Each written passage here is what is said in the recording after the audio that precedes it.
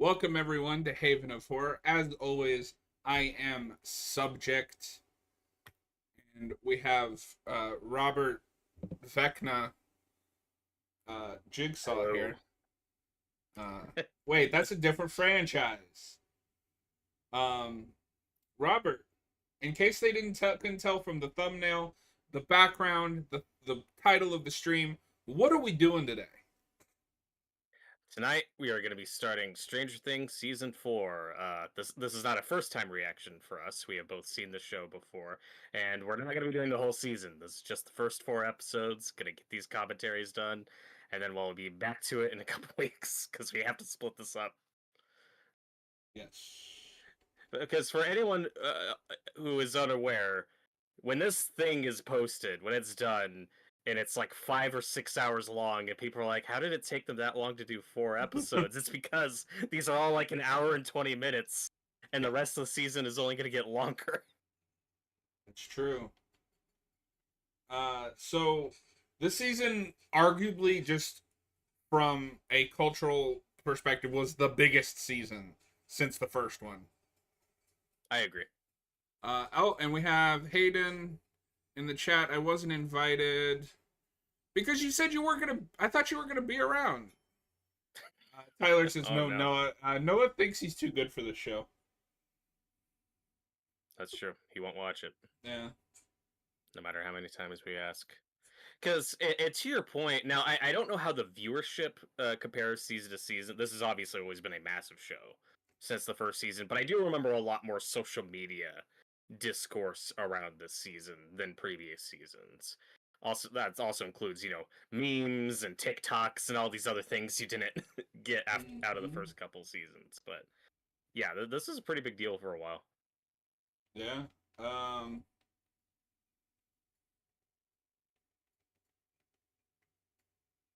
Oh, there we go. Sorry, my thing was being stupid. Yeah, and some of those criticism I think are really cringy.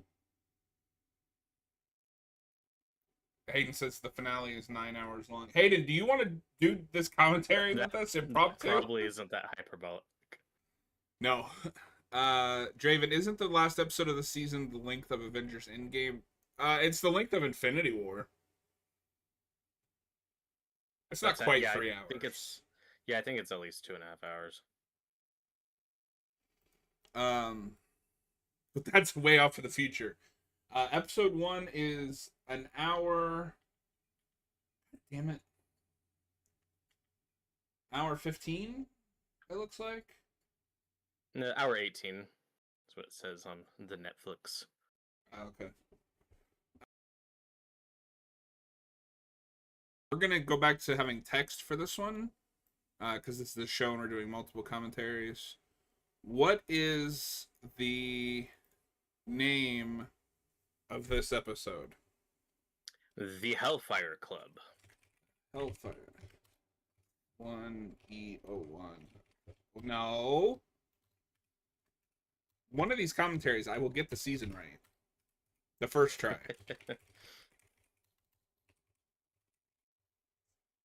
Draven says, now I wonder how long season 5 is going to be. I think the official runtimes are out, and I think they're all The runtime's around 2 leaked, hours. and each one is like movie length.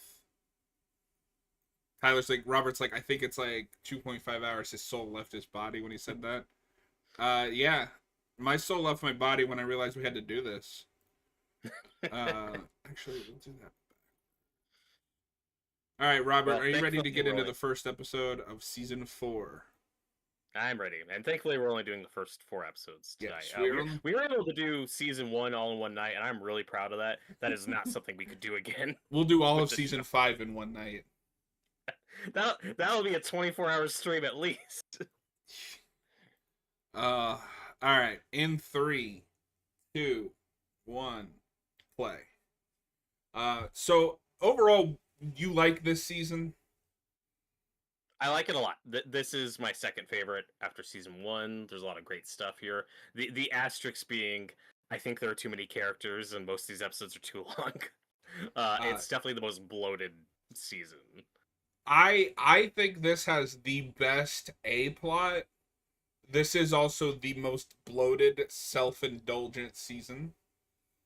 Mhm. And then Teddy says the leaked rundown. I don't know what a rundown is, but was confirmed fake by Ross. I don't know who Ross is either. And yes, I saw that he corrected himself, but it was still funny. And there's a couple of character things I don't love in this season. Same. We might agree on some, might disagree on some. I have that with every season, pretty much after the first. It's like there's always some characters I think that are handled better than others. I do like this cold open here, reintroducing us to Matthew Modine's character, Levin's father, getting this flashback to the And 70s. you I could be think. I think. you could be forgiven, I think, for not realizing that's who this is, because he hasn't Yeah, shown up since season 1. he has a guest appearance in 2. Okay, and we'll get in more into it when we get to some of that stuff. I don't think the flashbacks in this season line up with what we saw in the first season. But now it's been so long since I watched the first season that I'm not sure. Yeah, one of these days, maybe this year, I do really want to just on my own just binge this whole show over, like a week and just see if it tracks better or worse for me. Because there's definitely some retconning going Mm-hmm. on this season. Um, that's for sure. So, in case you forgot, the episode where Matthew Modine appeared in season 2 was the infamous episode with Eleven and her sister. The most pointless Because episode in television history. many would say it's up there. What, And whether there's you a like it or scene. not, sorry, real quick, just whether you like it or not, before people come at me in the comments, they never followed up on it. That makes it the most useless hour of television in history. Okay, but here, where they do follow up on it is with his cameo, because it's a vision that Eleven's sister makes her see. Actually they're okay. So what they do follow up on is what they hint in that scene is, at least according to Eleven's sister, is that he's still alive. As of season 1 and the start of season 2, we thought he was dead or assumed he was dead. So there in that episode, they set up, oh, he's actually still alive. And then in season 3, we never bring him back, and it So really felt like, okay, we're just ignoring that and getting this away is from where it. we start to feel retconny. Because I always got the sense from what I remember of season 1 now is she was the only one at that time by the time that she escapes. I disagree because Okay. because she's called 11. That number obviously means something. Right. I don't mean she And was the only one ever, but I didn't get the sense that even when she was there was like an army of these kids running around. there's definitely more than I would have assumed, but isn't, and maybe this is two. What wasn't there a scene in season 1 where Hopper like is in this building and finds a room like with the drawings on it? Like Maybe. because this is just me speaking. I always got the impression from that scene that was hinting that there were other kids. That 11 didn't draw that, because what Hopper is thinking in the context of that scene is he thinks Will drew that, because if you remember back in season 1, that's what he thinks the conspiracy is that they kidnapped Will, and he probably drew that, which Well, obviously we know and isn't true. even if So that's the case, I'm not arguing that there was never kids there. I just always read it like by the time you get to 11, she's the only one there. All the other kids have either well, gone or they killed them. well, Well, as we'll find out later, but they are all also dead. this timeline doesn't make sense. How so? Real quick though, because I don't want to get too bad on the chat. Teddy says, "I'm a Oh, man for of sure. two minds. I think the season is great. I also think it's too long and is the most pointless, boring arc ever, which is the California stuff." I agree, except I think the Russia one is way more pointless and boring, and it feels like it exists just because they wrote themselves into a corner. Feels Um, obligatory. yeah. Tyler, do you think the status quo season 5 could last a whole season, especially if it's like 20 hours worth of content? Personally, I think it will feel even more bloated. Um, Here's the thing. I haven't looked at any of the trailers because I already know I'm going to watch it, so I'm going in blind. It is going to be bloated because each episode is the length of a movie, and they have 7,000 characters to get through. It is going to have all of the same problems this season had, probably bigger. The question is, does it stick the landing? I Mhm. don't know. Maybe this isn't fair. I don't entirely trust them to stick the landing because they seem to be scared to do anything interesting or bold. And then Tyler Uh, agrees with me. He thought she was the only one in the facility. uh, I don't get the sense because I haven't watched this in a long time, so season 4 is a little. This is a little kind of first reaction, but only because I forget. But isn't it they are all killed by either him or Vecna, or by her or Vecna in this? I don't remember. I think they're all. I think the rest are killed by Vecna, I didn't get the but they sense want that you to think that all of the she did kids were recently killed. And if Father thinks it. she did it, I don't think that lines up with the way he's acting in season 1. Yeah, that's a whole other Yeah. conversation that I'm not prepared enough to get No, into. that's His fair. character, it's like he's so unlikable. In season 1. And in season 1, and then in 4, I think they try to redeem him more than he deserves. But I like the Well, performance a it's lot. I because think Matthew Bendine's best work on the show is in this season. I think with 11 they also wrote themselves into a corner and they went, "Well, what do we do? The Return of the Jedi." Cuz so we got to have 11 have her Luke, going to find Yoda moment. Mhm. Yeah, and also timeline wise, remember this is 1979, so this is still a few years before Stranger Things 1 even Well, and that's starts. fair. That is a problem with how long this show takes because I can't tell because Millie Bobby Brown is visibly older than she was in the first season. Sure. They try. Teddy loves the Russia stuff. That is a 30-minute subplot stretched out to the course of the whole season. I'm between both of you. There's things I like about it. I also think it's too drawn out. We'll get to it, but when we got to the scene where the pilot betrays them, I was like, of We're doing this, course, yeah. yeah. Hopper fighting the Uh, demo goblin or whatever. well, okay, but back to this episode. Boy, does this set a tone. Like, oh, we're It going back to 1, and Yeah, but we're getting dark. if you think 11 did this, are you going to keep her around for another 4 or 5 years? I believe that this guy would. He seems morally reprehensible enough, and she's powerful. Like there's there's two takeaways from this. It's wow, she's powerful, and wow, she's scary, and I have to control her. I have to.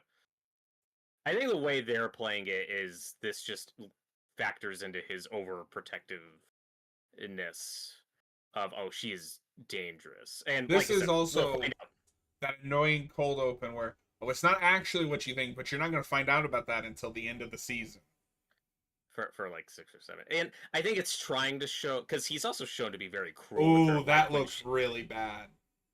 yeah, they're doing the CGI face I and I didn't notice that the first time I and watched it. Now I'm looking at him like, yeah, that's I that's think it's hit or rough. miss. Uh, I don't have strong feelings on that stuff. But also back to the point I was making. It's there's scenes in season 1 where he's like trying to get her to like crush the soda can and she won't do it, or like when she's trying to kill the cat and she won't do it, and he's like very cruel with her. I think what they're trying to establish here is the context for that is like he knows what a monster, what he thinks she's a monster and can go to those places, and he's trying to push her there. Um, but also he's very controlling. Yeah, because The Tyler says big that point of that he character. always thought that the X-Men kids are the ones that had left the facility before she was created, because and that's fair. You might be right. I'm not saying you're not. But even in season 1, 11 doesn't act like she grew up with a lot of other kids. She acts like she grew up in isolation because she can't even speak. Yeah, okay. Two things. It's she's still shown to be kind of the loner, kind of socially awkward here, but also like this whole Vecna thing really traumatizes her, and they do So this like convenient amnesia stuff. can I complain about Where something for a second? go for it. This stuff is bullshit. What is All of the forced drama between Mike and 11. We just did this last season. um because I think Will puts it in her head, or she just gets it in her head that Mike doesn't love her because he never signs his letters with love. It's from Mike, right? Yeah, that's the stuff I'm not crazy about.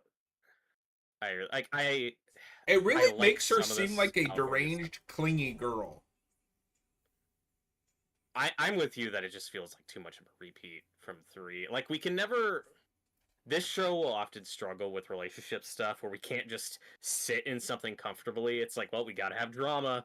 We gotta, and it's like, ah, I'm gonna be going to this place a lot, and I've said this in previous commentaries. I I feel like sometimes the show will have something good going with a character or a story that I'm invested in, and then it gets interrupted with the plot. It's like we got to get back to the plot. We got to make the plot happen. And I'm like, This in the context of a TV show, I can just sit and smell the roses and just have fun with these characters for a while. You have the time for this that. show is terrified of downtime. Yeah, it's got to get back to that plot. And I like these characters. I Tyler like just says hanging out Mike. with them. Tyler says he hates Mike after season 1. I don't have that. I don't hate I like him. Mike. I think he's pretty good in season 3. After a certain point, the problem is he gets stuck with these really bad storylines that feels the most like adults trying to write teenagers. Like, oh, Will wants to play D&D because he's not into girls, and Mike just wants to go be with his girlfriend. Okay. No, and I've had that issue since season 1. They suck at relationship stuff. So he says, who do you think will die in season 5, and who do you want to die? I'm rooting for Jonathan to die. I can't stand him. I haven't liked him since season 1. And I like Jonathan. I also think he should die because I think that's what the story needs. Well, And and I I think it don't was a even shit know why season. he's in this season. He gets very little to do, and that's my problem with the Mike stuff this season. Is I like Mike fine this season. He just doesn't get anything to do. He's just there. Do you like that they made Jonathan a stoner because it's funny? I'm cool with that. And what's his friend's name? Is Argyle? Yeah. I Who think everybody he's fun. loved. He's all right. I think he's fine comedic relief. I don't need him to be a mainstay. I don't know if he's gonna be in 5 or not. I heard But like he that's a wasn't. character. Maybe not, but I think that's for the So best because the show has a million characters. I probably will rant about this when we get to the scene too, but I'm gonna rant about something for a minute. I like Eddie as a character a lot. The Stranger Things fandom has made me hate Eddie because all I heard for months after this was, how dare they kill Eddie? Eddie deserves better. This is the 4th time they've done this. How are you still falling for it? Yeah, and it's so weird because that obviously got a degree of backlash because Eddie really clicked, people really liked him, but then you have the other side that's like, well, they should have killed Steve because that would have been more ballsy and risky, and it's like, I don't know, man, that would have set the internet on fire. I would have. And I'm not even being dramatic. I would have quit watching. It's a tricky thing because you need to have stakes, you need to let main characters go, but he's one of the reasons why I watch the show. Yeah. So we have a new name that I don't recognize. Phoenix Dragons. I apologize if I mispronounced that. Said the Duffers said he isn't. I'm assuming they're talking about Argyle. Okay. And you know what? That's restraint for them. Yeah. But my point is with Eddie, it's every season. Season 1. Yes. Forget who is it in season 1? Oh, it's Barb. Well, Barb's like the season catalyst. 2 is Bob. Season 3 is the Russian guy. We're 4 seasons, 9 years in. How are you still? Billy doesn't fit into that. I'm talking about the character they introduce. Yeah. That's supposed to be really likable to kill because it's shocking. Yeah, and again, but this is also a case where, in my opinion, the Eddie story, it's like, well, that was really predictable. That wasn't shocking at all. Yeah. I also think it's what was best for the story. Like, both things can be My true. And complaint is, but I don't necessarily buy that he would have picked Master of Puppets. Oh, I've never had that. I mean, it's not the worst pick. And to be fair, some of it is because I do identify with Eddie. You know, we have the same kind of music taste and stuff like that. It just, I guess I can't look past. It feels more like a choice by the Duffers than it does Eddie. Like, oh, that's a Metallica song from the '80s. Everybody knows.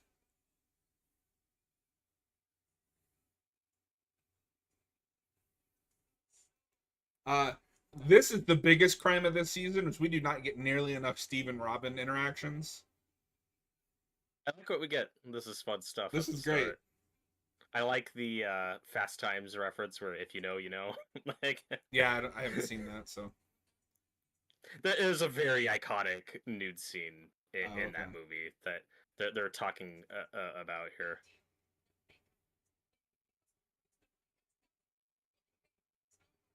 And we're still being smart with Robin's dilemmas. Like, I buy that she's having this problem because it is a real problem. You know, she can't just go around asking girls out. Yes, that feels authentic to the time, and that's the part I was talking about. Where it's like God she returns Fast Times at 53 minutes.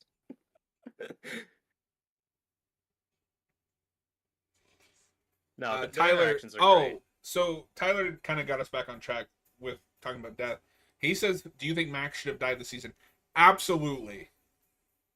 I disagree, but we can get to that later. Yeah, we'll get to that later, Tyler. That was a jump the shark moment.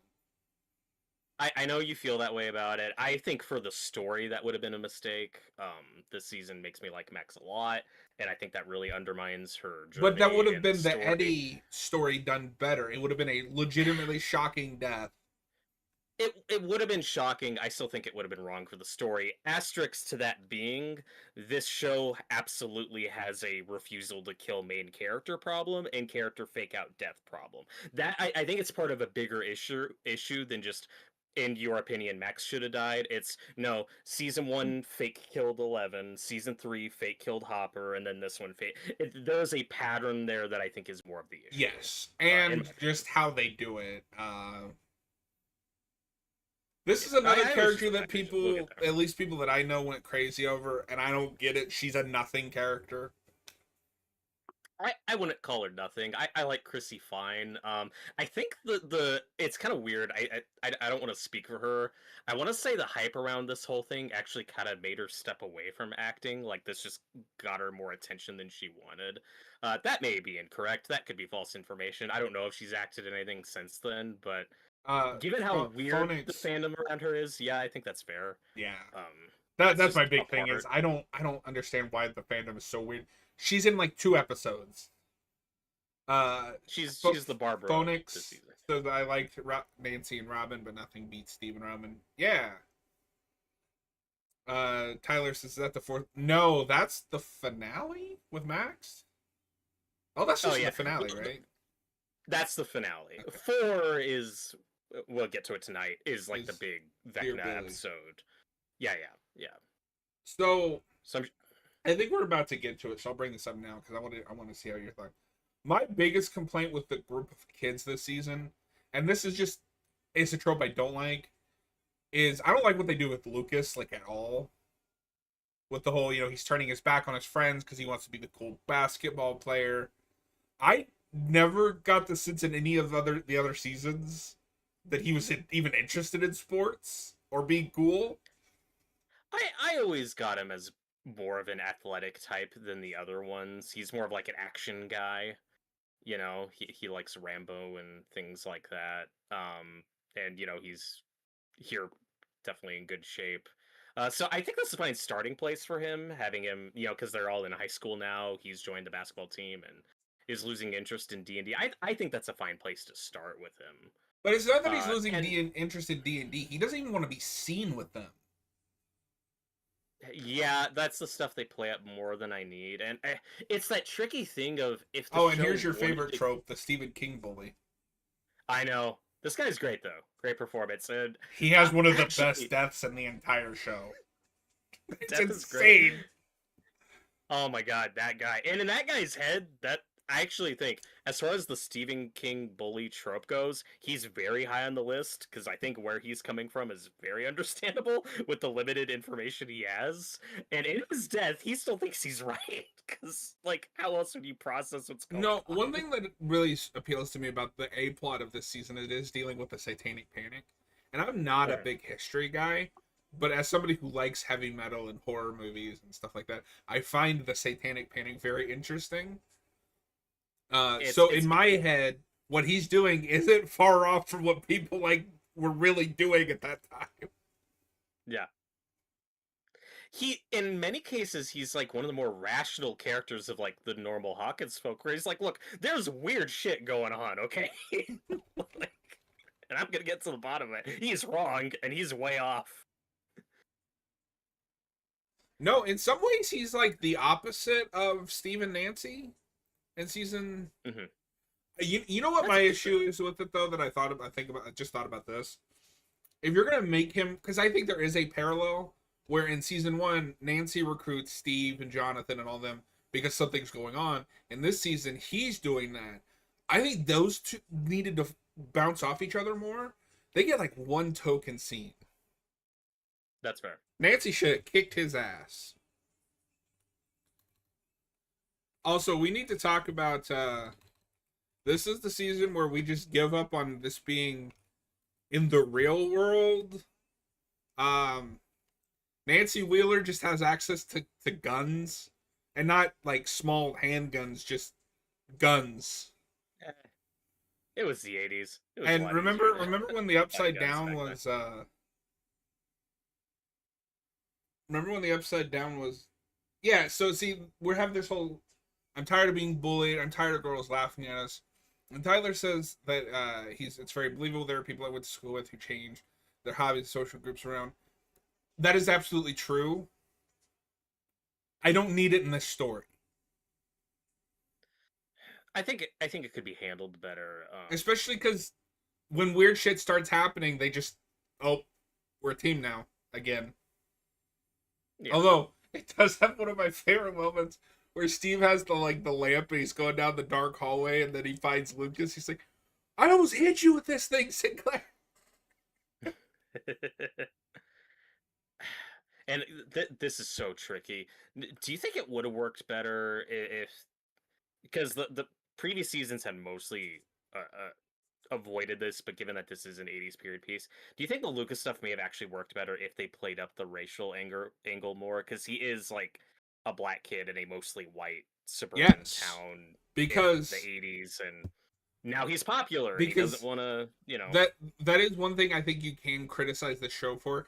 It is it is the 80s with rose tinted glasses at times. Absolutely, The but one that's what character it is. that even makes like a slight reference to maybe race was which was Billy in season 2. The fandom freaked the fuck out. People to this day still declare that Billy was a racist piece of shit out from one line of dialogue that I think is a stretch personally. No, it was the I 80s. Yeah, and I agree that Billy has some of those negative traits. I would also argue that he has an arc, you know, and he's a complicated, No, Robert, characters damaged don't character. grow and change. Oh, Get oh. out of here with that. Tyler, how many times have you seen the So season? Twice, like when it first came out. I haven't me watched too. it I've since seen it then. twice. It's this is like 3 years ago. What the fuck, man? I How did know. that happen? It feels like yesterday. I couldn't get away from the Chrissy wake up memes. So I think kicking off the Russia subplot in episode 1 is a big mistake. No, this should have just been one episode so that a rewatch is I could skip it. I don't agree with that, but I think part of why it feels so bloated and drawn out is we kick it off way too early. We kick it off way too That should have early, been and like, then we have to. It's the subplot we check in for a token scene every episode. yeah.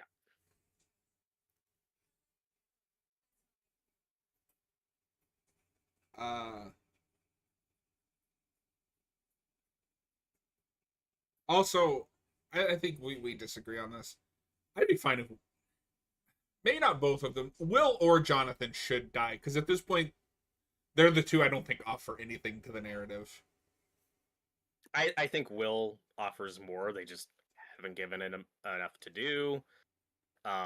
He has a couple bright spots at the end of the season, but yeah, my money is Jonathan, the one who should die.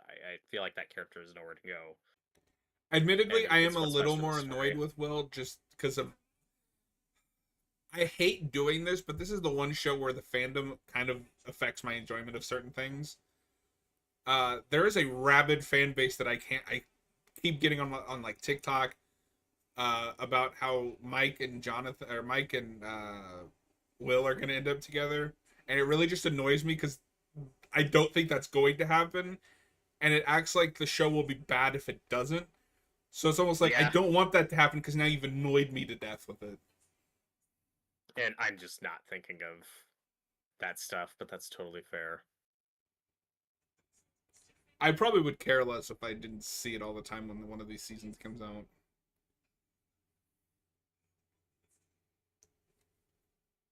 And one of my frustrations with this season and three, honestly, is I at least here there's some Will and Eleven stuff I like, but God, do I need those characters to interact more because they can relate more than any of these other kids can. Like they've been both so She should traumatized by be. the upside down and all this bullshit. Like they should be ride or die together and not what they do. Yeah, the problem is you've kind of written yourselves into a corner of she's dating the guy that has a crush on. Mhm. But I think there's a more nuanced, complicated way of But this handling isn't a that than just nuanced he's show, jealous. Robert. This is a dumb show. That's true. Phonix again. I apologize for saying your name wrong. I think says he thinks Jonathan will die in the season, especially with the senses with Nancy in the Yeah. trailer. I mean, I haven't seen Have the you seen? trailer, but I think he's the most likely one to die. All right. All I'll say on that is well, what he's referring to is that there's a shot in the trailer of Nancy crying, and it's like, okay, that could be Okay. Jonathan dies or something like that happens. Because There's also her parents. yeah, I'm just saying. we'll get into it. But a big thing that people complain about this season is a lot of the Steve stuff in this season is just backtracking to he's still in love with Nancy, and it's Mhm. awesome. Yeah.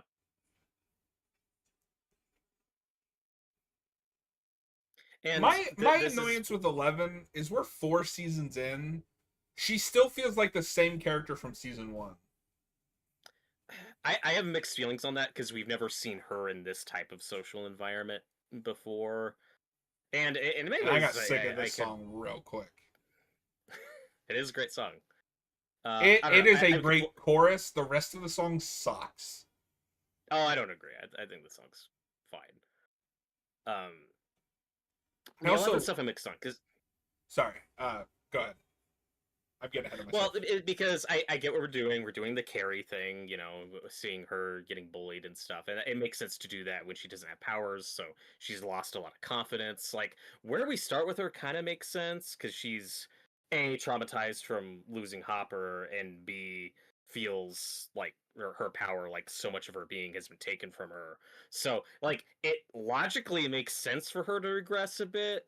I just wish we weren't so miserable all the time with her. She should at least be able to speak in complete sentences at this point. Yeah, but she is still like there's still a progression there. Right, but my problem is that this is the 4th season. She should be further along than she is. Okay, so Yeah, my I don't know. question to you is the way that we are introduced to Max. She's a skater, a tomboy, a tough girl. Do you believe that she listens to synth pop? Oh, sure. She's a California girl, so I buy that. That type of music's really popular here, and it was Um, at the time. So I I mean, think that tracks. you know more about that than I do. Yeah, Well, I don't know. the way she's presented, I would think it's more rebel music.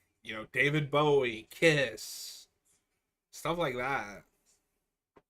but I also think she probably like this is like clearly a favorite specific song of hers, but She probably likes a variety of tastes. It's a good thing her favorite song also just so it happens to coincide with what she's feeling emotionally at the moment. Yeah, but that's how we respond to music, though. Makes sense. And I liked how No, we I'm handled not the really fallout. complaining. It's just funny that she just so happens to be in a situation where her favorite song, which I assume was her favorite song before any of that happened, fits completely. What if her favorite song Mhm. was like Detroit Rock City by Kiss?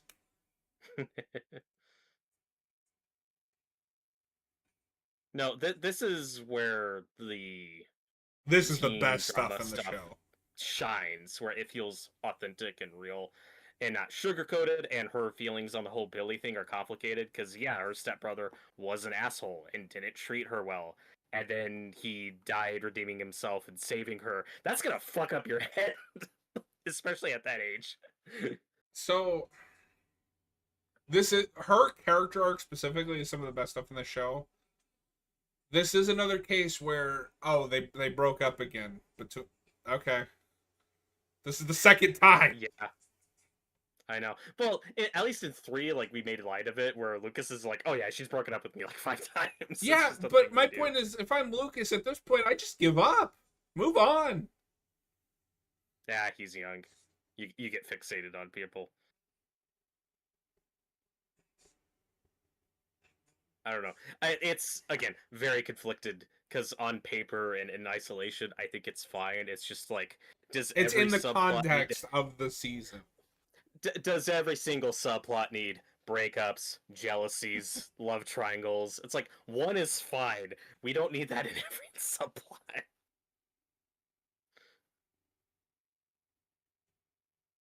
What I do like is the one thing the show is good at is organically letting the events of the last season affect the main status of this season.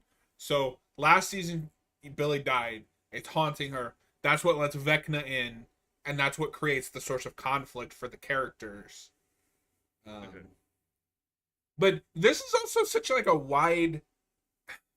This season more than anything is doing too much and pulling from too many genres.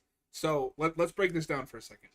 11 is Return of the Jedi And Carrie and Carrie. This is A Nightmare on Elm Street and with the Hellraiser. There's a and little bit a of little bit of Hellraiser in there. Hellraiser. And then Mike is in a stoner comedy. I don't know. It was the '80s.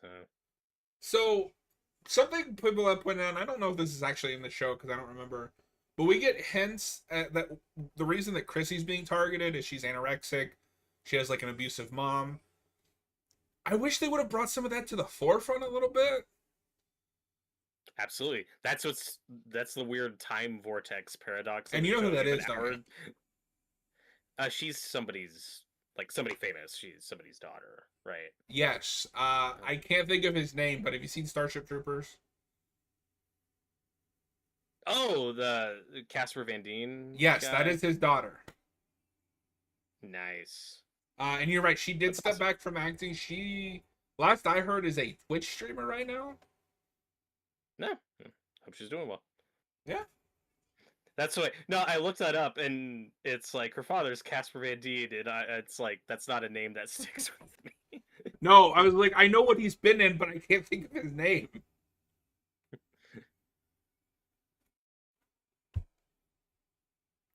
Also, I want to point out that Vecna is played. Oh, Phoenix thinks that season 4 is the worst out of the 4 seasons that we've had. No, hot take. Uh, yeah, season 2 is still the worst one for me. The first half is atrocious. Oh, I don't agree with it at all, and your commentaries don't agree with that. We both agreed that season starts really strong. It just slogs in the middle. No, There, season 2 starts there's great. It ends great. There's there's issues. storylines that still drag it below like 2, 3, and 4, 1. And I think I just have that with every season. Not every storyline always fires on all cylinders. But I Um, think the main storyline of 3, with Steve and Robin and them trapped in the Russian base is higher than even like the best of season 2. ah, I And I personally don't agree with that, though. So that stuff is still fun. If this season was just trimmed down a little bit, it'd be the second best season. Yeah, You and like get one unnecessary bloated subplot. You don't get 3 or 2 if you can count correctly. yeah, it like I said, every season has issues for me, but it's also kind of credit. Like there's really two camps of Stranger Things fans. There's the purists who loved one and then just don't care after that, who are just out, and then there's people like us who more or less enjoyed the whole thing with issues Caveats. potentially, with caveats. But I also Hey, think it's it's Johnny to Storm. it is Johnny Storm. I do think it's to the show's credit, though, that there really isn't a general consensus on how the seasons rank or what is the best after. You don't really see that. A lot of people love 2, a lot of people love 3, and a lot of people love 4. I think 4 is probably at this point the fan favorite after 1, but like you love 3, and a lot of people hate 3.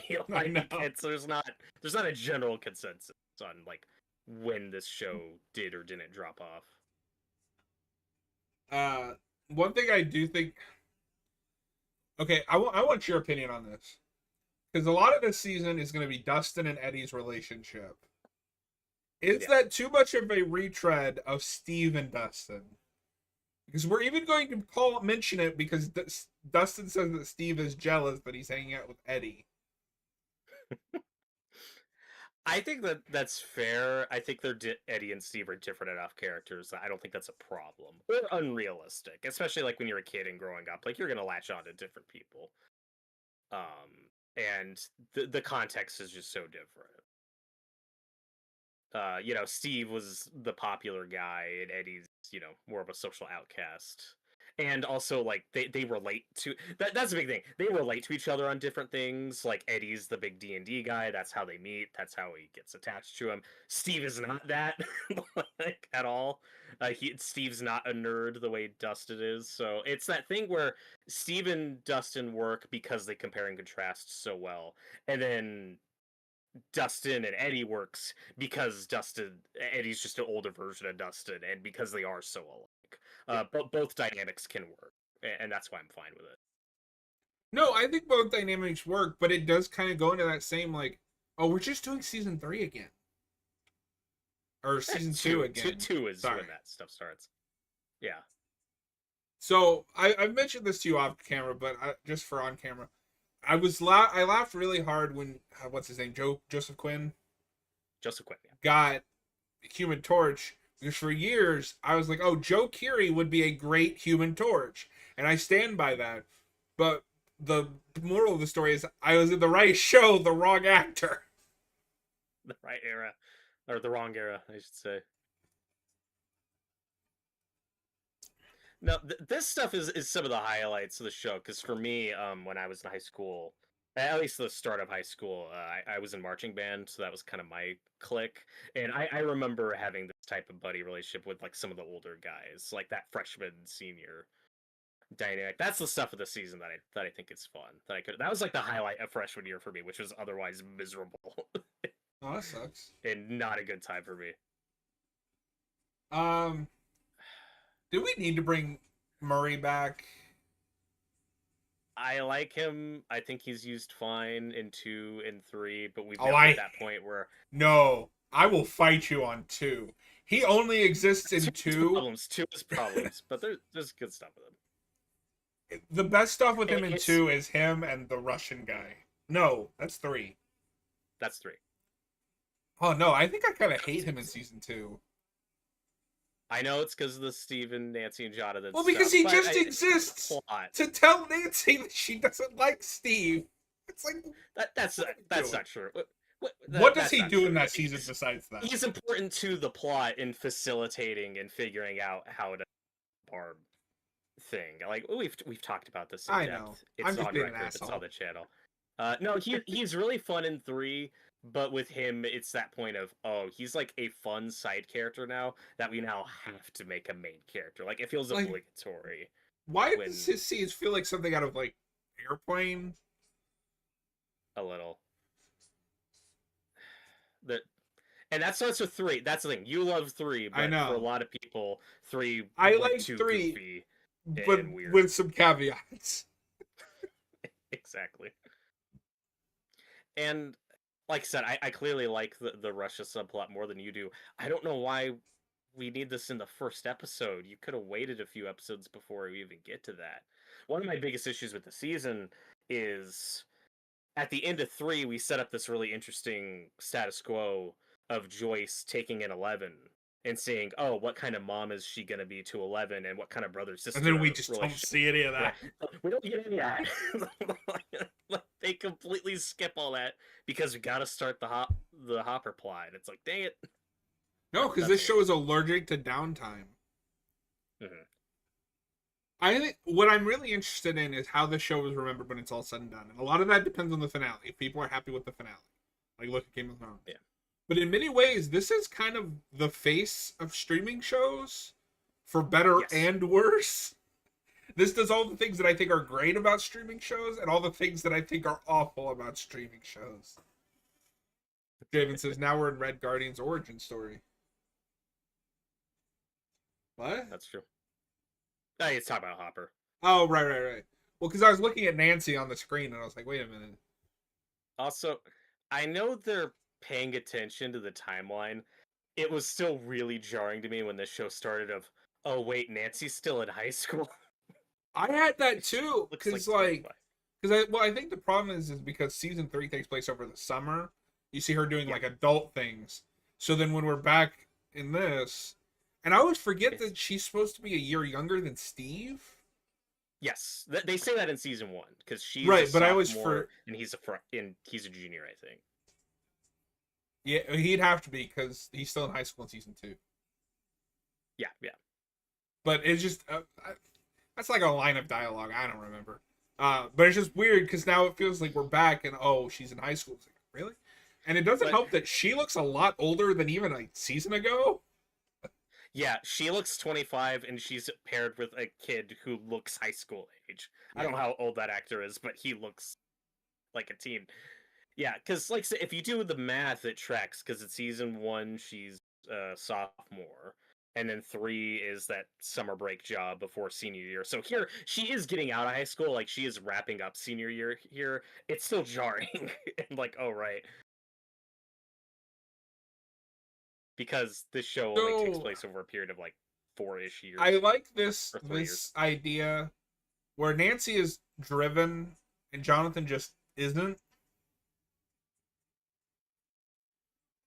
But the way she's describing him, that is not the character that I've seen the last 3 seasons. Yeah, and again, my issue, it's just the accumulative factor of like, what does every subplot need love drama? Can't we have one healthy relationship besides Dustin and Susie, who's barely a character?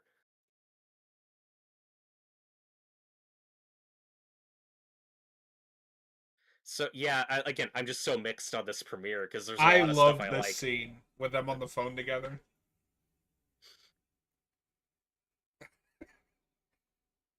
No, I maintain that whoever you put with Steve has the best subplot because I don't know if they just have like different writers for his scenes, but they are always good.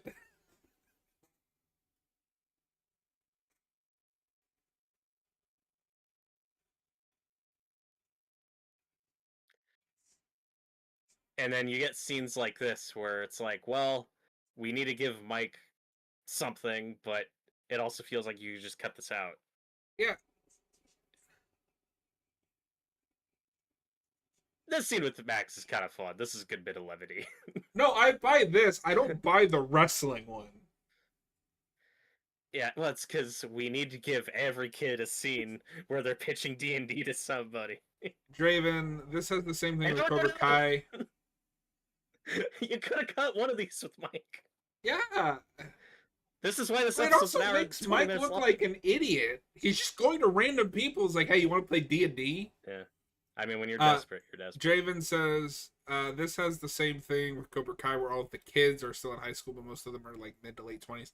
So I haven't seen that show because I haven't even seen the Karate Kid movies. The only thing I know about that is one of the kids in that is commonly fan cast as Tommy from Power Rangers. Oh, interesting. And I know that it's Blue Beetle is on that show. Tanner Buchanan, I think. I don't know if you've seen Have that you? show. I've seen the pilot, but that was years ago, and I need to get back to it. I liked it, and I like the first Karate Kid movie, so it's something I need to get back to. I need to finally sit down and watch those. It's a good movie. I mean, if you like Rocky, you'll probably Yeah. like it. It's like the same director and composer. Oh, I didn't know that. All I know about those movies is wax on, wax off. Yeah, of course. So, Robert, do you normally go into the woods after school? No, because I'm in the desert. Also, I'd have to walk really far to get to woods. I've talked about this before, but as a born and raised Hoosier, someone who lived in Indiana, this is not what our woods look like. I just believe what the movies and TV shows tell me Well, yeah. What do you on the mean there picture aren't like boxes. 600 superheroes running around New York? Have you ever seen the motion picture Hoosiers No. with Gene Hackman? Oh, that's good. That's a good little sports drama movie, and it's funny because that they never explain that title in the movie. You just have to know what the colloquial I need to reference watch means. more of those. I really like sports movies when the sports are just like the occasion to tell a story. It's not actually Yeah, about the sport. Like yeah. we've talked about this before. Remember the Titans is one of my favorite movies. And that's a It's a good movie. football movie, but it's not really about football. Rocky's peak. Yeah, Hoosiers. Gene Hackman plays a basketball coach, but he's like a big time basketball coach who loses his job for doing something bad, and then goes to this small town, where he gets to teach basketball there. And it's like, yeah, the principal's like an old friend of his or something who like owes him a favor. So like that's how he gets the job. So, but yeah, it's a good little drama. Tyler says, Robert, that was an all Recommend it. time answer. No, because I live in the desert. So I was jokingly criticizing this show a second ago, having her go in the woods. I forgot that she was supposed to meet him here. That's my bad. Yeah, I forgot that too. That she's coming here for weed, Or as something you do. stronger. Phonix, a big theory that I've been seeing is that Will is going to get powers like 11. I personally think this is really stupid. What are your thoughts? I mean, this show's already jumped the shark once. They'll I probably do it wouldn't put it again. past them. I Yeah, think that would I also be stupid, but I'd have to see it in context. my big worry about the finale is it's not going to feel like a finale because we have that studio set up to pump out other Stranger Things content. Yeah, Like, I think I told you this before. A show that I do want to cover at some point, even though it's not very good, is Teen Wolf because it is the horror show. But that finale isn't a finale; it's a backdoor pilot. They don't actually uh, catch the bad guy. They're like, "Well, we've recruited all these people for spin-offs that never happened." yeah. I want to get back to that, but I will say we were talking earlier about how weird the internet is. I will say this is a really fantastic scene. Their chemistry is great. It's kind of a shame we don't get much more of them together, just given the nature of the story. But that's why it No, works. Like this there, is the scene that makes Eddie a fan favorite. yeah, there is a really cool, I think, dynamic that you could do here. I think the problem is that the internet doesn't understand that not every story has to have a happy ending. Her death is tragic. It's supposed to be. And not every to expand on that, not every character can be the main character, which Yes, is how that is a fandoms big often are. problem with fandom and Hollywood. We don't have supporting characters even anymore. Even with this show, I would argue that after season one, everybody is either a main character or never there. Mhm. It is okay to have a character that is just there to support another character.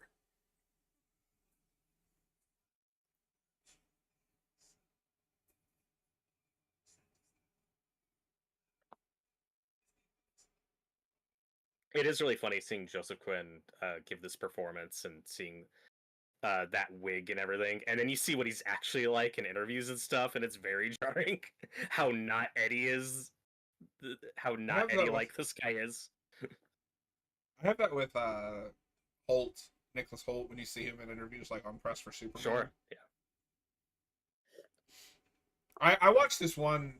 It's not really an interview, but it's like a lot of actors will do it on the press tour. It's called Food Wars, where if it's like two actors from different countries, they'll each try a snack from the other.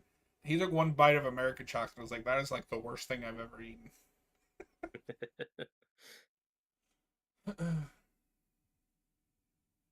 The Liam Neeson one was hysterical. Him and Pamela Anderson didn't even eat like half the food. They just picked They're one. great together. They're so good. Um, More Stephen King bully. That's like we didn't just have one Stephen King bully in Hawkins. We also got to have the California Stephen King bullies who are so awful and over the top. yeah, and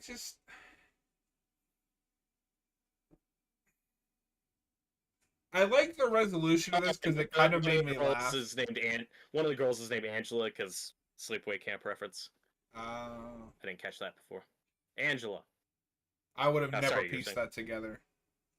What did she think was gonna happen here? What are we doing? It's so awkward, embarrassing. I don't mind this as a choice that like she's pushed to a point where she tries to use her powers, and of course, it doesn't work, or she forgets. It's embarrassing. It's painful. Oh, there's an adult finally. I'm very much of two minds about it because I think putting 11 in this situation is fine, especially after losing her powers because she's lost a lot of her confidence, and seeing her have to deal with bullies and social issues and stuff, I think is fine. It's just like the Stephen King bully trope goes, it has to be dialed up to an 11. I don't even mind that. I like a Stephen King bully. But the resolution to this whole thing makes me laugh really hard because 11 is a psychopath. She is. But, this doesn't add anything in the grand scheme of things. You could take this subplot out, and everything else in the California plot still happens the same way. And B, yeah, it's like I think it's part of my problem with 11 is her character growth might as well be going backwards. By season 4, she should know you don't hit people with razor blades. it's not a razor blade. It's a roller blade. I'm sorry. I was exaggerating. It's still a blade. She could have killed that girl. Yeah. No, that part I think is fine. 11. She's still really young. She's killed a lot of people. Violence has been the solution to most of her problems. I absolutely like. You think it's regression, but I see it as like no. She's still really young and really fucked up. It's not regression. It's as we're gonna be lack of progression. I look at this character. She's still the same that she was in season 1. I don't entirely disagree with that. It's for me the issue is just the love drama stuff on top of that. I think we could just get there better. Well, and I think that's part of it is we want her to progress because she's in many ways the central piece. But we only want her to progress in the ways that we want her to. So she progresses by, becoming interested in boys and Mike and gains friends, but she doesn't actually develop a code or like a morality of her own. It's just I hurt people when they make me angry, and I'm still acting like I'm 11. All she's known. Yeah, but at this point, she has made friends with the kids, with Steve and Nancy, with Jonathan. Well, some of that should have changed from her. Most of that. A little, but not for that long. She's also split up from most of them, and that's part of the problem. Tyler asked how long the first 4 episodes are, and the other guy in the live chat said they're all an hour and 20 minutes. I think they all are except for 3. I think 3 is the short one. Yeah, it's like an hour 5 or something, but it could be wrong. But you're right, not for very long. But she was with, even discounting that, she was with Hopper for what, a year? And that was a very unusual relationship. Right, but at Like the that end was of the still in day, isolation. when you get to here and she's still the same, then that means that this character is refusing to change, but we're not talking about it. I don't. Okay, yeah, I'm gonna fix it. I'm gonna pitch it. You know Okay. how I fix the bully thing, and then 11 attacking her with the rollerblade. What if Will's the one getting bullied, and 11 finally snaps and attacks her to defend Will? What if I think that's the that could be context and interesting. motivation behind it? Yeah, I think that Okay, could be interesting because cool. the I one think that thing could we work. kind of do get is that she very much cares about her friends. Mhm. Um, Except when she only cares about Mike. We go back and yes. forth. Sometimes she cares about her friends. Sometimes it's Uh, Mike and nothing I else. love this as a payoff to the season 3 thing. She sounds like a Muppet. Yeah.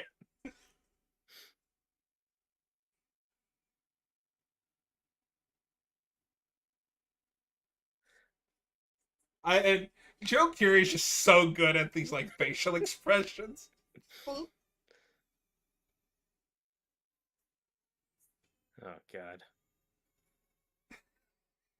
At some point in our lives, if you're American, you've had to sit through a shitty rendition of the. At some point in your life, this has happened. Of the national anthem. I had to hear Jelly Roll sing it in front of a wrestling crowd.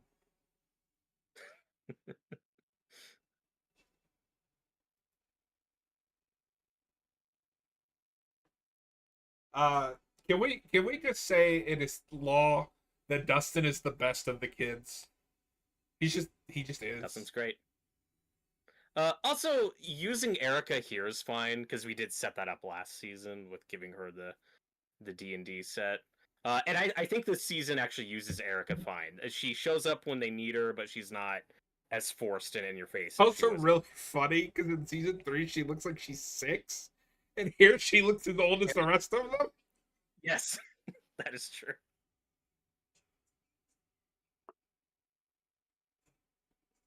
No, I think this is the best possible solution if you need a D&D partner. Mm-hmm. And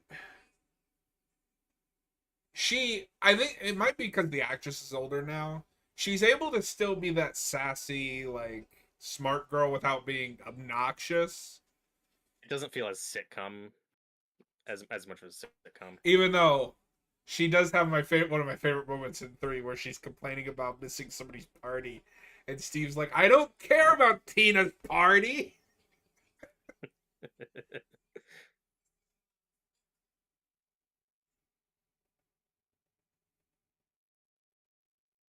Tyler said, "Now time for the stand part 2." I mean, this isn't going to be that much shorter. Nope. And we still got to do the 2020 version. That's true. Maybe that's what we'll do next because that'll at least be a one and done. Oh God. We should probably do that before. Wait, is it a new movie they're doing? New movie, but we don't have any details again. We got to do Buffy before that reboot hits, or that's true. Soft We have time. Revival, whatever. That's what you said a year ago. Tomato, tomato. I think the sequence is pretty drawn out, but this is the fun downtime stuff I like. I like getting the D&D game and the basketball game. I find that everything in Hawkins, that's actually in Hawkins, even when it's slowing down, is great.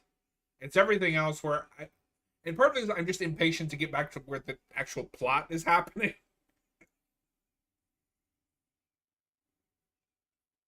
Like, if you wanted spin-offs so badly, you could have almost just made the Russia subplot and the California subplot seasons of their own. Phonix really likes, it says his favorite kid is Will, but Dustin's a close second. Hey, I like Will too. I have issues with Will. I think he's underutilized a lot. I wish, because I like the stuff with Will in this episode with him trying to stand up for 11. It really sucks when Mike enters the picture and then it's just, oh, Will is just jealous of 11, and then that's his personality for like most of the season. But Robert, that's unfortunate. Love triangles sell to teenage girls. That is true. And like I said, the drama. If you love triangles, we got plenty of them for you. And we talked about this in season 3. I think the stuff with Will at the start of season 3 is really good. It's really relatable. The drama and of what he's going through with his friends and being kind of emotionally stunted and having that blowout he has at Mike. Like all that stuff is great, and then the plot has to happen, and then we just kind of stop dealing with that for the rest of the season. I And I this think doesn't really that's recover. fine. I'm gonna get canceled for this. So we set that up, and it always played to me in season 3 like it was just, oh, he hasn't reached that puberty maturity like of being interested in girls the same way that like Mike and Will or Mike and Lucas and Dustin have. That's fine. Everybody, matures at their own rate. And then this season decided, no, it's that he's in love with Mike. And it feels like that is just because we need another love triangle. Yeah, the love triangle thing is annoying, but I do think it tracks with his Okay. personality and behavior. Because in season, and this is where some people find Mike pretty unlikable in 3 and get where Will's coming from. Because in season 2, Mike is very attached to Will and very protective of him because of what happened in season 1. So those two are close and together a lot. And I think the idea is that that's when Will kind of starts to develop these types of feelings for Mike. And then in season 3, he feels kind of abandoned by Mike when now Mike's spending all his time with 11. And And see, but the line in question when Mike says it's not in season 3 when Mike says it's not our fault you don't like girls. Yeah, I always picked up queer undertones to that. but how That's just much of my that is reading just of he's it. a kid in the 80s? I always picked up on queer undertones with him. Right, but you got to like remember that in the Hunter. 80s, saying something like that is normal, even would be almost normal, even to a straight guy. But I can buy that Mike knows or at least like suspects that But I don't Will think he might be gay. does, I don't know. given if I take this season into consideration. That's fair. Because I don't think the writers knew until this season. Yeah, but and I'm speaking from my experience watching this before we were Of even course. talking to each other. Going all the way back to season 3, I always picked up on, oh, Will's probably gay. Like that's probably where they're going with that. I mean, that's fair. I could be in the wrong. I will admit that. I also don't care enough about Will's love life. I wish it wasn't all boiled down to just love triangle, and I wish Will's entire personality this season wasn't just I love Mike. Like you could give him more to do. That's I think the bigger problem. Mm-hmm. Because you're right, people really dislike Mike after that scene in season 3. But I'm like, no, Mike's kind of in the right. Like, I would also be annoyed if I wanted to go do something else, and all my friend wanted to do was this other thing, and like he's acting like I'm the bad guy because I don't want to do this at the moment. I see where both are coming from. Like Both are right, that's the but I'm saying more so if you're gonna villainize one of them, I think Will is more in the wrong there. Yeah, and Mike, I don't think is unlikable at all this season. He just doesn't get anything to do. I hate him for that outfit that he wears when he first gets to California. It's great. I love it. I love his California outfit. No, the problem with Mike in this season is he has boiled down to two things: being obsessed with 11, which starts in season 3, and Arguably two. arguably 2. See, and I think he's more unlikable in 2. He is a dick to Max for no reason. But yeah, and I buy it. I agree that he's unlikable. I just think it tracks. No, it tracks. When I say no reason, I mean in universe, there's no reason for him to act like that. I get why the writers are having him do it, but he's being a little shit. Mm-hmm. But yeah, Mike is just here to be obsessed with 11 and to ignore Will. Yeah. Phoenix says agreed. Feel like they could have written out Will's character better in season 4, especially with all the upside down stuff. Yeah, like is he no longer connected to the upside down? Right, and in the no, he can't be because the end of this season is him feeling something on the back of his neck. Right? Am I right? Maybe. I don't remember. Okay. That's in the trailer for 5. They're bringing that back in 5, but it's like At a least thing at we kind of 5 just he forgot gets about. a haircut that isn't embarrassing. Finally. God, that was driving me crazy. Oh, no, now Luke gets the embarrassing haircut. It was the 80s. It's fine. Dustin's look made me laugh really hard. He's got a Tyler, do you mullet. find Vecna a menacing villain? I I like think it is Vecna a fine. really good. Well, but that's not the question. The question is, do you find him a menacing villain? I think it is a great performance, but this show likes to handicap its villains because nothing bad can happen to the protagonists.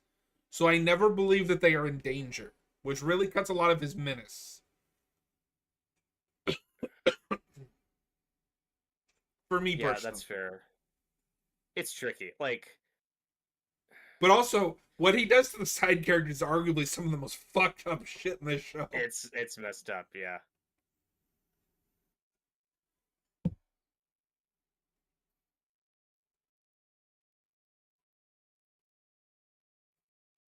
And they won me over on him because in the trailer for 4, when they first revealed Vecna, I was kind of like, "Oh, that's what we're doing. We got to do this type of bad guy now." Okay, like I wasn't sold. And then hearing the Duffer Brothers talk about it, of like again with the '80s influences, like well, we're looking at Freddy Krueger and Pinhead and those types of characters. I was like, okay, I get it. So, And I mostly like him. my favorite thing is when they were doing press for the show, they showed Joe Keery, Maya Hawke, and Joseph Quinn, I think, the guitar scene for the first time. And they're like, because they can't see it, it's amazing. So, what is the coincidence? How is it too much of a coincidence that her death is going to so happen to take place the same trailer park that Max lives in? It's a small town, ostensibly, Is it? except when it isn't. Yeah.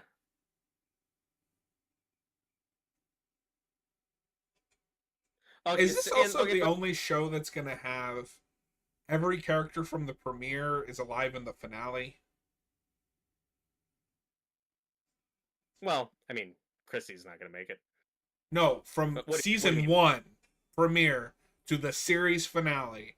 We have not written out any major characters. We have not killed any major characters. All of the main I, cast is still here. I'm sure some of them are gonna go in season 5. Might not be a lot, but whether it's Jonathan or Joyce or Hopper or even Nancy and Mike's mom, somebody like that, I'm sure somebody's gonna go. Tyler, I feel like the mind flayer is scarier than the fact. That's that's fair. I don't, just because it's just a floating blob. Like, Well, it's kind of Lovecraftian, this weird, mysterious entity, and then we kind of, I don't know. We definitely by this season though decide the mind flayer is a different thing. yes. That's a retcon that happens. Meanwhile, in A Nightmare on Elm Street. Oh my God, it's a deadite. Oh my god. You know, I have my issues with the Duffers as writers. I don't know if they directed this episode, but they could do a Nightmare on Elm Street movie. I'd be down with that. They'd be a good choice. You could put a pin in this question, but what we always say when we're talking about adapting Stephen King, like give it to Flanagan. We always say this. It's a slogan here on Haven of Horror. Just give it to Flanagan. He's the Stephen King guy. I feel like the Duffer Brothers are a fine alternative. I think they could do a solid Stephen King It depends adaptation. on the story. Yeah, I wouldn't trust them with Dark Tower. Oh Nothing that god, no. epic. Um, like they might do an all right Salem's Lot. I think they're better filmmakers than Gary Dauberman. I mean, but he's Austin's favorite filmmaker. That's true. Yeah, if you're a first time viewer, we have a friend who's on here sometime, Austin. He loves Gary Doberman. He's like Yeah, his favorite filmmaker. We give him shit for that a lot. He's a yeah. big fan of that guy. Phonics. And he's so good here. This is so I often don't have things ruined for me by the internet with like memes and stuff like that. I cannot see this without seeing the Chrissy wake up meme. Chrissy, wake up. Chrissy, wake up. Tyler, I want at least 4 to go by the end of season 5. 4 core characters or just characters in general? Phoenix, out of every character in season 4, dead or alive, which one do you think was an unnecessary character to add in? Oh god, there's so many though. Like Murray never needed to come back. Hopper did. Maybe this is a hot take, and feel free to disagree with me. Hopper didn't need to come back. That he should have just. That should have just been it. He's dead. I'm very of two minds of that. I don't I'm like fine this. with Wake bringing up. back, And Robert can attest to this. I still reference this. It's burned into my brain. So we're getting a lot of answers to your question. Tyler says Cujo. David says at one point they were in the running to direct it. Tyler says or Christine. I think they could do Christine. I Yeah. prefer Flanagan, but I think they could do it. Because Austin will fight me on this. I don't think Carpenter's Christine is very good. It gets the horror stuff, but what works about Stephen King and makes him stand out is the character stuff. And the characters in Christine are just all really one-dimensional. So this actor, I can't think of his name now, but he's like a big actor. Now, yeah. Yeah. Jamie Campbell Bower. Yes. I first see him in the trailers for The Mortal Instruments with Lily Collins. Oh. I never saw the movie because I liked the books at the time and I didn't think the movie looked very good. And then we later readapted it into a show, which I've heard mixed things about. Hey, do you remember that scene in Nightmare on Elm Street where the lady was on the roof, on the ceiling? Oh. Yeah, this is fucked up body horror. Yeah. It's not a good way to go. Okay. I give you a lot of shit for complaining about CGI because at some points I think you're just complaining to complain, just being upfront. That is a place where you can complain because it looks bad. Well, that was it. Season 1, episode. That was 1. Season 4, episode 1. Yeah, I said Season 1, episode 1. If you're watching after the fact, we appreciate it. If you're watching, consider hitting that subscribe button, and we'll see you guys on the next episode. If you're watching live, don't go anywhere. That was just for the recording. Tyler says he was in Twilight. How embarrassing. It was Twilight. Tyler says 4 characters that aren't introduced from season 5. Okay. I mean, that could be anyone. That's also... Sorry, Tyler, not to pick on you, but that's a really low bar. Like, the parents... The show is 50,000 characters. Like, yeah. Yeah. I think 4 or 5 will probably go. Oh, no. Decent premiere. A little bloated, but we can say that about every episode.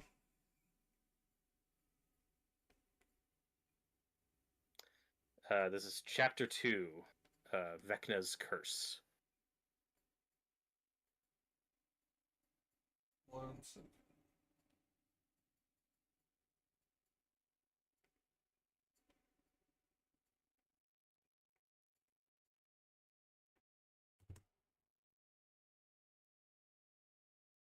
Also, this is gonna date this a little bit, but it's only in the live stream. Wednesday season 2 is out. I didn't even realize it was out already. But they're doing that same part 1, part 2 bullshit. It's the new streaming way. Although IGN won't shut up about the show, and all of their reviews use the same like audio bite of Wednesday is a show that continues to misunderstand its source material, and I'm like, but it's not an Addams Family show. Like, it's not supposed to Yeah. be adapting that stuff. You said this is the curse of Vecna? Vecna's curse. Vecna's curse. Fuck you, Vecna.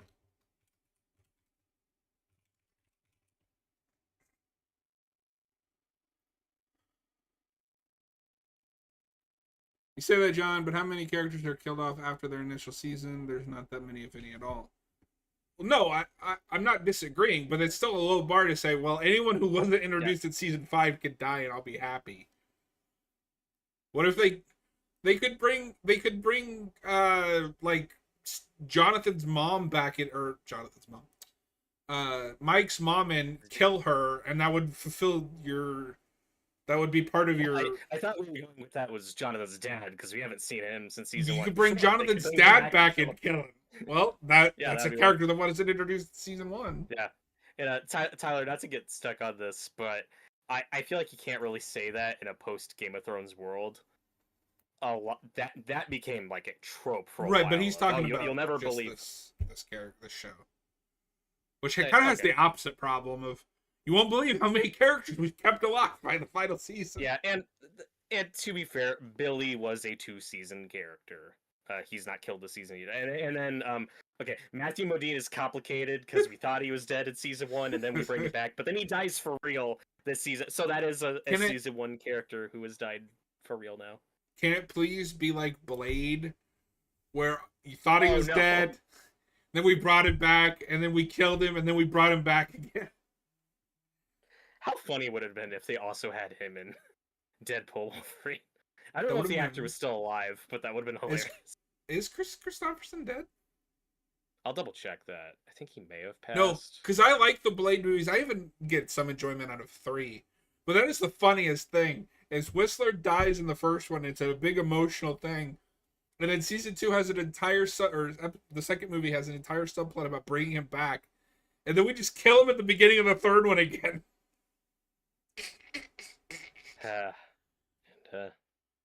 But yes, he passed away last year. Chris Christopherson. R.I.P. R.I.P. I played. There's a PS2 game called Gun. It's like a Western game. It was awesome. You could like scout people and sell their scalps and shit. But he plays your like father figure mentor character.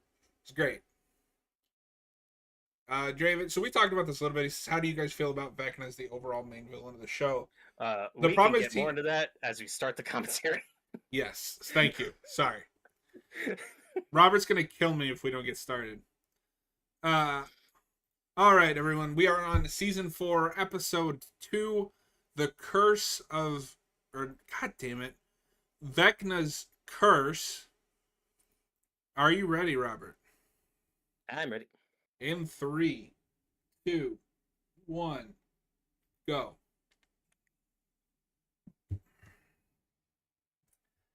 So I'll just to repeat what I said last time. I think that's a potentially good villain. He doesn't have any teeth because nobody in the show can die. That's important. So far, I don't have that problem. We'll see how he's used in 5 if they stick the landing with him. Well, yeah, but I mean, I can't judge what's in the future. Yeah. I will happily rescind my criticism if he kills everyone in season 5. I think what I was won over more on was just the performance and the practical makeup and the real commitment to it. Like that's one hell of a transformation. Do you remember season 3? Acting standpoint, I do remember 3. Let me ask you, because I don't remember my timeline. Has Black Widow come out? Black Widow's come out at this point, right? Yes. Okay. Because they make a big deal about how he got in shape, like, in universe. And I'm like, yep, he went through that Marvel workout routine. Yeah. Well, it makes sense in the context of the story that he'd lose all that weight. It's fine that he's thinner. It's hilarious that in a prison he got bulkier. Yeah, some people get pretty ripped in prison, dude. Yeah, but, like, in a Russian prison, like, come on. He's working out a lot.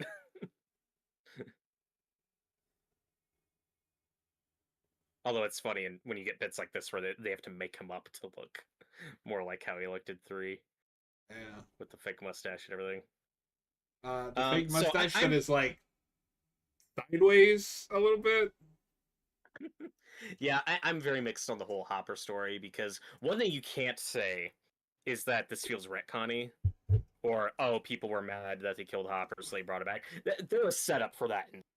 Like there were strong hints that he was No, still my alive and that this problem is is gonna. that they hinted. It, so a big problem with the end of season 3 is it immediately undercuts the emotional storyline of his death by "Don't worry, guys, he's not really dead." Yeah. Tyler just says yes, it has, and I don't know. I don't remember what he's referring to now. I probably about your Black Widow question. Like Oh what yeah, came yeah, up yeah. first.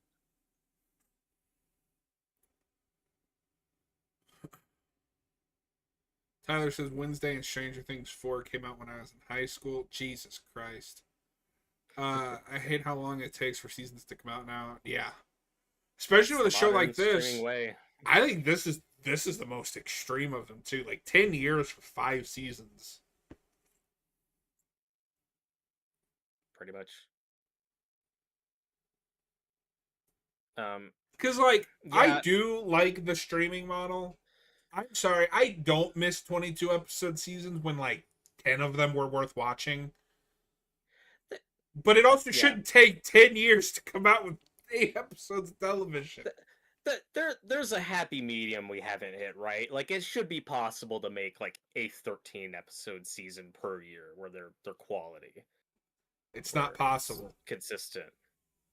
I'd like to think we came there. Okay, so back to the Max thing because I never got to finish my point on this in the Yes, last sorry. commentary. You asked if it was too contrived she'd be here. At least there is a story reason for it. So Max, her mom, and her new husband Billy, they all move out here from California, right? So the idea is after Billy's death, Max's mom and her stepdad split because let's be honest, that relationship was not going to last, and Billy's death was just the final nail in the coffin. So now Max is just with her mom, and they're not doing. So it makes sense that they're in a truck at this point in time. There's at least a story context reason Right, for but it I'm not that I can asking you, buy. does it make sense that she's in a trailer park? I'm saying, is it a contrived that it just so happens to be the same trailer park where the plot is happening? If this is a small town, I think that's fine. Okay. But the show's not consistent about that. It also, it arguably helps that like these aren't characters we've met before who are now getting wrapped up. And one theme I like about this season is the idea of more people just getting drawn into this nightmare, getting On Elm affected by Street. this, and yeah, if you will. And then the implication at the end of this season is that oh, like the cat's out of the bag, like more people are gonna have an idea of what's going on. How If much will they they play go that off off? that. I don't know. We'll see. I mean, because I'm not watching any of the trailers, but I still can't get a sense of like what what they're doing with this season.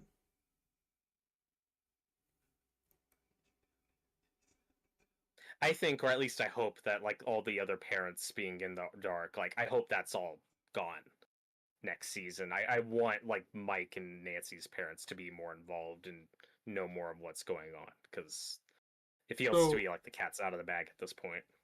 So Tyler says, to your point, Robert, one of my favorite characters was Billy. That's because he has a real character arc and has genuine consequences. He does have a character arc. I'm not convinced. I don't see any of that as the consequences to his actions because he wasn't possessed like doing something mean to, Max or the gang. He was just possessed Yeah, like at work. he was on his way to bang Nancy's mom. That's fine. We never bring that up again. Okay, but probably for the best because that's one subplot even you were like Yeah. not with was what we were doing with Nancy Bob, and by this season it's like yeah it's too awkward. Let's just not talk about it. Uh, Mike, you deserve to die for that outfit. I love that outfit. It's so good. Also, I don't think Mike's like. I think he's behaving fine around Max, or not Max, 11 and Will here, it's just like, oh, now Will has to be jealous because we don't have enough of that in these subplots. Everybody's got to be No, it's not jealous of that something. he treats Will badly. It's he's going to be single focused on 11 to the point where he just kind of ignores Will. Mhm. Which we were already kind of doing in season 3.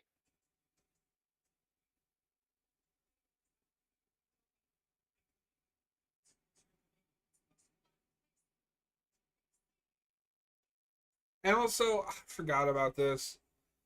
11, despite just last episode saying friends don't lie, creates this whole fake narrative about how great she's doing, and Yeah, it's just like that's part of it that's is fine I've to seen this a start. We million pushed it way too hard. times.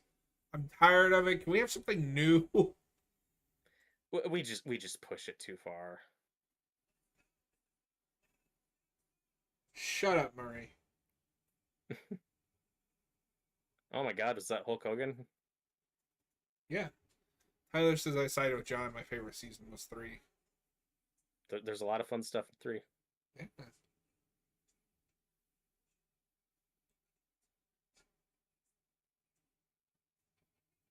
So this is gonna make me sound like an idiot. I didn't realize the Family Video was like an older establishment. So I was like, oh, I didn't know those existed in the 80s.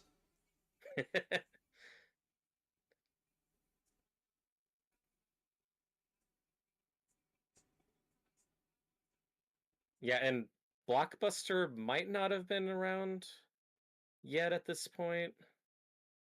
I don't know what year they really take off. If that's more late Maybe. 80s. But as someone who's never been to a Blockbuster, because they only had one in my small town that I grew up in, and it was on the other side of town, I buy that they're not working there.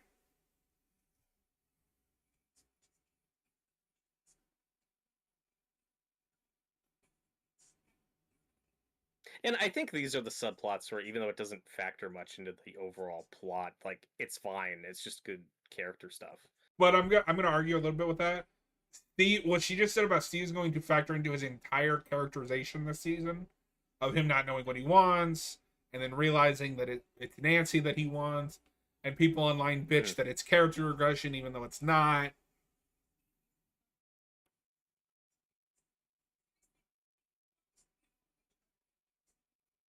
But Joe Keery and Maya Hawke just have so much chemistry as like friends, and Yeah, I remember in season 3, some people were disappointed that they didn't make them a romantic couple because their chemistry is so good, and I like them as friends. I think this direction is fine. I I was a like little their disappointed because I thought that maybe that's when how we move on from him and Nancy is him and Robin. But what we got ultimately works better.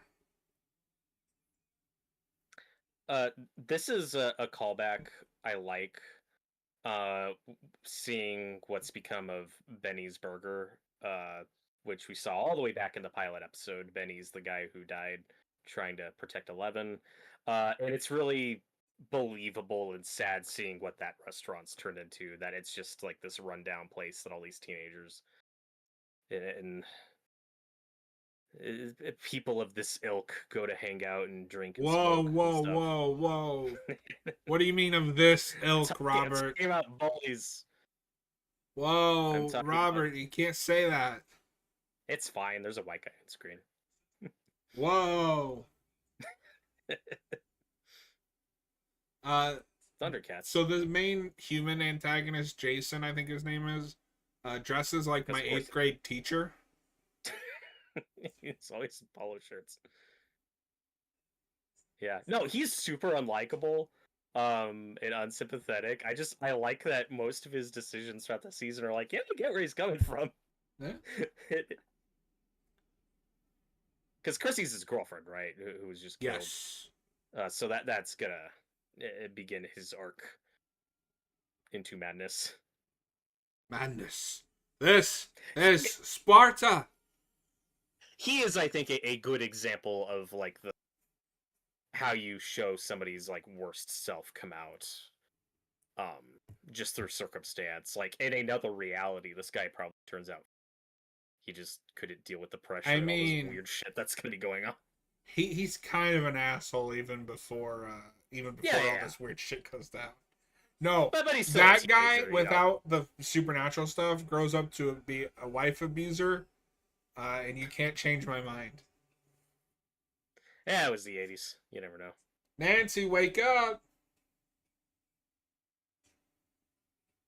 Draven Family Video, I think, was the last video store chain that was still around until COVID did them in. Yeah, they were smart. At least the ones here paired with like Little Caesars and stuff like that. So, you can stop and get a pizza. Oh, we'll rent a movie. Mm-hmm. I think Blockbuster did that too with Pizza Hut or Domino's or something. Well, but it helped with I don't know about Blockbuster, but with Family Video, because normally they were in plazas, so like a Little Caesars would literally be right next to them in the same building. Gotcha.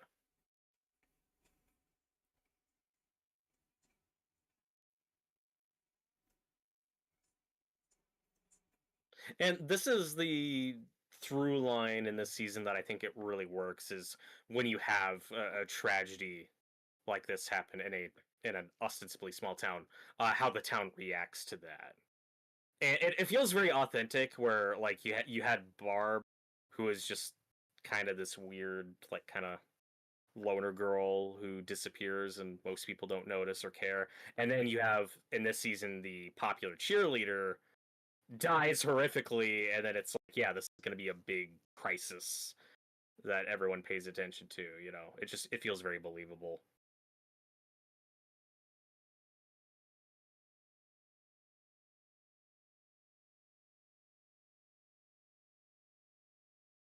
And both things are equally bad and equally tragic. I'm just saying, like the town kind of uproar that, and then the Satanic Panic stuff. I think comes across pretty well, and was set up at the end of 3, which at the time I thought was just going to be a one-off joke. Because season 3 ends with that great newsreel of like the conspiracy with like the earthquake and all that stuff, and I was like, oh, Oh that's yeah. funny.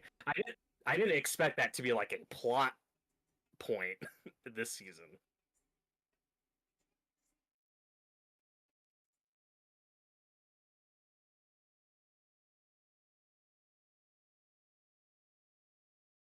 I like that it's Max that reaches out to Dustin. Mhm. Because like I like Dustin and Max and Lucas.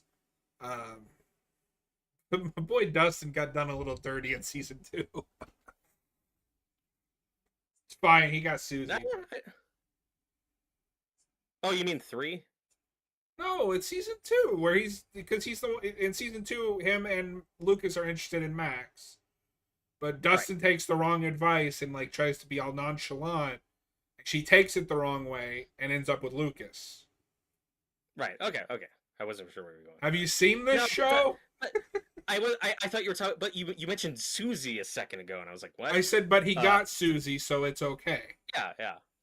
No, but season 2 has all the Dustin and Steve stuff. That's great. So I'm fine with it. Yes, Robert. That's why it's a joke. You can't joke at this hour. We just sat through a Stranger Things feature film, and we're on to the second one. Are you ready for in 20 years when they reboot this into a movie franchise? Oh God, we'll see. What do you think that the Duffer Brothers' career is just always going to be tied to this? Are they always just going to be the Stranger Things guys? What else have they done in the like 9 years that the show's been going? And they're ready to go on that spinoff, whatever it is. Oh, God. We are not covering every single spinoff, by the way. No. And look, I'll be the first to agree with the criticism that I've never claimed them to be super original or anything, and I think that's fine. I'm just saying, give them a Stephen King adaptation, just something else to do. There is this weird stigma around this show where we pretend that art isn't influenced by other art. Yes, it is heavily influenced. Name something that isn't influenced by something else. I don't see people bitching about X being Texas Chainsaw Massacre, but without cannibals.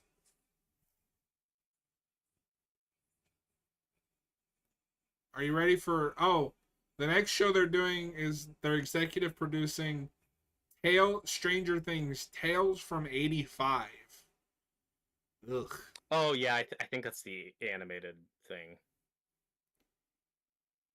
Yeah, that's different from the live action spinoff they're working on. Ugh. They made one movie. I've never heard of this. It's called Hidden.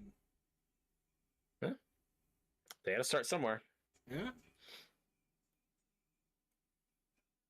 And Phonics in the live chat said Dustin and Steve is his favorite duo in the show. I It think is most the- would agree with you on It that. is the Like, correct answer.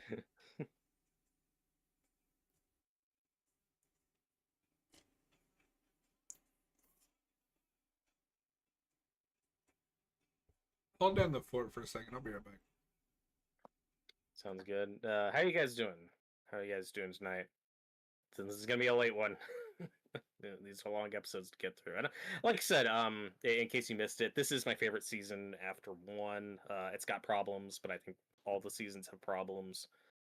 I really like the tone of the season. It's very dark. It feels closest in spirit to one, at least since two. Three's fun. Like three is the wacky season, and you're very in or at that point. It's very entertaining. I also think it goes way more cartoony. It's silly than the first two seasons too. So like I get why some people were out at that point. I still think it's a fun ride. I like that each season kind of brings something different to the table. Two is and I get why two is divided because for some, oh, it's just a repeat of one. It's just one again. It's derivative. It's the same thing. And then for other people like me, two is comfortable. It's your most, mom. like where the tone is the most consistent. Oh my god. And again, I don't dislike this Russia subplot as much as you do. I just question why we're already in it in episode 2. Like, there's so much time we could be spending with Joyce and Eleven and Will and seeing what that family dynamic's like, and we just don't get any of it because we're dealing with Hopper stuff. And back to what I was saying at the start of this commentary before I got sidetracked. I'm very of two minds about bringing Hopper back. I could have been fine with him just being dead and moving on. I think I would have been cool with that. But I also think the You know Russia what? subplot's fine. He gets some cool stuff to do.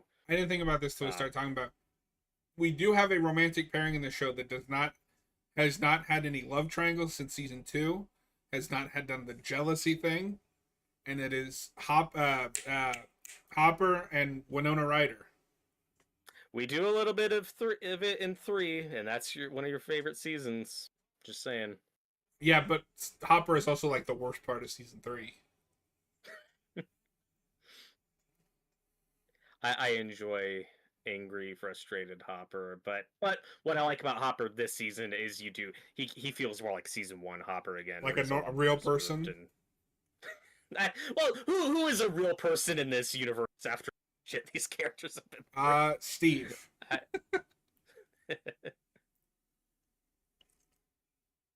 God, I love coffee. Oh no, it's Russians.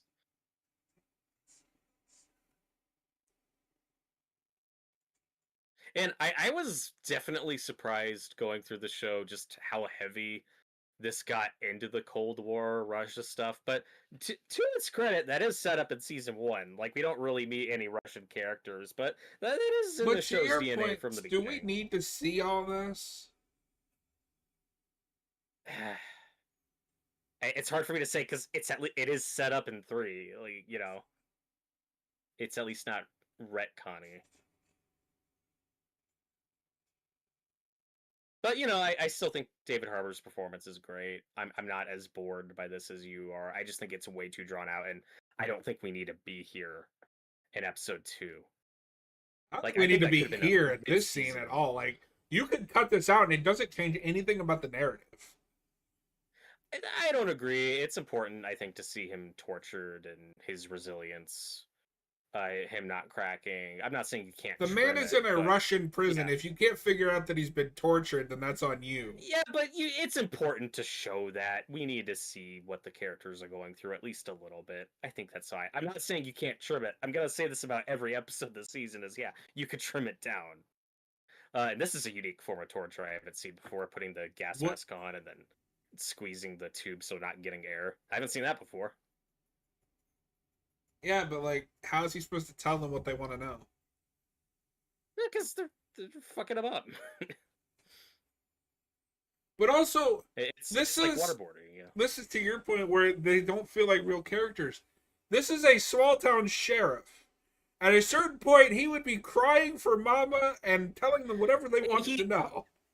He served in Vietnam. That's Did pretty he? hardcore, dude. Did he? Yeah. Okay. Yeah. I forgot about that. They talk about it more this season, but I think there's a reference to that somewhere in one. I think that's always baked into the character. Like, the idea is, like, when he was young, grazed in Hawkins, he served in Vietnam for a little bit, and then he got out of Hawkins and became a city cop for a while, and that's where he got married and then lost his daughter and stuff, and then goes back to Hawkins. So, yeah, that's always baked into the character. I think if you're going to do the Return of Hopper, you should have had the tease in season 3 and then not have him show up in any of the advertising. I just think he shouldn't have shown up until they get to the prison. Phonics, as someone who's rewatched the show 3 to 4 times, I always find myself getting bored in season 4 during the Russian parts.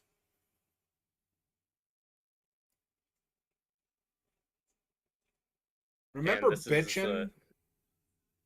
Yeah, and this is a very clean looking roller rink. Yep. Well, you're the native of California. Do roller parks look like that in California, or roller whatever? I haven't been to one in a long time. Oh, so what you're saying is you're a fraud. I've been to bowling alleys. I thought you said bullying alleys for a second. I was like, what?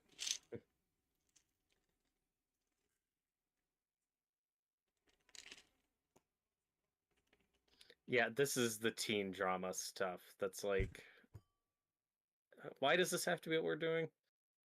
Yeah.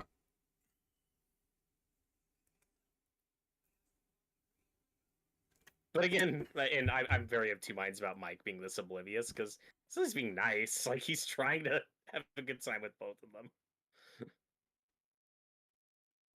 Yeah, but it's like, read the room, my guy. Yeah, and 11's very nervous because she doesn't want... And I don't know where that's coming from. Like, oh, Mike needs to think I'm cool, or he's gonna break up with me. Like, I don't know where that's coming. By the end of 3, I think we should be past all that. Or she's like not even care. Wait, again, Robert, you see, we need drama. Oh, okay. And the idea I like is that 11's still incapable of dealing with these types of social situations. Like, she's never been in a real school like this in this environment. Hell, normal kids like me who didn't grow up with any of that can still have difficulty adjusting in dealing with bullies and stuff. So, like, that's fine. They just ramp it up more than they need to. And I wish that it's like, why do these characters have to be miserable 100% of the time? Give me some happy downtime. That's something I noticed on my last watch of Daredevil too. Is it feels like that's the Netflix formula: split everyone up, have them all go through a dark, miserable time, and then at the end they all come together and realize, oh, life's better with the people that I care about. Rinse and repeat. Yeah. You are not wrong. Like, I love Netflix Daredevil. I'm pretty sure Matt learns the same lesson in every season. And Born Again does it again. Yeah. At some point, he's just stupid. Like,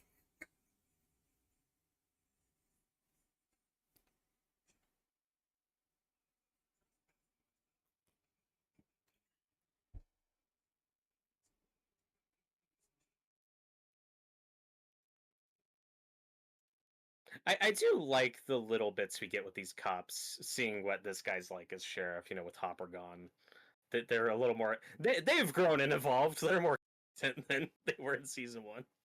I think that's nice. But are they Of course, really? when I see this guy, speaking of Daredevil, I always just see Turk from Daredevil whenever Oh that guy's on shit! screen. That is who that is. That is who that is. Amazing. Well, you know, that's one thing I gotta give Netflix is they're good to their actors. There's like a Netflix alumni that if you watch enough Netflix shows, you see a lot of the same people popping up. They're single-handedly keeping Millie Bobby Brown's career alive. That is very true. Because, sorry, I don't think she's that good of an actress. That's fair. I think she's fine. Phonics in the live chat says he thinks The Lost Sister is the worst episode on the show. You're not alone on that. Like that's probably the most single-hated episode of the series.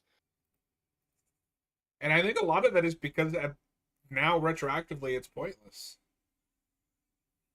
Yeah, all it does is set up that Matthew Modine's character is still alive. But if they bring her back in season 5, then you can't say that anymore. That I can't fully agree with you on that until the show ends. I'm not saying they will bring her back. I'm just saying there's a chance. Robert really is holding out hope that they'll bring back the characters nobody liked from season 2. I think at the very least, Eleven's sister will make an appearance. I could be wrong.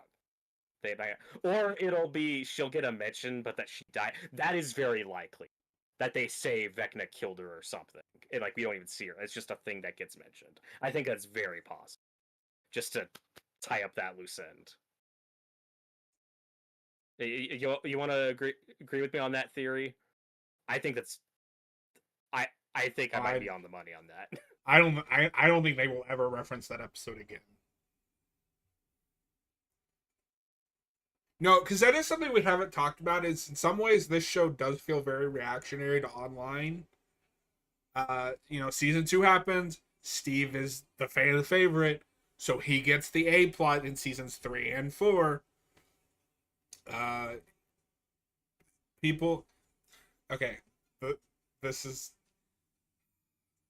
gonna make me sound like an asshole. But season 3 happens. Everybody is clamoring that Will is gay. Yes, you saw there was some subtext there. Season 4 happens. We have to make that front and clear. Like, they are definitely reacting to online reactions with some things. Well, and season 2 has the whole Barb subplot that they try to give closure to because of backlash. That's what makes me even angrier about the Eddie thing. Y'all fell for this the first time. Y'all fell for this the second time. Y'all fell for it the third time. And now you fall for it for a fourth time.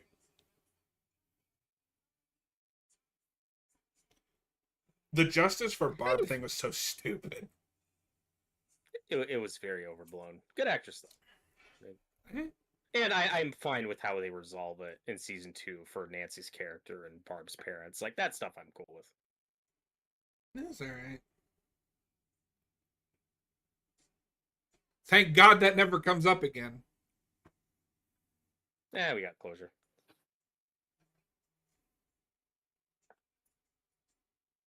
Phonix really hopes they don't bring 8 back. If they do, they'll be disappointed.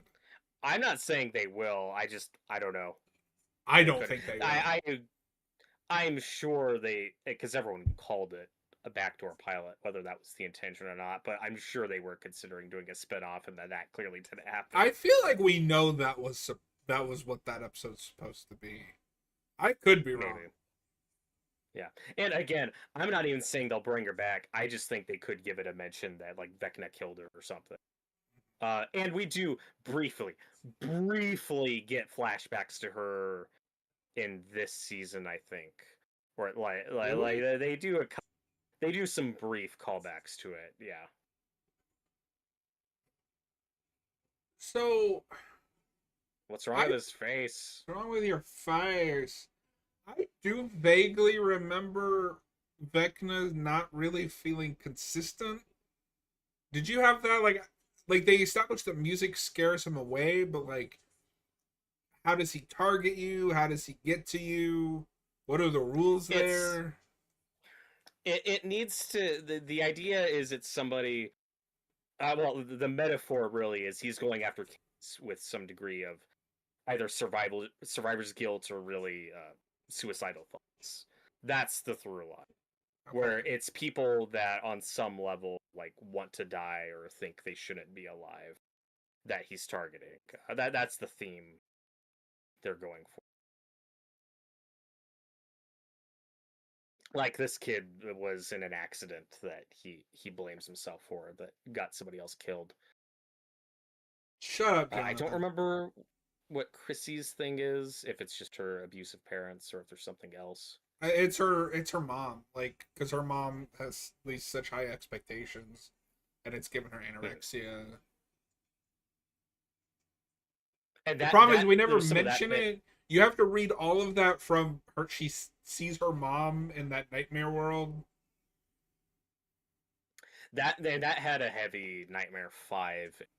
It's with the scene with the girl with the food when Freddy force feeds and she gets all fat and chokes to death. Well, and also That's a good three, scene because in three 5. has the mom with the head. That's true. Yeah. Well, there's a lot of bad moms in that franchise. Nancy's Yeah, and mom is the worst. the worst one gets the gets off the easiest. Fucking alcoholic bitch.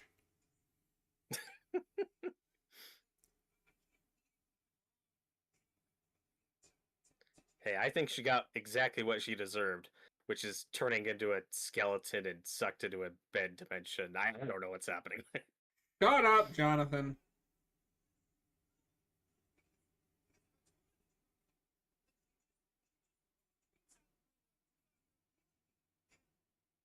I also don't think it's a bad starting place that like the long distance relationship isn't working for Jonathan and Nancy. Like I buy that. It's just why does every subplot need The problem this is the type main of source drama? of conflict is that he doesn't want her to give up her dreams, and he doesn't want to leave his family.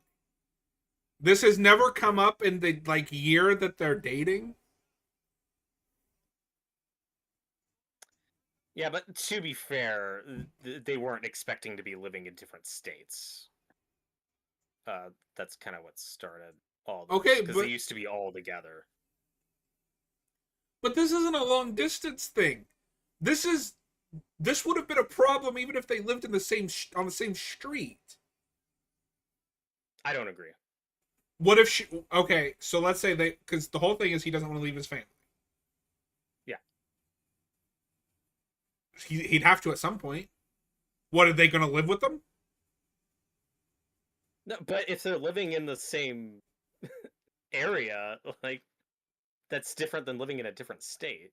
But the way he makes it sound is if she lives in the same area, that's her giving up her dreams, which means that she would want to go somewhere else.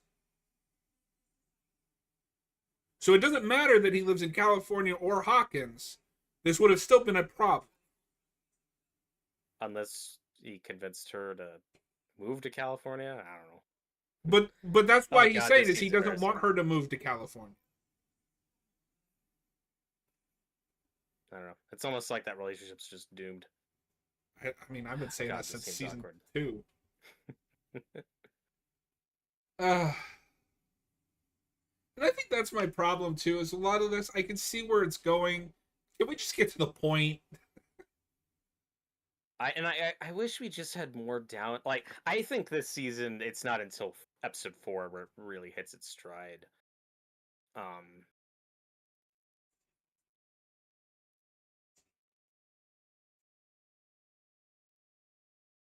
Mike, Will has been the one living here. Maybe you should shut up and listen to him. and Angela is this type of Stephen King bully that's just so over the top and cartoonishly evil. I'm like, I thought we got this out of our system in season 1 with the kid Robert, bullies. there Like is never we've a already bad done this. dude. Okay, sorry, Tyler. I'm gonna be picking on you a little bit because Tyler said earlier anybody who has been introduced in season 5 dies. What if they bring those bullies back just to die? There you go. And then, okay, this scene is This is so over the top. absurd. I get it. It's a Carrie homage. It's their twist on the pig blood prom sequence. I get it. But everyone in this town is in on bullying 11. Like, everyone here is in on it. It's so weird. Mike, this do something. feels like too Will, much for do this show. something. Yeah. Well, Mike's gonna try something. Yeah, that was like the most half-assed.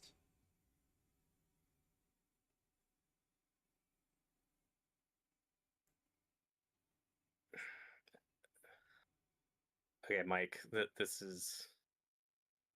You know, instead of going over and yelling at, why don't you go grab your girlfriend and get her out of there? I know.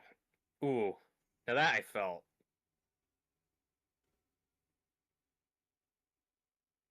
And this is where I do still buy 11 hitting her, because, like, this does come off as physical assault. Like, I feel that, her landing on her back. And Yes, that's the answer to physical assault, is nearly decapitating someone. that's all she's killed so many people, dude. Like, most of the solutions to her problems have been violence. That's what she knows.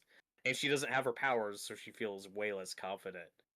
So, the idea of her snapping and hitting this with a rose skin, I totally buy that.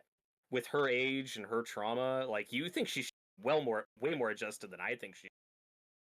I just think the context for this could be better and more earned. I would be fine if she like slugged her or, threw something at her. But at this point, she should be a little more adjusted. She's been living amongst people for 3 or 4 years now. Not really. She's barely gotten through a whole year of public school, which, as we know, for many kids is horrible. And like I said, she's a very violent character. She does a lot of violent things. And this is the first time where that violence comes. It's like, oh, I fucked up, and everyone else is like, dude, you shouldn't have done that. Again, I just wish the context was different. We talked about this earlier, but if the idea was like Will's the one picked on him, okay, but then the problem is she's never done this before. She's been living with Joyce for a while now. Like, well, we've never seen her bullied before. We've never seen her have to deal with this many other kids. She's such an isolated character with her father or with Hopper, with the other Hawkins. She's always been incredibly sheltered, isolated from the outside world. And again, violence. I'm just repeating myself now, but violence has been the solution to most of her problems. I totally buy her snapping and but you're ignoring the fact that she has been living amongst people for a while now. She should be changing. Even if you could still have her be, kind of slip back into that, but it's so extreme. It's like she hasn't learned anything. I don't disagree with that. Well, and Tyler said she's not insecure around Joyce and Will, but she is at school. And yeah, that's what I'm saying, is we haven't seen her in like a school environment before. She's not adjusting to it, and I think that's totally believable. I don't need it dialed up to an 11. I see what you did there.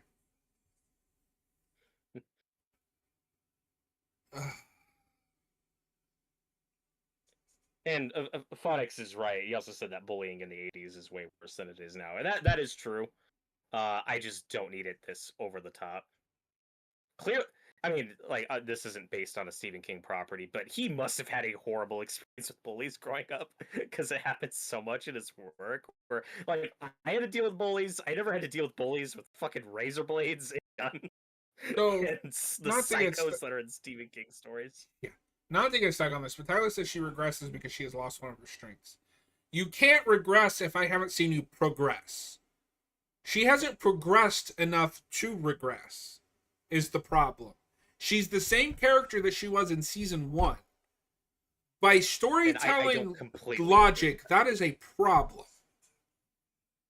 And I think she's more adjusted and figuring herself out in 3 than she was in. I think there is it's not as much of a progression as you want, but there is a progression there. I And don't where know. she is now This 11 could walk into a grocery store and steal Eggos like she did in season 1, and I would buy it because she's still that same character. and Tyler would argue that's regression. That she's But just to the same regress, you character. have to progress first. What is her progression? And her speech, her interactions, like there's Her absolutely speech is the progression there from same 1 to as it was 3. in season 1. It's not that broken. No, I'm agree to disagree on this. Fair Like, enough. yes, there. I'm not saying it's a large progression, but there is a progression there. And then in this season, she's dealing with losing Hopper, being in a new environment, being in a public school environment which she's never had to deal with before, and losing her powers, which takes away a lot of her.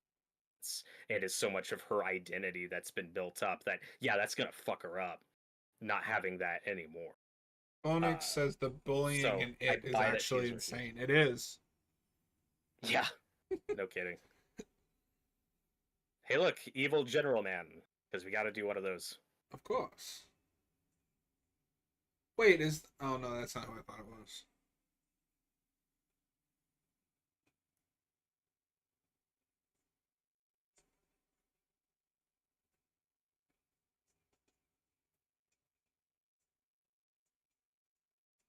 And like I was saying earlier, that's why the bully stuff with this guy works so much better for me than the bullies that 11 is dealing with. This guy feels like a more three-dimensional character. Like, yes, Oh, he's I don't agree with awful. that. It's not as over the top.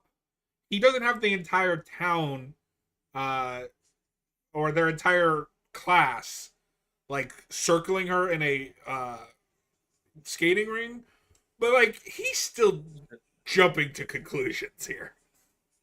Oh, absolutely. I'm just saying that he's a more three-dimensional character than that Angela is. I'll say I think they're about the same dimensional. It's just he works better because he's not as over the top. Yeah, but again, he has a real motivation. Like Angela, we don't know why she is the way she is. Like this guy, yeah, he's the popular kid and he's kind of a jerk, but now his freaking girlfriend's been murdered. Yeah, he's jumping to conclusions, but I buy it. You know, he feels like a real person. That's my problem with the Stephen King bully trope is you rarely get to see like the real person behind the psycho bully. Like they're usually just Robert, Stephen King tropes. bullies are real people. Don't be a bully now. Hmm. And this is a guy who has clearly a very conservative upbringing. He already has opinions the Hellfire Club and thinks D&D is weird and kind of sketchy. And I love the hypocrisy of that. Like that's the stuff that feels very authentic, especially to this type of town. It's you have the guys like who are, you know, illegally drinking and smoking, but then the nerdy D&D club, like, oh, those are the outcasts, those are the weird devil worshippers. Like that feels that rings true in what's popular versus what's quote unquote right or you know I think normalized or my isn't only problem with normalized. it Like is that all tracks. they should be directly confronting our main group. They meet once. That's fair. Yeah. And it is a great meeting because he's trying really hard to intimidate Nancy, and Nancy's like, "Who the fuck are you?" Yeah. He has no idea the shit that she's had to deal with. He thinks she's just a random popular girl. Tyler's still arguing with me about 11, but we're gonna move on for right now. We'll probably get back into it later.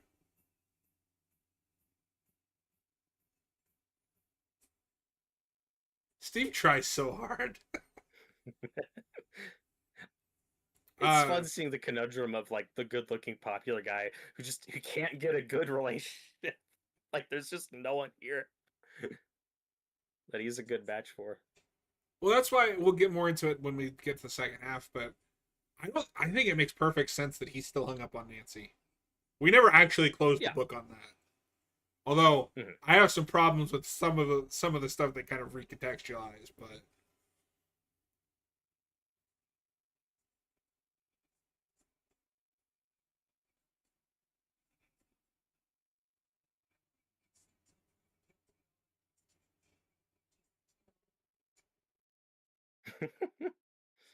And once again, more Dynamite Steve and Dustin banter. Yes. They're the only characters in this show who can argue and it's still entertaining to watch. It They're the never only feels like ones. drama. It's sibling bickering. Yes, like that's just their relationship. They never do the forced, oh no, Steve and Dustin might not like each other anymore. They might stop hanging out or Jeopardy. Never do that. They're always really fun.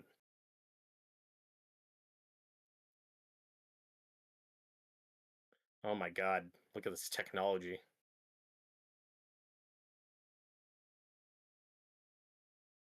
Teen Wolf. Remember Teen Wolf? Hey.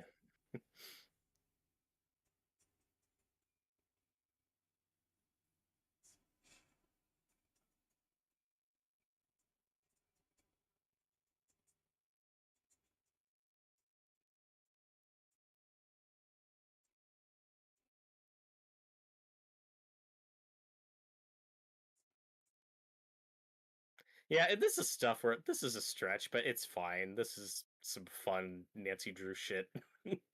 Yeah, I that's how like detective the work teens is. investigating stuff. Yeah. And it works because they don't immediately land on it. They have to go through like 3 or 4 of them and be like, that doesn't Mhm. sound right. That this could be it.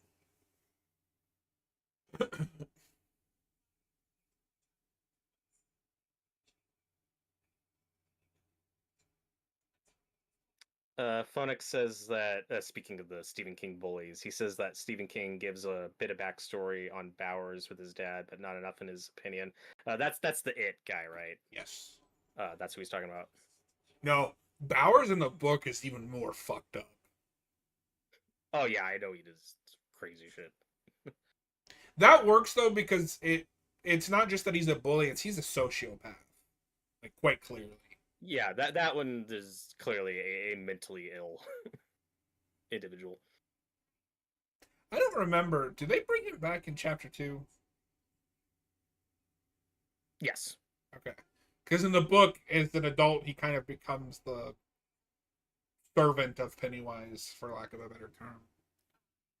Yeah. Oh yeah, because he has the really funny death in that movie, doesn't he? I'm not remembering it now, but Yeah, probably. I haven't seen that since it came out. I didn't have the like, oh, this is awful reaction that everyone had. I'd read the book, so I was like, yeah, that's kind of what I You know expected. it's coming. Yeah. I thought it was fun, but too long. That was my main issue with the movie. That did not need to be 2 hours and 40 minutes. You're just really upset But yeah, the controversial scene was in no, no, no. That was fine to cut. I like I said that it's weird, like as an adaptation, where part one you really liked and what you book, where it strips out a lot of stuff and is very focused and singular and serious, and you like that. For the people who like the weirder, crazy Stephen King shit, you get that in chapter two, and a lot of people did not gel with it. So The I don't know. problem At for least you me got one was movie you because liked. I like the first movie a lot, and I don't hate the second movie, but even in the book, the adult stuff is the weaker stuff. Uh, You've always said that, yeah. they try to retroactively bring some of that weird shit back in, but then that doesn't make it feel like it gels with that first movie. That's what's weird. That's the weird conundrum of that movie, right? As an adaptation, is you have a part one that does stand really well on its own, where you don't need to let chapter two ruin it for you. Like that first film still works totally Yeah. standalone. But as a two-parter, there's a lot of stuff that should have been set up in part one that isn't, which is why two is so bloated in 2 hours and 40 minutes. It's really strange. And it's also really weird that people complain about how they beat Pennywise by saying basically I'm not afraid of you anymore. Yeah, That's how we beat Freddy in that like every movie. that's a good point. Yeah, I don't know the workaround on that. That's just kind of That's his just whole thing. Pennywise. Like I don't know what you. It's weirder because that movie. Now we're just reviewing chapter 2, but The climax of that movie is both trying to adapt the book and reference the Tim Curry, so you get that like Pennywise spider monstrosity that looks like shit. Well, doesn't he turn into that in the book? Doesn't he become a giant spider or something? Yeah, something like that. But Like, isn't that like what his true form is? the problem is that in the movie he also has to be the clown because everybody recognizes the clown.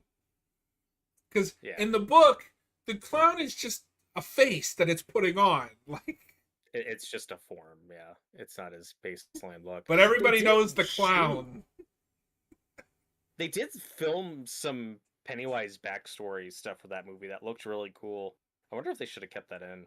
No, I remember when the first trailer came out and we got some shots of like, what's that actor's name? Bill Skarsgård? No, is it Bill Yep. Skarsgård? And like out of clown makeup, and he's like doing this.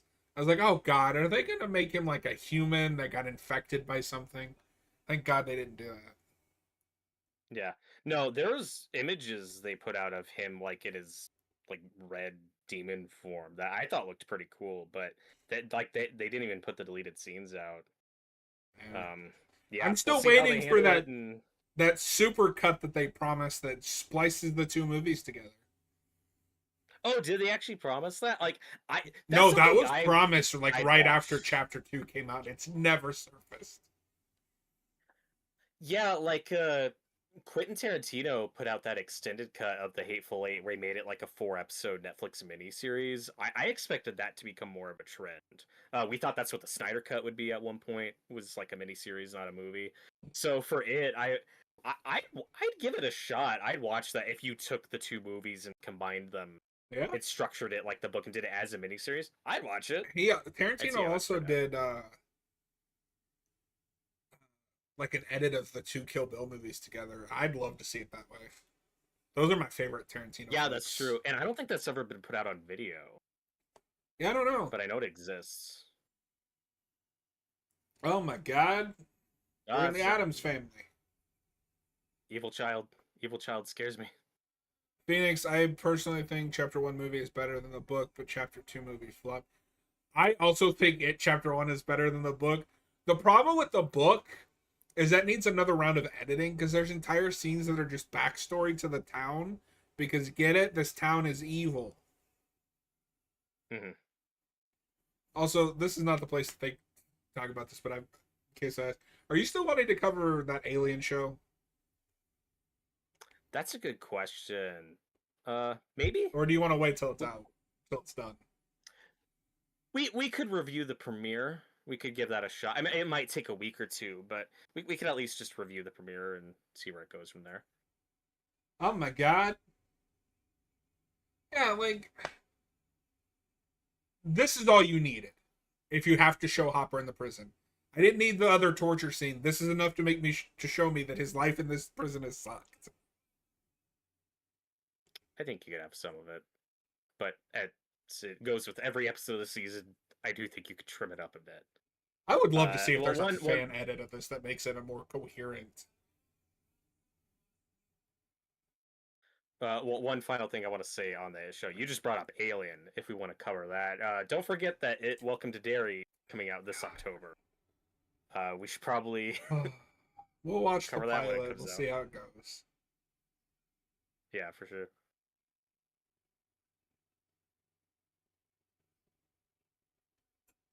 And I think my big problem with this Russia stuff is this is also so out of everything.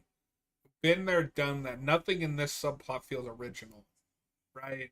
You got the ransom declaration, you got the friend in trouble. The well, we don't have any choice. We have to play, play, risk it. And then everything that you see plays out exactly how you predict it's going to. They betray him, or he betrays them. They still end up in Russia. They have to do the mad escape. I agree that it's drawn out and we shouldn't even be here yet. I also think the stuff with Joyce and Murray is potentially more engaging if we're not cutting back and forth to Hopper. Yeah. But Robert, that's a change I'd make. We have to give everyone screen time in every episode. That's part of the problem. It's like, well, David Harbour's the main cast member. We have to put him in almost every episode. And no, you could have waited.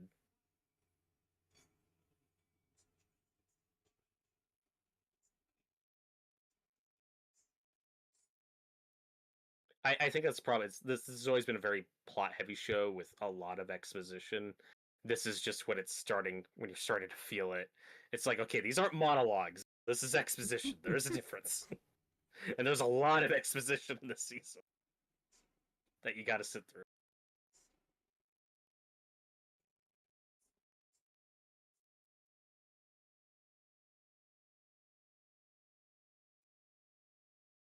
Well, and But I will also, say, I like his Russian friend fine. I think this guy's cool.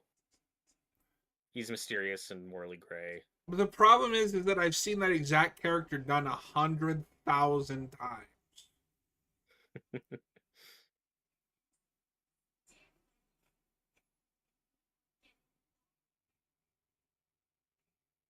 This is also part of where this season really, these characters are handling problems that I feel like they should not be equipped to handle. Joyce is a suburban house mom that is going to go to Russia to rescue her sort of boyfriend who somehow got teleported to Russia, I think. Is that what happened? I don't even remember now. Yeah. Okay. I'm gonna retract my Mike comment earlier. I forgot about this scene. Mike's being kind of annoying here. Again, this is the forced drama stuff that's like, Yeah. why are we doing this again? I want to see these characters be happy. I don't need them miserable 100% of the time.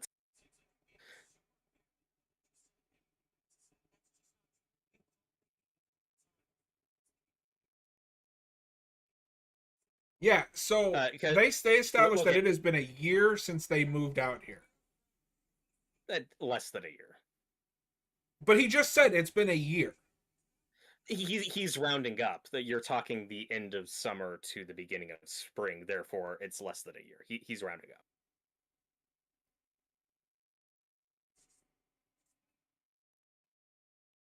No, But I'm gonna be with Mike on this one. Yeah, he's being a little annoying to Will, but then Will instantly becomes 3 times more annoying. Oh well, but you never called me. We have other things to worry about right now. Yeah. Okay, we talked over that, but how that conversation starting was Mike telling Will that everything that just happened today was Will's fault because he didn't say anything. It was being mopey. It's like, Mike, come on, man. Like, Will's acted cool He's this out whole of time. line, but he's not wrong. Will should have said something to Mike the minute 11 started lying. Mm-hmm. But also, it's kind of Mike's fault because he half-assed that rescue at best.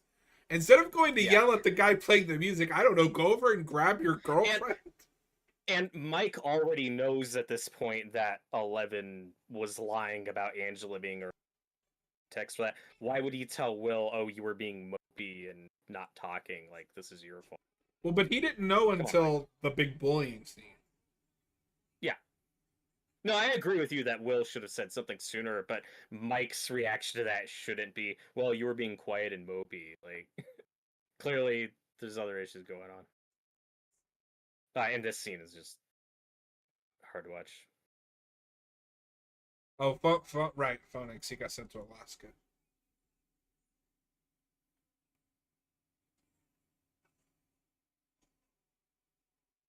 Yeah, no, this is all on 11. She went back for more. She could have just let it be. Yeah, I buy it.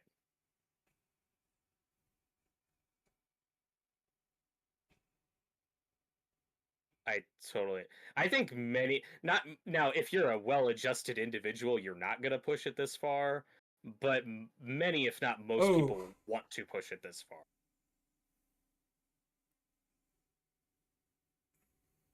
Again, this is her Carrie moment. This is where she, like I said, she goes too far. She completely snaps here, but also, I don't feel bad for Angela. She had it coming.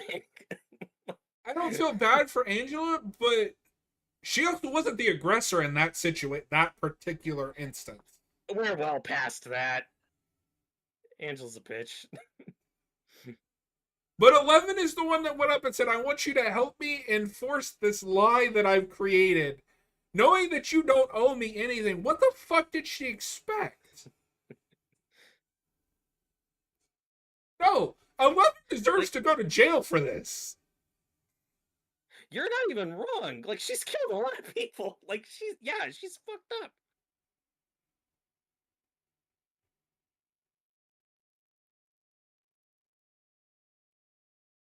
Also, Angela will be fine.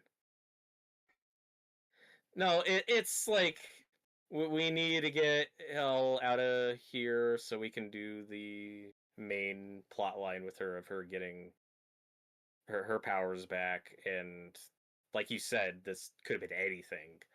I would go back to my earlier pitch of this would have landed better for me if Will was the one getting bullied and Elle took it too far, stepping up for him. I forgot that she goes back to ask the bully to help her enforce her lie.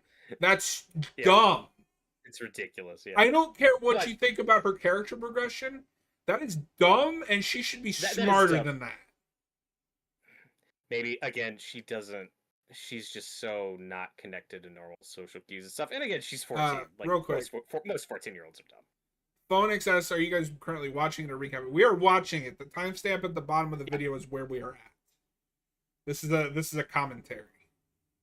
Yeah, if you want to watch along with us, that's you can pull up Netflix and do that, or just listen to us as a podcast. And I'm gonna double down on what I said, regardless of, her upbringing. She was friends with Max long enough that she should be able to have some kind of social cues at this point. She was friends with Max and the gang. Yeah. No, I'm just saying that in the context of she's lost Hopper, she lost her powers. But what she did there is the actions of somebody that doesn't understand social cues, and she should be past that. Yeah, well, in that bit, I don't care for regardless. That's why I said, again, I'm fine with pushing her to that breaking point where she physically but it's all rolling into like a giant ball of problems where we can't let this character progress because A, I don't think Millie Bobby Brown is a very good actress, and B, we need her to continue to be a nuke against the upside down people. We're really struggling to figure out who she is and what she's doing without her powers. Because she's known this bully for a year. She should know better than to go ask her for anything. And I said, I don't like this subplot. I just I think the payoff is fine. I wish the context was different. Yeah, all this is great. No, and this is the last word I want to say on this. Whoa, steady, stop. Oh my god.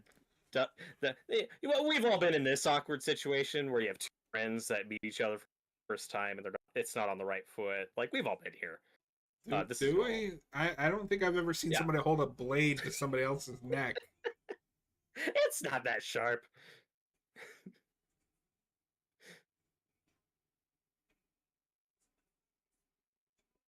I love this is what I call a great Dustin is the adult in the situation scenes. We get a lot of those in the show.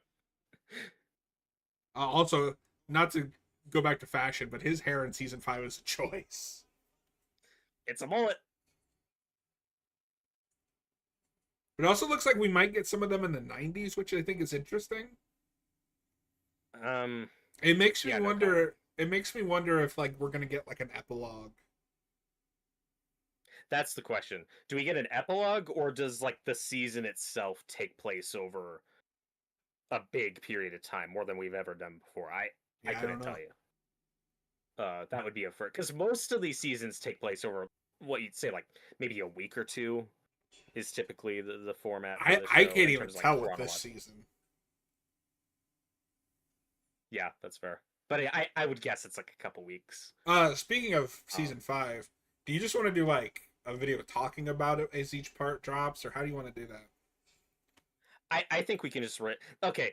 I know you hate this format. I also think it makes it easier for us, where it's like, okay, we'll get the first batch of episodes. We can watch those on our own, figure out a day to just review that, Well, and that's then what the I'm next saying. batch, and Is then the that how you want to finale. do So that? yeah, I'd rather do it since it's just the 3 drops. I'd rather do it in the batches than just wait. That's fine. And then we can always do commentaries later. Yeah, we'll probably do commentaries next season. We've made it this far. We've got to finish it. Exactly. Did your school have one of those like spider metal jungle gym things?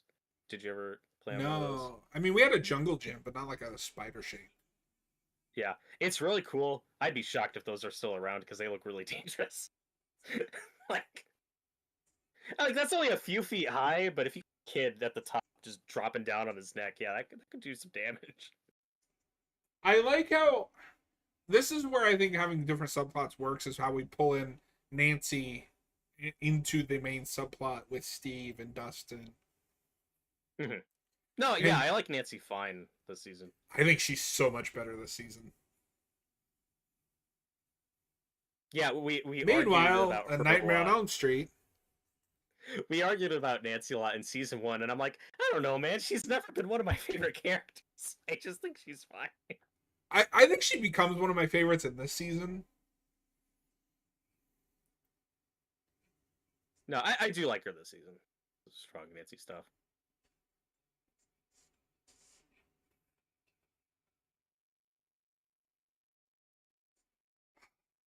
That is a modern trend that I hate. A character is describing something that I've already seen. I don't need to see it again. This show does that a lot. I don't think it's been that noticeable to this point. It doesn't help that this season is way too long, Yes, and that's where you're seeing stuff you could cut out. Yeah.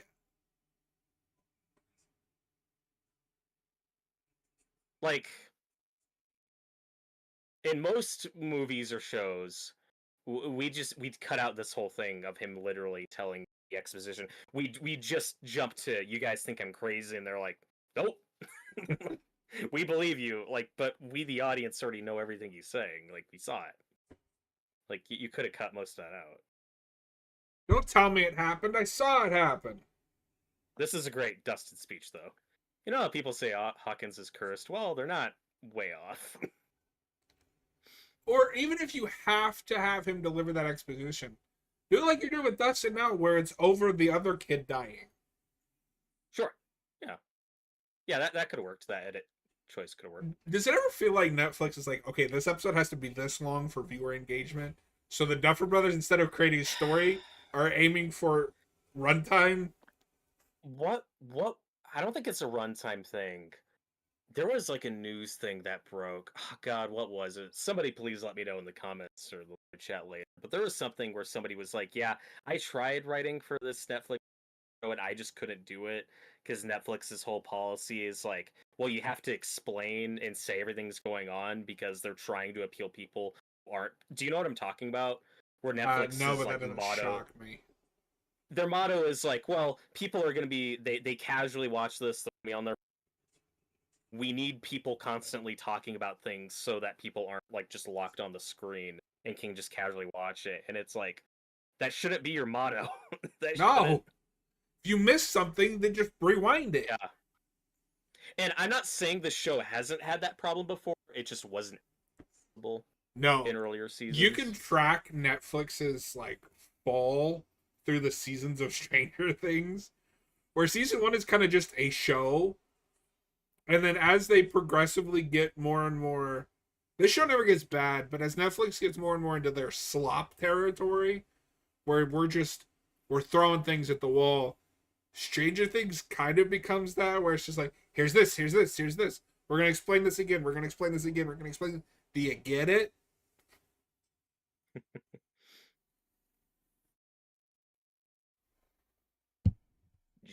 And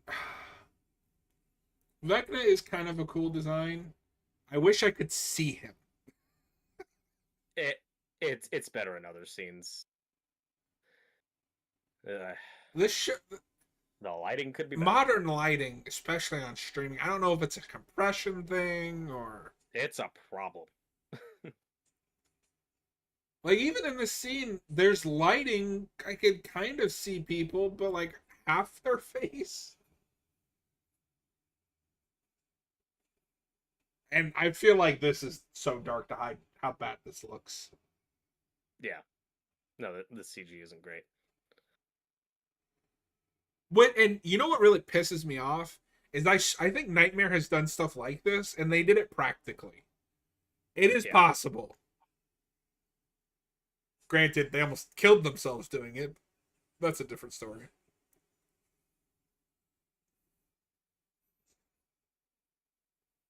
Speaking of This is Nightmare, the 7 film collection is real.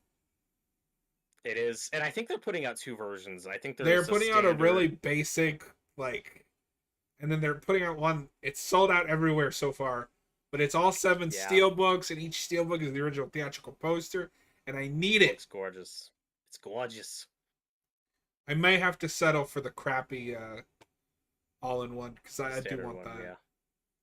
We're getting a few 4Ks this year that surprised me. That, the Texas Chainsaw remake, In the Mouth of Madness. Mm-hmm. Arrow's putting out the Texas Chainsaw one, right? They're putting out that and the beginning.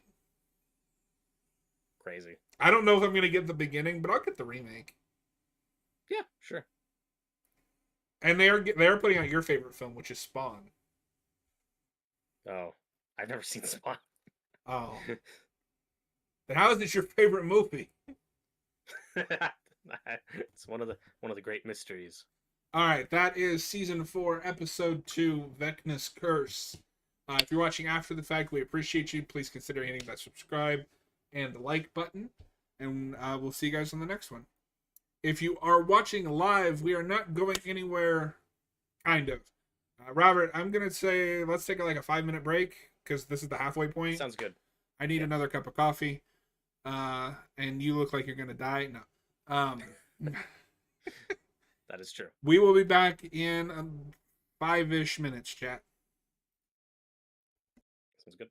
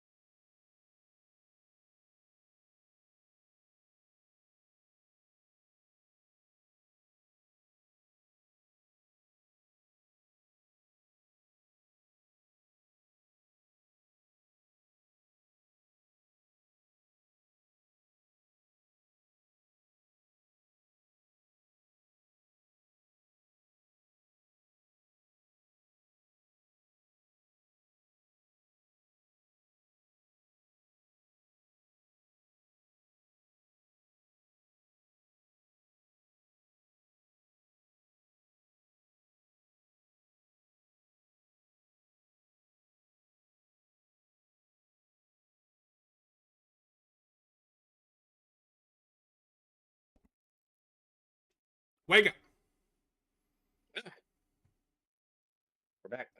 And we're back in business. Because I forgot to say it at the top of the chat or top of the stream, Patreon is should be in the video description below, and you get access to an exclusive Discord, movie reviews, commentary requests, game requests, etc., depending on what tier you sign up for. And if you want to guarantee that we read your comments, super chats are live. Robert, what is episode 3? Episode 3 is the monster and the superhero. What a title! I think a weird title, yeah, for this episode of all things. I don't even remember this episode. I think it's just set up for the next one. Shocking. All right, this is season 4, episode 3. I was looking at it right on my screen too. I could have just looked at it. 1 moment. Are you ready, good sir? I'm ready. In 3, 2, 1, play.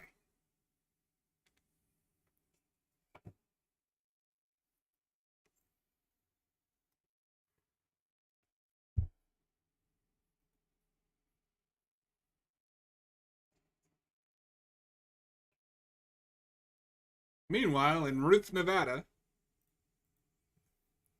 So let me ask you this, because we follow 3 different storylines across the whole globe. Is this too big for this show? At 4, I mean 4 really, since we're about to split up 11 and do the plot with her father and Paul Reiser's character here. This many seasons in, I think it's fine. I'm also relieved that going into season 5, everybody's. Yeah. I'm looking forward to that. But does that make this season kind of stand out? Because no other season we really. The farthest we go is like Chicago. Yeah, I like the global. Even if I'm not entirely happy with the storyline, I like that we go spend more time in Russia and California. I like how more this season is.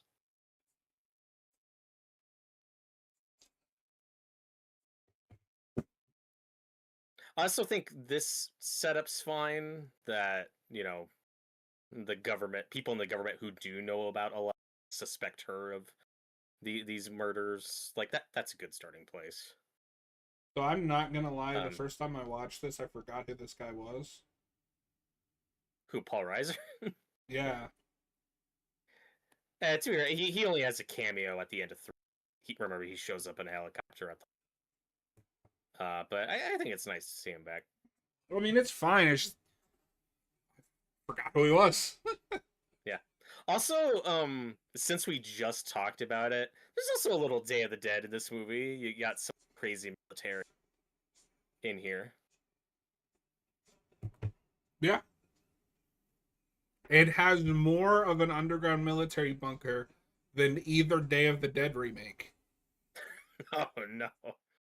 No, so okay, that's not fair because I don't remember Bloodlines, but I remember distinctly the 2008 Day of the Dead remake. That's the big reveal in the climax is, oh, we got to take shelter in this military bunker. And by that point, I'm like, fuck off. That movie also confused me the first time I watched it because Ving Rhames is in it. Oh. I was like, wait, is this connected to Dawn of the Dead? Like, no, but he should be his character from Piranha. Yes. Hayden only halfway done. Jesus. These episodes are feature film length, dude.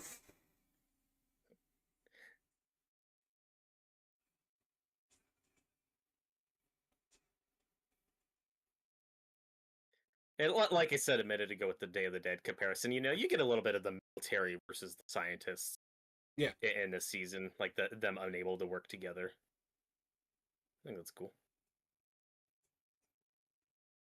I also, this I think works in that, this faking Eleven's death and then having adopt her and giving her a different name, all that. I do like how here, like, that's like breaking apart.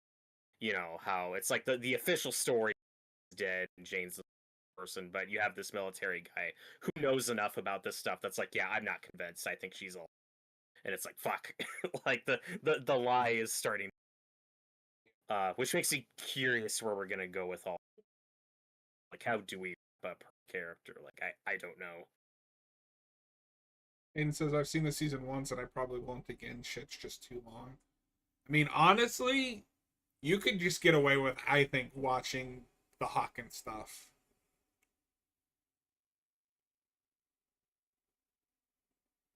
But I also don't know what season 5 will be. Yeah. Yeah, this certainly isn't as rewatchable for me as previous seasons, but that's also the nature of television. We talk about this all the time. It's like often it's like the first season is the one you watch the most and know the best, and the longer a season goes on, the less you're gonna go back to it because then the hours start building, you know. I have that with some shows and then others I don't. Like, if I go back to Buffy, I'm more likely to watch, like, season 2 or 3. And then, like, Smallville, I like the later seasons more. When we kind of lean into the, oh, this is a Superman show. Hayden says, I do love how it leans into horror more than 2 or 3. Buffy, it's harder because that is such a serialized show.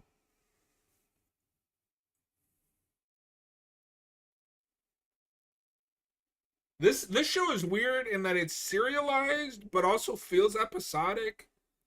Like, it tries to do both, yeah. Yeah. Sometimes that works.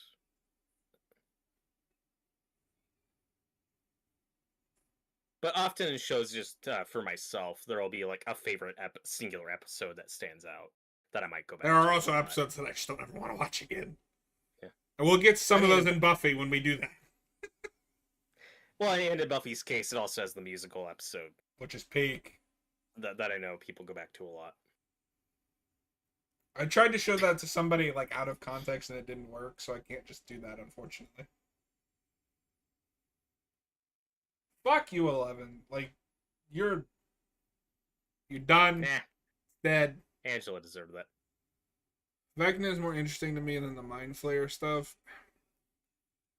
I think I'm there too. My problem with the Mind Flayer stuff is I don't like possession movies that much. Like, I like The Exorcist. The Mind Flayer of it all is kind of funny, where the big fan theory when season 2 was out was that, oh, the Mind Flayer, and this is why earlier and granted season 2 does confirm with number 8 that, oh, 11 has a sister, there were other kids, so this isn't the plot of season 2, but the big fan theory at the time was, the Mind Flayer, that's that. Okay. Real quick, Robert. Phoenix says, I'm going to log off. I had a lot of fun watching. I'll definitely be coming back for future videos and lives. Thank you. We appreciate it. It was very nice to get to chat with you. And we hope to see you guys on the next one. And Hayden agrees with me, you need context from the musical episode. Well, Hayden, if I could get this motherfucker to sit down and watch Buffy. I'll get there. But, and Hayden, the context for that, I was saying, like, presuming you've seen the show before. Yeah. I don't think most Buffy fans would say you could just jump into that musical episode. No, he's following up on me saying I tried to show somebody that blind and it didn't work. Oh, okay, gotcha.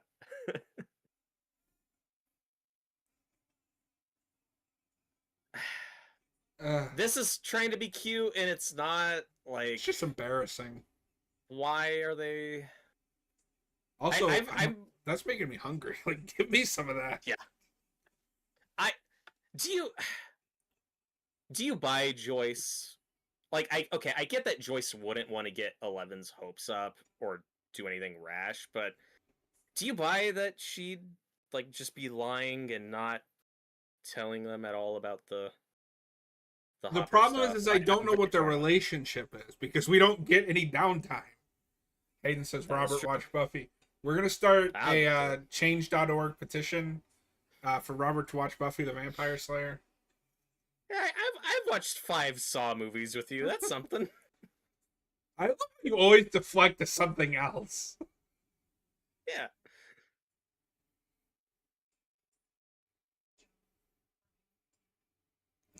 The problem is just we're playing this for laughs. This isn't funny. Yeah, I don't need Jonathan to be high in this scene.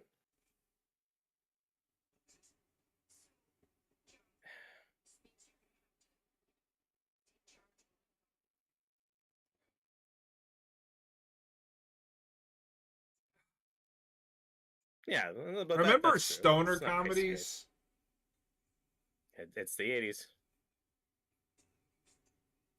Yeah, it's weird that Joyce like never really finds out fully what's going on or has to Well, deal the with it. problem is that he's also really bad at hiding it. Like, Hayden, And then this I finished Buffy twice and never finished Angel. You need to finish Angel, dude. Angel's, in my opinion, better. Peak. and then this is gonna devolve into the 11 saying you don't love me, but it's like, why are we doing this? What are we doing? So since this bullshit's happening, Robert, behind you, it looks like you have season 1 Steve. What are the other two? Well, this I've Oh, I've that's a said this cup. before. This is a glass I got at Universal Studios for Halloween Horror Nights. It's awesome. So I've got my 2 Blu-ray. We'll talk about this more, I'm sure. But yeah, I got the 2 Blu-rays because those are the only ones they put out. Netflix, put out the rest of the show. Fuck you. I'll buy it. So this is actually a season 4 Steve. Oh, Steve, okay. he's got the X. So I got Steve and I got your favorite duo behind me because I got Dustin. Yeah, this is season 4 Dustin. That's awesome. So there you go. Yeah, I don't have a lot of Stranger Things Funko Pops, but I'm pretty selective, but I like these. Also, Stranger Things merch is something I think, as popular as the season was, might be slowing down. Because, boy, there used to be a lot of it. Wait till season 5 comes out. That's true. Hayden, I've always wanted to go to Halloween Horror Nights. WWE's going to be there this year. Oh my god. Yeah, like as always with theme park things, it's the waiting in lines that sucks. But like they're not rides, they're just mazes. But they're fun. They put a lot of money and creativity. It kind of sucks because I'll probably miss it this year. But I think they're gonna have a Jason one. They are. Like, so I have a friend that's really into like theme parks, and I love theme parks. that Jason Universe thing is gonna be at Halloween or whatever. Yeah. I hope that short film's good. Yeah, I hope it's cool. It's weird how it's funny seeing the reaction to that where some people are like, "Oh man, this looks really cheap," and I'm like, "You know what Friday the 13th is, right? Have you seen those movies?" Hayden says he has season 1 on Blu-ray. That's the only season he thinks he needs. That's fair. He lives in hell, so either one is 4,000 hours away. That is one way to describe that you live in the South. And Jason Universe is dumb. Yeah. The problem is I don't know what that means. When we get more substantial news like that game, like if that game is a like re-release of or like a remaster or a sequel to that multiplayer game, get ready, folks, because Thursday nights are going to be all Friday the 13th for a while. Hell yeah. That's going to be big, because that was a big game. And I think people are longing for it to come back. Hayden, I think that Jason Angry Orchard is out. Are you ready to do a review on alcohol with Jason's face on it?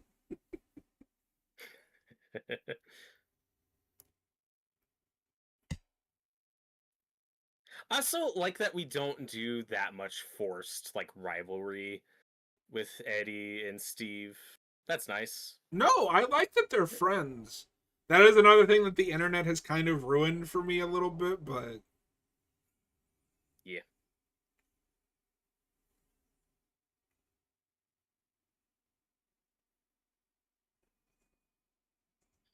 And we're going to talk a lot more about this in the back half of the season.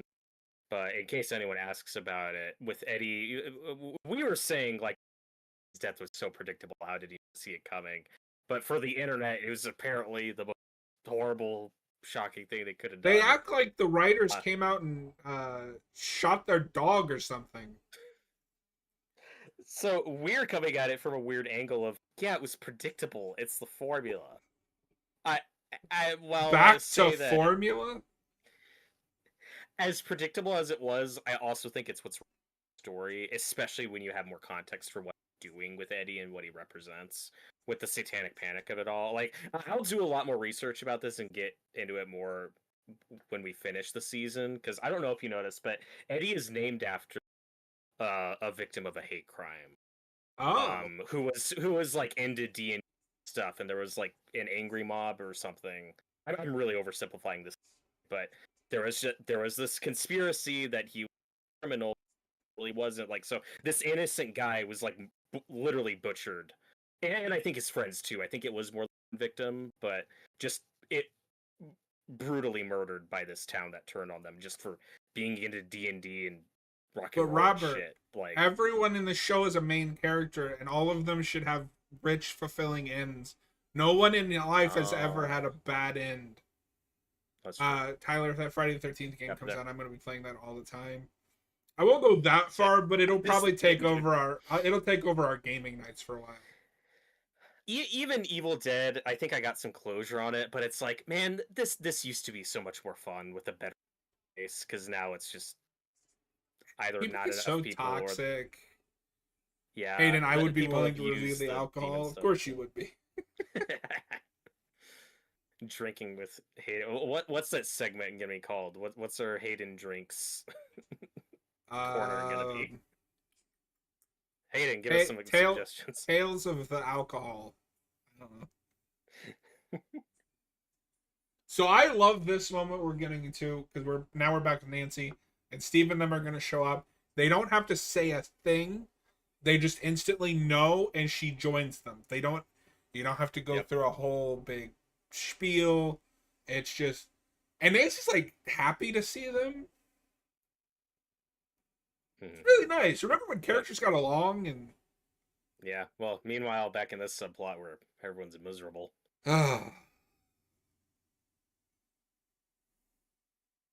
You know, I think I'm changing my stance. I want Will and Jonathan to die. Tyler says Hayden of horror. Good one. Oh, that's a good one. I like it. Even though that can mean anything. Yeah.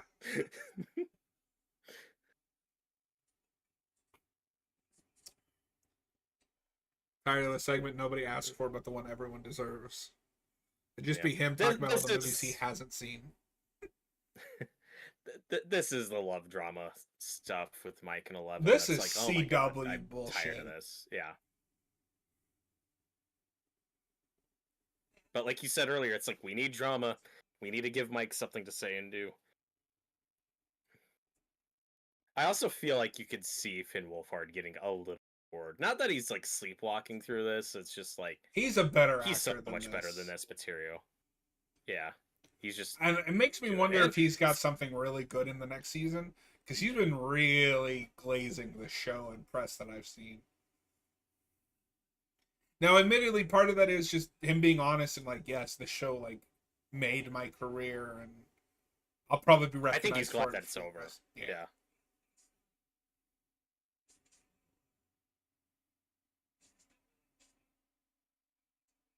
I'm both hopeful and worried for the other kids. Like Dustin is one I could see not getting the career he deserves, and that'll be a real shame. We need to fight to make sure that that doesn't happen because that guy's Part of great. me wonders if he'll go back to like stage. Yeah, maybe. I mean, like, yeah, he should do whatever he wants to do, but I hope He was in a movie with the news reporter lady from the MC Spider-Man movies. Is that Betty Brant in those? Because Ned has that really annoying. Yeah. Angry Rice.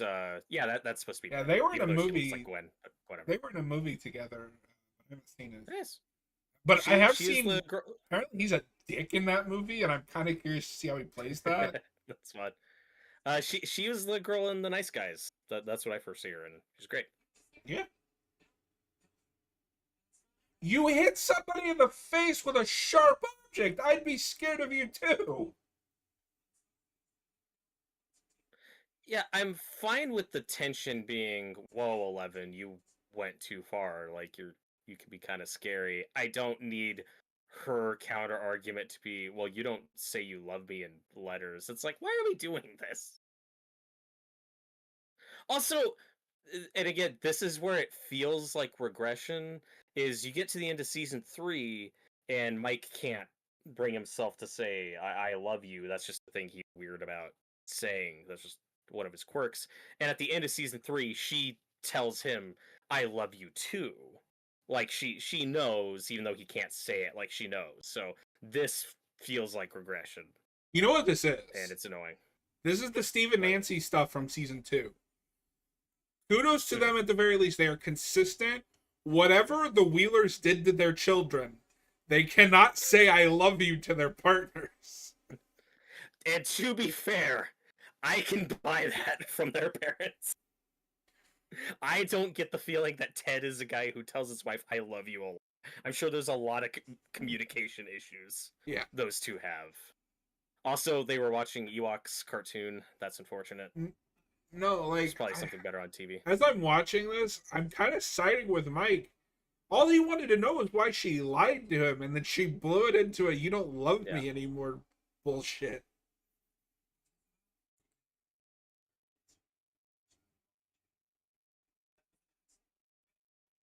An accident, my ass.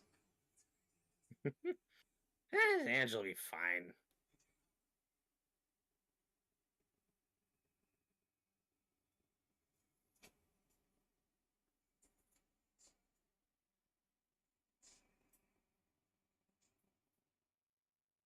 I love that the rest of them are like, I can't believe this is happening. What the fuck did you think was gonna happen?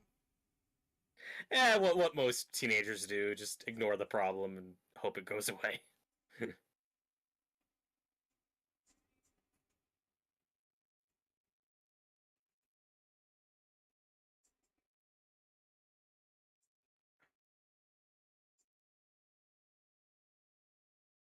How? How are you going to fix this? You're like 15 or 20. I can't tell. They're trying really hard with 11 to make her look younger, but Millie Bobby Brown is obviously in her 20s. Yeah, I think she's like 19 here, but yeah. I don't know. Close enough. But again, this is just how we used to make these things. That's the problem when you start with like correct, like accurate. That's why it's casting worse here, is based on because the I've characters. seen these And people it- as kids. yeah, but again, you had Tom Welling, who was like in his mid-20s, playing a 14-year-old. But I didn't see him when he was Unbelievable. 14 being Yeah, a 14 I know. year old. I'll still fight you more on that one. Like that was never convincing that he looked 14. When I was a kid, it was But fine. that used to be just more the norm. I mean, God, like look at it, especially if you go back further, look at a movie like Grease, like most of those actors are in their 30s playing high schoolers. Like that just used to be the norm.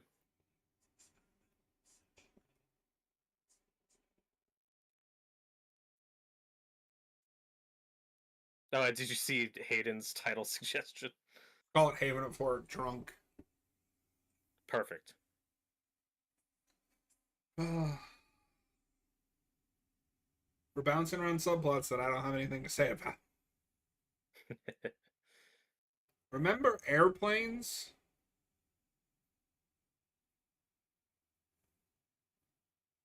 Tyler says he thinks she would have been like 17 at the time of filming. See, I think she looks older than 17. I mean, that's the kids age. That's what's weird. You can have like a group of kids who are all like 12 at the start. Like they're gonna age differently a few years later. One's gonna look 15, one's 20. Like kids don't. That's why high school is just such a weird mindfuck of an experience because nobody looks the same age. Robert You can't looked tell what permanently grade 12 anyone's in. until he graduated, so you know. That is correct. Now he looks 13. He's really aged up a little bit.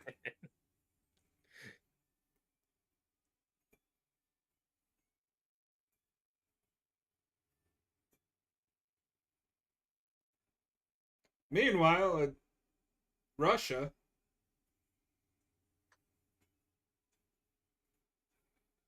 It would be really ironic if they went to Indiana to film the Russia scenes. it'd be amazing.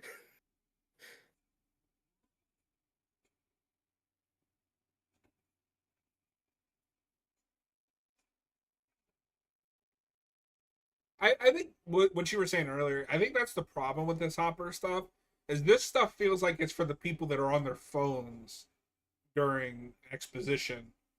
Yeah, as long as characters are saying what's happening, you don't have to pay attention, be doing something else. You're just binging it. Really makes it feel like important art, you know? Yeah, Netflix isn't the place you go to for like real visual storytelling. Hell, at this point, it's not even where you go for good writing.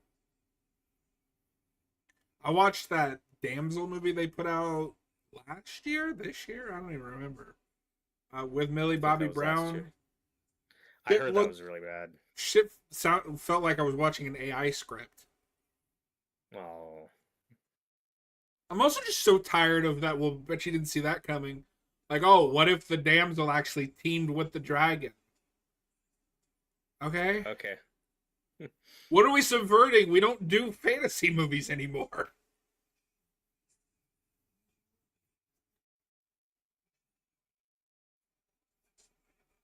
And for an example of a good fantasy movie, like that new Dungeons and Dragons movie, the one with Chris Pine, Yeah, that that was was pretty fun. fun.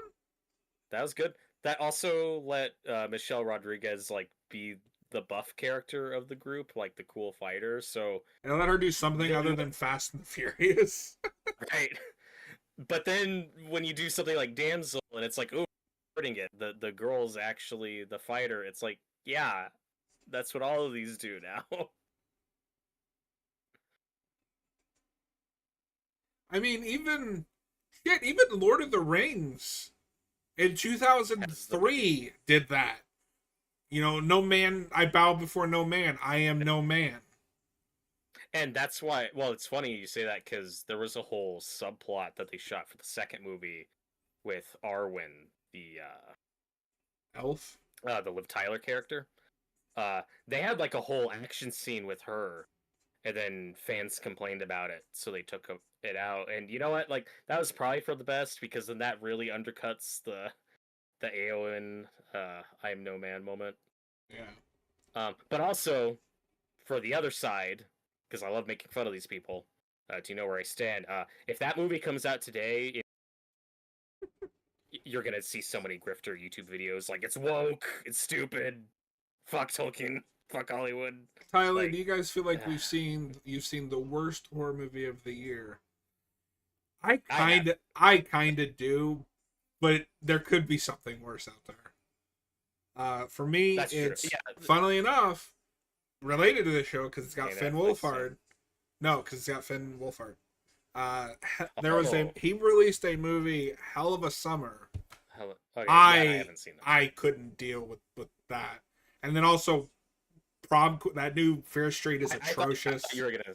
I thought you were gonna say Prom Queen. I forgot the Prom Queen Hell of a Summer is, one. you know how like a lot of slashers will, you know, you build up to the big prom scene and then that's when you go all out.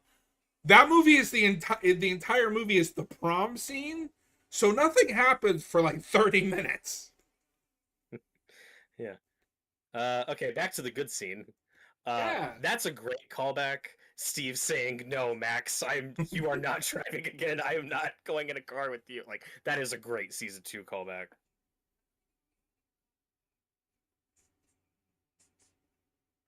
Why don't you have a license? I'm poor.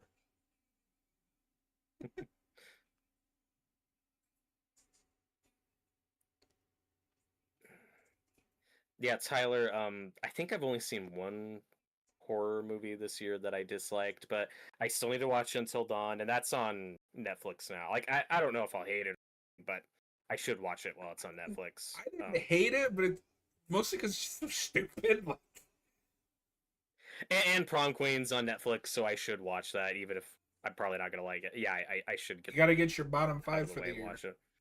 I still need to Yeah, watch and The Woman in the Yard. yeah, I missed that. Also, the new I Know What You Did This Summer, whenever that hits I digital. I I can't wait to do a deep dive on that franchise because everything after the first one sounds dumb, and I don't even like It's the first insane. one. But I think I told you this. I accidentally got the twist of the new one spoiled for me. I won't say anything, but I was dying laughing. And that I'm looking forward to. See. Um, Meanwhile, in Cerebro, Robin and Nancy kind of surprised me as a duo that I think works really well together. I wasn't sure how that would go. I think Natalia Dyer's not gonna have a great career after this movie or after the show's over. yeah. I've only seen her in like one other thing outside of this, and it was crap. I think Does Megan Joe 2.0 Keery's count as a horror film, or just the horror watching it? yeah, I don't know. I think because the first one is horror and it's building on that, I think you can count it, though. I've not seen it. It's that does Terminator 2 count as a horror film? Right. Hey, look, he's wearing a Iron Maiden shirt. Yeah, That guy's got good taste. he does. Iron Maiden is peak. Although, okay, this is such a nothing burger to complain about. Why is it every time we see somebody wearing a band shirt in this, it's always the band's most popular album? To be fair, I think Number of the Beast would have been pretty new at this point. So I think that's fine. Yeah, but He I would have probably bought it at respected a him more if concert he'd been wearing something more obscure Iron Maiden. earlier. Yeah, that's fair. What year is this supposed to take place in? I don't remember. Now we're in '86. Okay. Because, like, Master of Puppets would have just come out this year. I would have respected more if it had been something else that maybe he's had time to learn. I'm not saying Metallica is the most complicated instrumental to learn. I'm not sure. But just would have been cool if it was a deeper pick.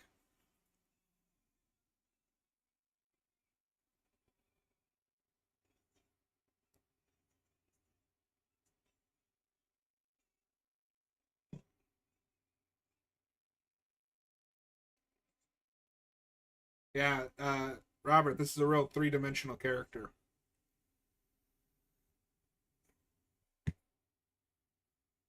Angela deserved it. Oh, I think you might be a little bit ahead of me. I was still on the torture scene with Joseph, or Oh, yeah. whatever his name is. Nah, he's trying to find out information for where Eddie is, who we think murdered his girlfriend. Also, just for worst Taking movies, tracks. I didn't like the Wolfman like at all. Yeah, that's the one I didn't like. Oh my God, But, Robert our didn't friend, like something. well, our buddy Austin, he's a really big Blumhouse fan, so he liked that movie quite a bit. That would be a fun one to debate at some point, because he's the biggest Blumhouse stan I know. Yeah.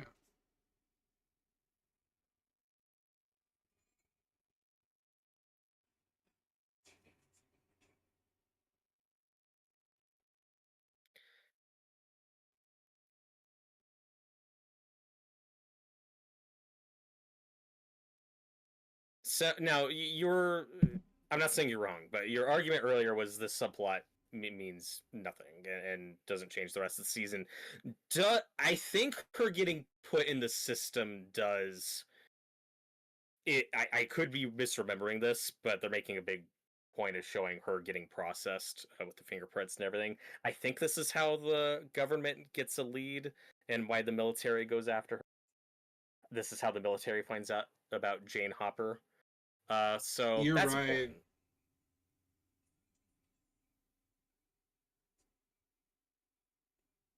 It just sucks that Joyce can't be here and a part of this because she's going to find Alaska.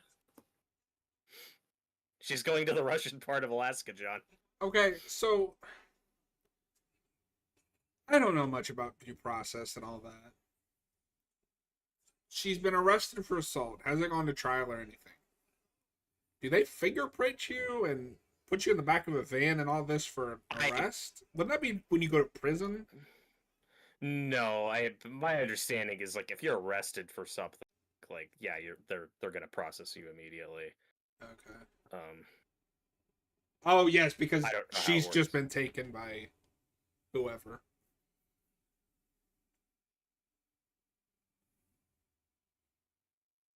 I forgot about that.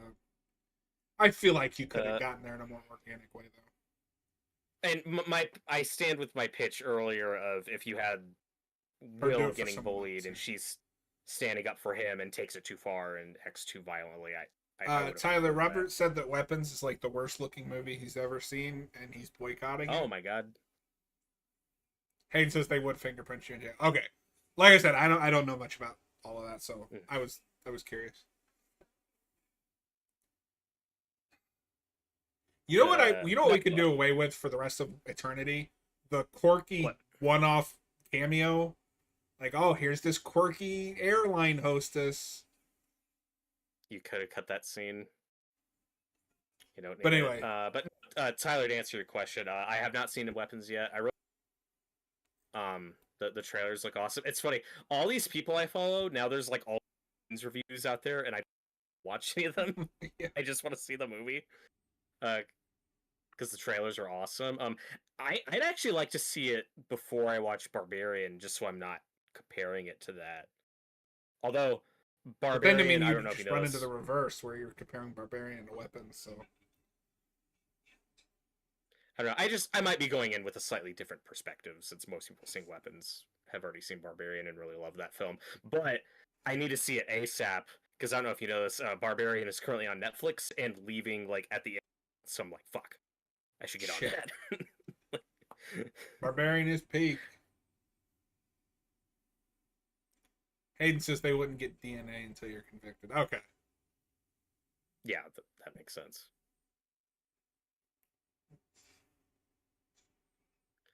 I'm working on the railroad.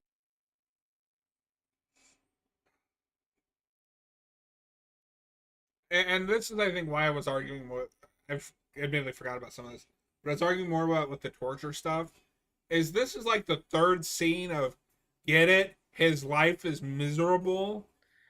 Okay, but this is different. This is a prison escape attempt. He's getting his leg busted so he can get. But you can have just And this fuck, scene, this is painful.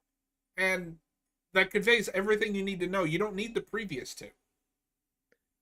I don't completely agree. I still think you could trim them down. Like instead of 2 Hopper torture scenes, you can have 1, etc., etc. Instead of This two season Hopper has a lot torture of scenes, that. you get three. Ha Yeah. ha ha. Instead of Mike pitching D&D to 2 different people, just keep 1. You don't need both. Hey, Robert, you remember editing? Oh, yeah.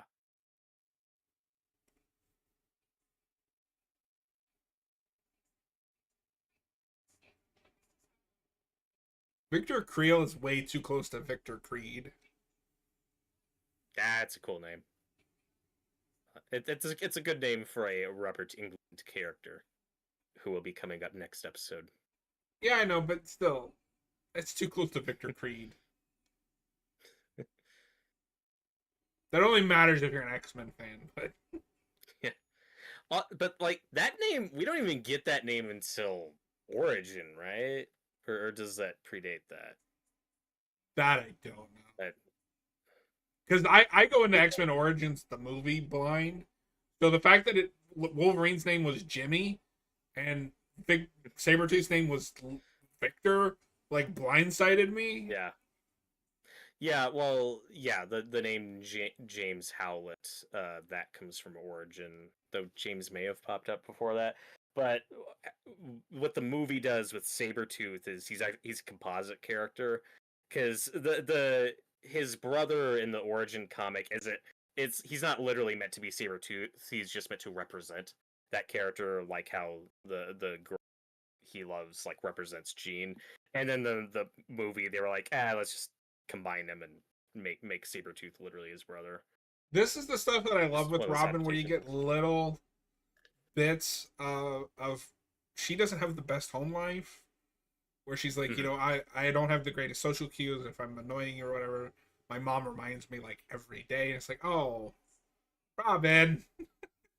Yeah, you buy that her mom is someone who wants her to be more a traditional like quote unquote girly girl, wears dresses and stuff, and is like Hayden, the popular. And leaked runtime. Robin's like, yeah, I don't care about it. The leaked runtime for season 5 makes me crave death. Somebody earlier said that was like debunked or something. I don't know. Even if somebody from the show has come out and said that's not true, I'm not entirely convinced that they're not just saying that so people won't freak out. And then Hayden says, I'm pretty sure he calls him Victor in the 90s cartoon. Okay. Yeah, Wolverine like in the 90s Victor cartoon has name some really might creative properly. names for Victor.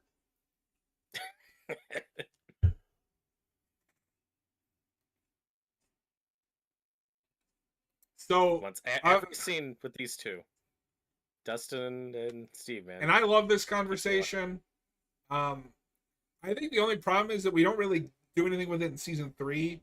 But this is Dustin going like, no, you still got it for Nancy. Like, he's calling out on it.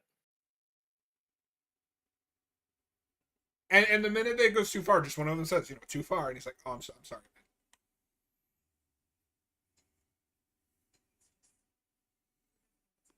Max, I've seen Donnie Darko. You just need to watch a Patrick Swayze self-help video. Fine. That's all these characters need, John. It's true. It's well, love and fear. That's all it is. Well, I really doubt Max's dedication to Sparkle Motion. And then that's how the show's going to end, is Steve is going to get into a car with Nancy's body in the back, and he's going to drive back in time and make sure that none of this ever happens.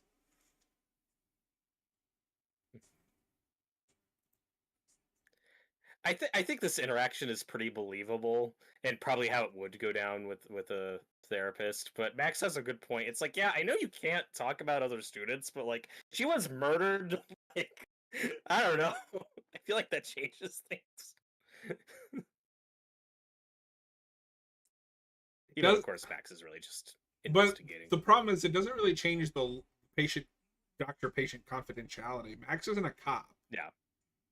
Mm-hmm.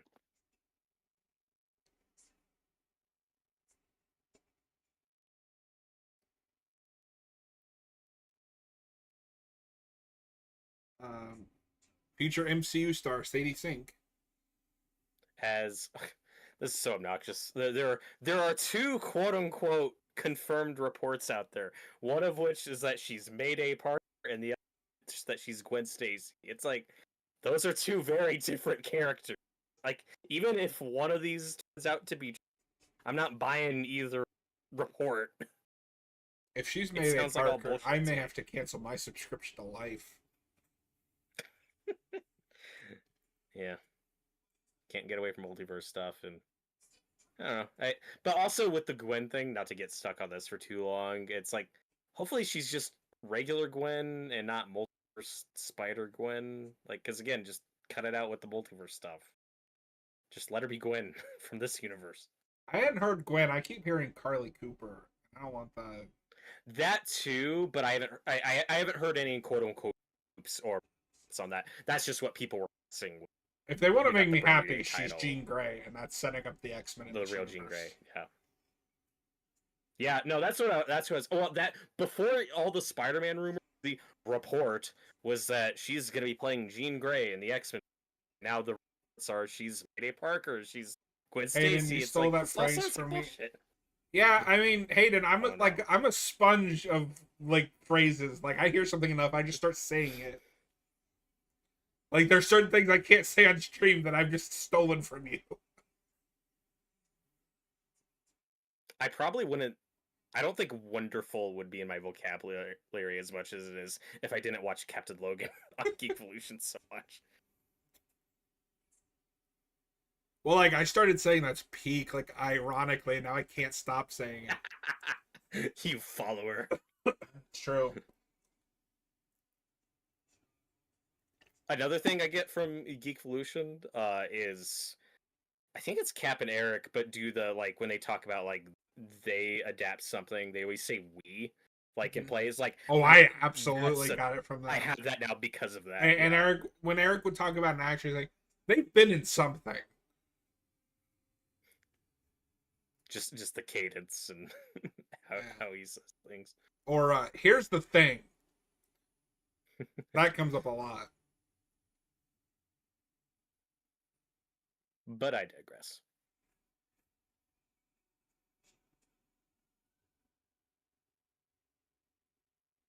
Threatening music plays. Dun dun dun.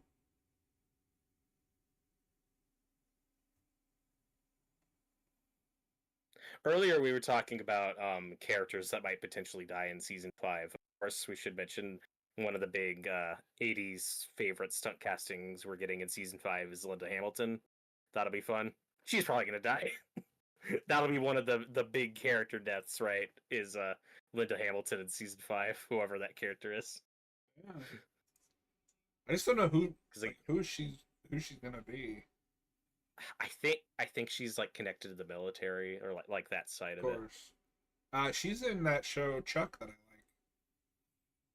Oh, I didn't know she was in that. Yeah. So we meet both of his parents throughout the course of the show. His dad is Captain Archer from Enterprise, and his mom is Scott Bakula. yes, and his mom is Sarah Connor. I can't imagine her as Zachary Levi's mom. That sounds weird to me. It is very strange. Oh, Dumb and Bad. Yeah, that's a good one. 11 is Dumb and Bad.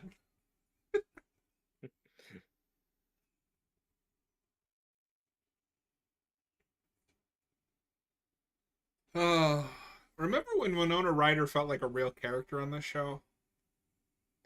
She's pretty one note this season.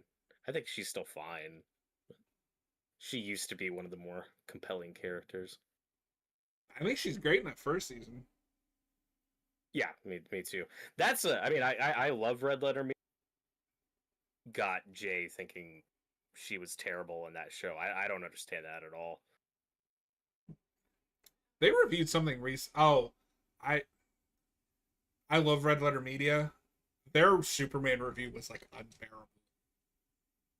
Oh, I didn't have that. I thought there was good conversation. That also they didn't hate the movie. Like they didn't, said positive but things about everything it. they were complaining about is like, it's a superhero movie. Like, what do you want? Yeah, some other complaints I didn't agree with, and I mean I think Jay, most of them are coming at it as just not big superhero fans. I get why they like the weirder James Gunn stuff, like the Suicide Squad. Like I I think I'm understand also why just some of that tired feels more to of. their sensibilities. I'm also just kind of tired of them spending a good chunk of the video responding to other things. Like when Mike just pulls out like a piece of paper with a bunch of reviews or something. I'm fine with that. Yeah. It was funny at first. It's getting a little old. What I like about them, and this includes the Super Ad review, is we talk about like the stupid, horrible online discourse, and like they don't usually pick sides. They're just like everyone looks stupid, and this this is obnoxious. It was not as bad So as I the Jeremy respect that Johns on them. spoiler video, Hayden. Yeah, and I like Jeremy Johns, but I didn't even bother watching that. Not to get stuck on a Superman tangent. But yeah, some of those criticisms I just did not understand. Do you get it? His life sucks. Oh.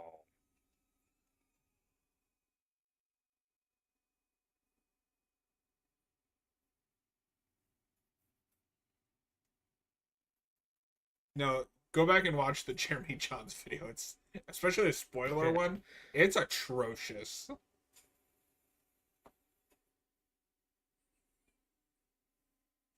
So, I've used one of these machines before. I don't know if you ever have. I don't think I have.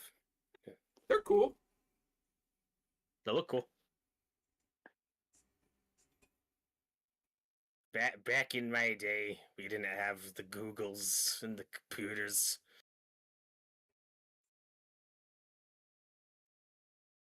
I I think Natalia Dyer's very hit and miss in the show. I think she's great in this as the like trying to not be annoyed at Robin.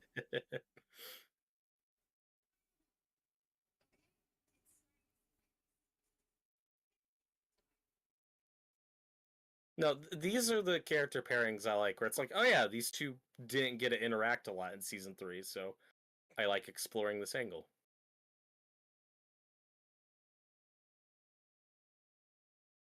And this is believable teen stuff where she's like trying to be more honest and it's making it worse.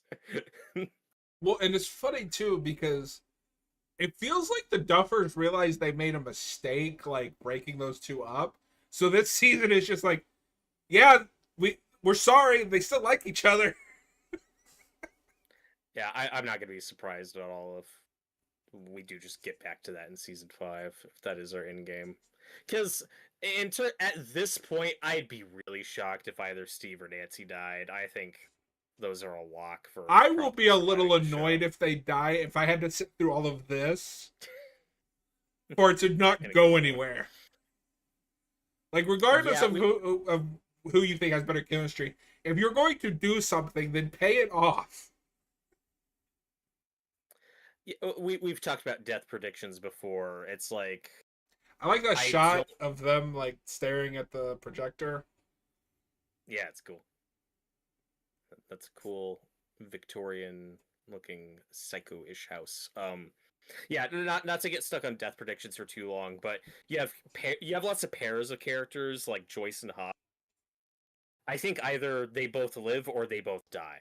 I don't think they'd kill one in that pair, but like we've already been through the one die, see the other try to like we've already I done that. I don't So want them to kill Hopper because it'll feel hollow. I won't trust that he's dead. yeah, and I don't think they'd kill Joyce if they let Hopper live. Like that's just how my brain works with like the character pairings. 11 and Mike are like the big 50-50. I could see either of them being like the big series finale death if they kill one of the kids. I I could think it's see it 11 being or 8. 11 because that would bring it full circle, right? This all started with Right. 11, it ends with 11. And I do like parallels like that. Mm-hmm. And I And just. and if they wanted shock value, Mike would be the oh my god they. I And it's just I'm not like saying I think they will. I'm just saying that relationship is so damaged at this point. yeah. I don't care. I don't believe Dustin those two is are healthy safe. for Dustin. But Dustin Yeah. and Steve have to be safe, or I will never watch this again. That yeah like. And this is a big part of discourse when this season was coming out. If you were gonna kill Steve, and I'm not saying they should have, but this would have been the season to do that. Yeah. And now it's like, okay, he's probably safe. If not, then this 11 kid's can really just out of bring him hand. back to life, even though that's not her powers.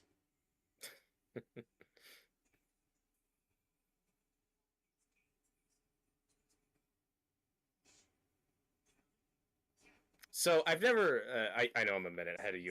I've never been in this situation where you're like gathered around a pile of dirt and you're using a stick to like mark shit on the ground for your plans. How effective is? I questioned Can't be it. that effective. I've never been in this situation. It's like, so we're gonna be here and they're gonna be Yeah. like, I have no idea what I'm looking at, man. That feels like a movie thing. Yeah.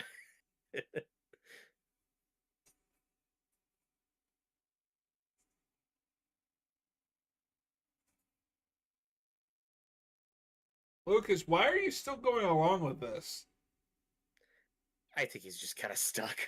Like, he's in too But deep. but the quarterback guy gave him a way out. He said, "I'll understand if you don't want to come with us." I think he wants to tag along just to see what happens and to be there to stop it. That's how I'm rationalizing it.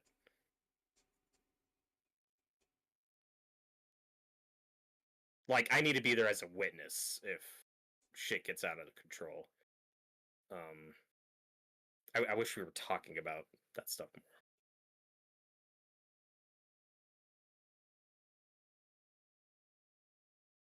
And I think from this point on, I'm probably more storyline than you are. Again, it's really drawn out, but I really like Paul Reiser in this role as Owens. What was it that At this point, we he's one reviewed of my that he favorite was characters.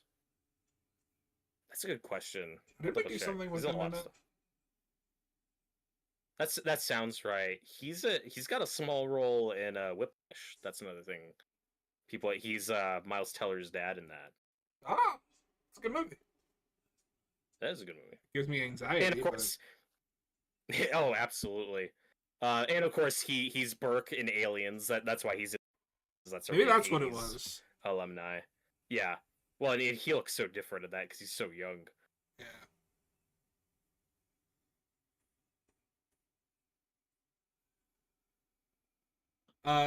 At this point, does this count as a superhero movie?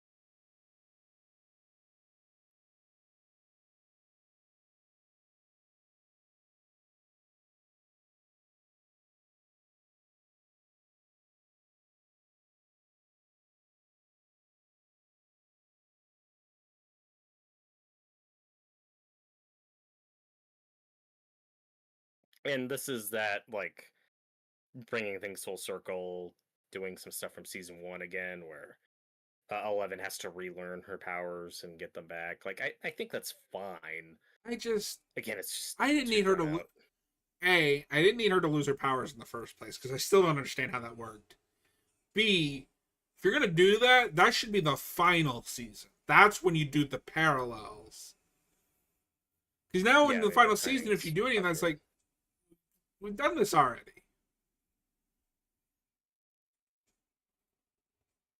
I do hope that in 5 we see her get more of her confidence back. I also just okay. So they play it like she's the chosen one, like she is the only one with the Mhm. power to end it. She has above average telekinesis. I mean, that's pretty. Like, she's the only one who's successfully closed the gate before. Like that. It's pretty important. Well, apparently she didn't close it that well because it kept going.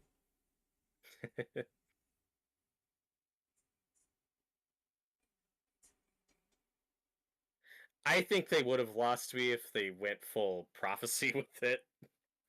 They don't. Oh, just So wait, they will. That'll be.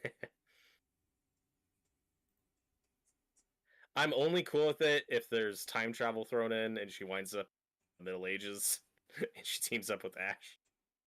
That would be Then that's fine. peak.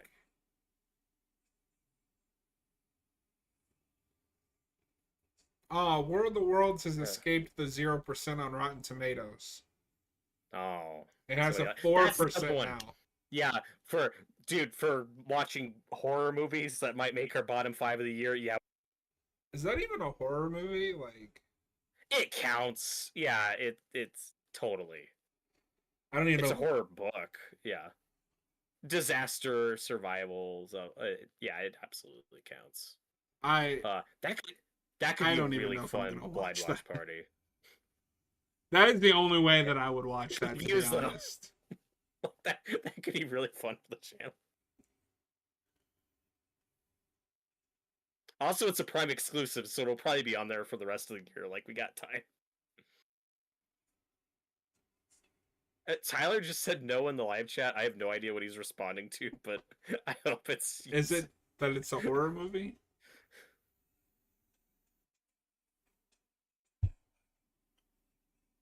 I I haven't even seen the movie, and I'm like, no, it counts just with the source material it's based on. Like, Robert absolutely. just really wants to watch the Amazon Prime ad. Oh God, I've heard it's just atrocious. Can I have that sandwich if they're not gonna eat it? That's my Right? biggest pet peeve in movies. When somebody orders like a whole meal and then just like leaves before it's finish the meal, man. Come on. Well, sometimes part of the reason is just because the food on set is fake. Yeah. They do that a lot.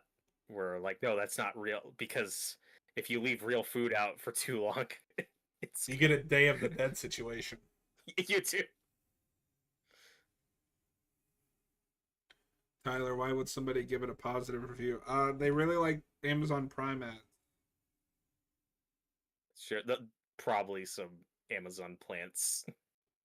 Oh no. We gotta bump this above 0.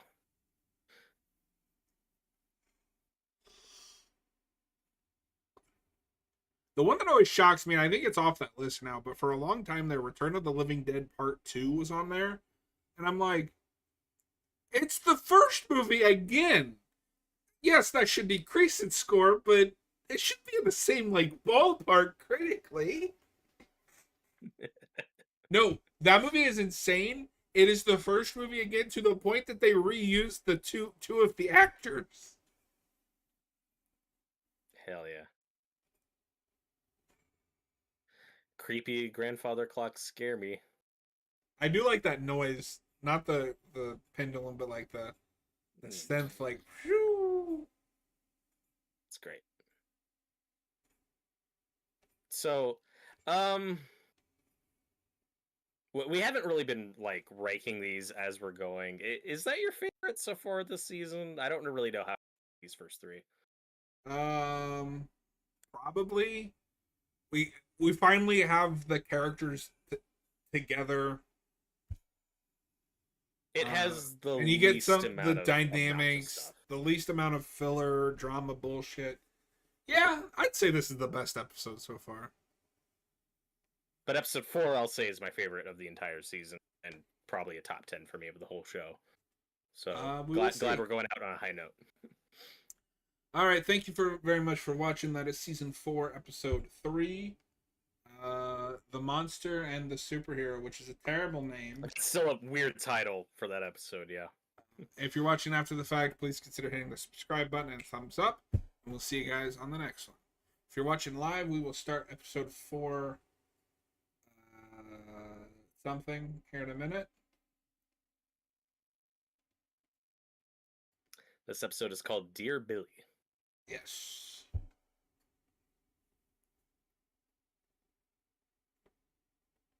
That's why Robert likes it, because it's called Dear Billy.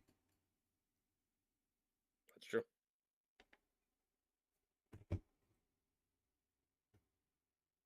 Oh.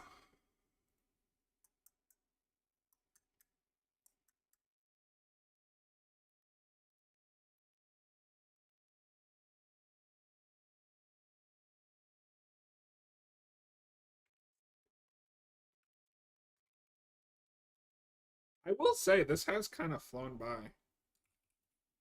Yeah. Hasn't dragged like I was afraid it might. I do miss the Evil Dead ones just because those really flew by. Yeah, we don't have any other like half-hour horror shows to do, unfortunately. Yeah. We'll find something. Well, we haven't done season 3 yet. Yeah, that's true. We'll get to season 3 eventually. I wanted to space those out, you know. Maybe we can time that for Evil Dead Burn first. Yeah. All right. This is season 4, episode 4, Dear Billy. If you're watching this live, this is the last episode of the night. Robert, are you ready? I'm ready. In 3, 2, 1, play. I do remember there being a lot of fan theories when the episode titles came out and this was called Dear Billy. Like, oh, is that actor coming back or whatever. But no. And I mean, he does, but I do remember people speculating if he was still alive, and I was like, no, he can't undo that character death. People for months after this season were speculating, oh, Eddie's gonna come back as like Vecna servant or whatever. It's like because of some random D&D passage about a character that's like a servant to Vecna. Yeah, I'm sure there will be a dream sequence or vision or something where they can throw this appearance. I won't be shocked if that happens. But no, I don't think they're gonna resurrect Eddie.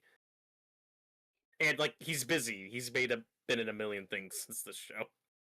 He wouldn't have time to be Johnny Storm. Well, he's got to be in season 5. He's got to be in Doomsday with 6 million other people.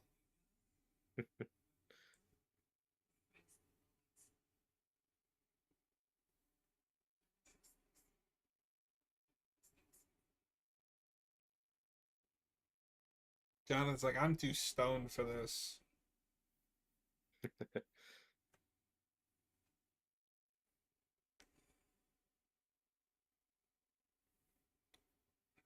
Tyler, how would Joseph Quinn have time to do everything? Because fandom doesn't care about actor schedules. They just care about what they want. Yeah. Also, like, maybe this is a hot take. Like I said, I like Eddie. I don't see how he's any different from the Russian guy or Bob. And you didn't see any of that. No, okay, you know what it is? Joseph People Quinn find him is hot. attractive. Yep. Bingo. He's a Hey, young Jareth. guy that fangirls can like. Hey, Jareth. It's It, the Matt Smith and if Doctor you Who thing. yeah, Jareth, if you think you're late, don't worry about it. We got an hour and 20 minutes left.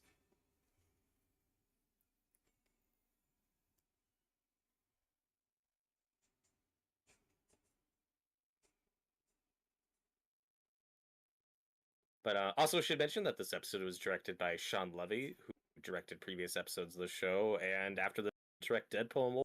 So Well, I good know for him. some people think is like the worst director ever. I think he's fine. I think he's fine too. A lot of people are like, oh, like to some people, it's like, oh, he's just director for hire. He's gotten. Yeah, what's wrong with that? If you're competent and I like your stuff, I think that's cool. I think he directs really good episodes of this show, and I think Deadpool Wolverine was a fun movie. I don't. Well, because like I hear people say, oh, he directed Free Guy and the that Netflix movie with Reynolds. Yeah, but I mean, those were competently directed. The problem was the script. I mean, I haven't seen Free And Guy, but he did that Real Steel movie, right? I know people really like, yes, which I haven't seen. I That's haven't probably seen considered Real. his best movie. I also think, for me, revisiting this episode, it's of course this episode's iconic for the ending, big Vecna sequence with Max, like, and that song that couldn't go away for a while, thanks to this Oh, episode. But I can also confidently say on rewatch, like that's not the only thing this episode has going for it, and why it's one of my favorites. This is also the Robert Englund episode, and he's awesome. So like, there's a lot of stuff to enjoy Robert Englund is always in this one peak. besides just the ending. He's great. It was so exciting when he was cast. It was like, yes, that's such a good get. Oh, I forgot this episode is where with the lamp. It's all That's a good. good bit.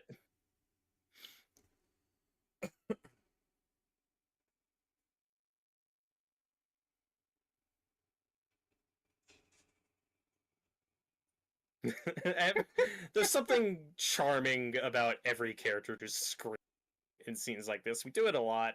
It's a trope that doesn't get old for me. I could have taken you out with this one.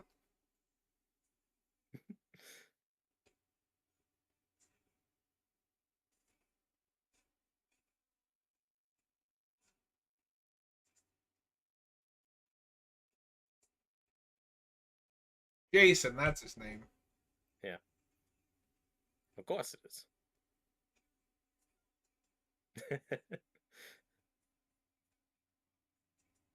No, this is a fun scene, and this is why the Lucas stuff doesn't bother me as much as it bothers you, because it's not just, oh, he's hanging out with the bull down a dark path. Like, no, he's also just assessing the situation before No, he I just bails. think it starts in a place that I don't like. Of I'm turning my back on my friends because I want to be the cool kid. I Yeah, I don't need understand that. that happens in real life, but this is a TV show, and that instantly makes me not feel bad for you and want you to die. You could have also played it like Will being gone is why he's just lost his interest in D&D. That's all it needs to be. Where he's like, yeah, with Will gone, I don't care about Dungeons and Dragons anymore. Like, that's normal. That's just Yeah. growing up. Not everybody's gonna stick with that. That's all it needs to be, not just being popular. Jared, great job with the Castlevania stream. Oh, thanks, man. I enjoyed myself more than I thought I would. I might actually try to finish a couple of those. Thank God How for much those skipping like did you do? save. So I played about, if according to Google, I played about half the first game. But I mean that's an NES game, it's real short. I played like a half an hour of 4. I played 20 minutes of 2, and then I ended on a Dreamcast game. Thank God for the like quality of life, like save states and shit. Uh, If I'd Dude, have to those start old games over used to be every time. murder. But Robert, old game's good because hard.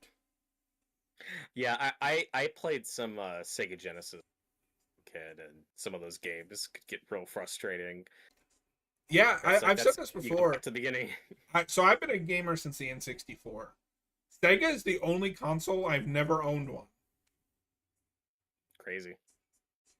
Also, though, at least some games, at least by the '90s era, figured how to do cheat codes where you could skip to later levels. That was nice. That was a godsend.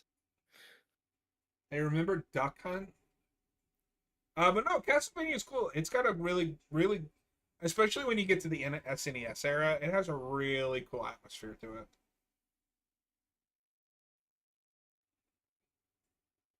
My problem with the Victor Creel name is it sounds like a wrestling name. Yeah. Victor Creel kills family. It's like, oh my god. By God, he killed him. For the first game, I'd recommend not using quick save. Replaying the levels is how you get better at the game. Yeah, and I mean that's fair, but like on stream, I'm just playing it to finish it. I'm not playing to get good.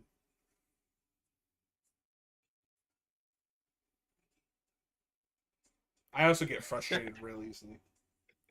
I love how just mentioning dinosaurs is how Steve's like, stop, you're losing me. You're not making sense. I think You're it's not in this smart. episode. Maybe it's in the next one. Somebody mentions Mordor, and he's like, "What the hell is Mordor?"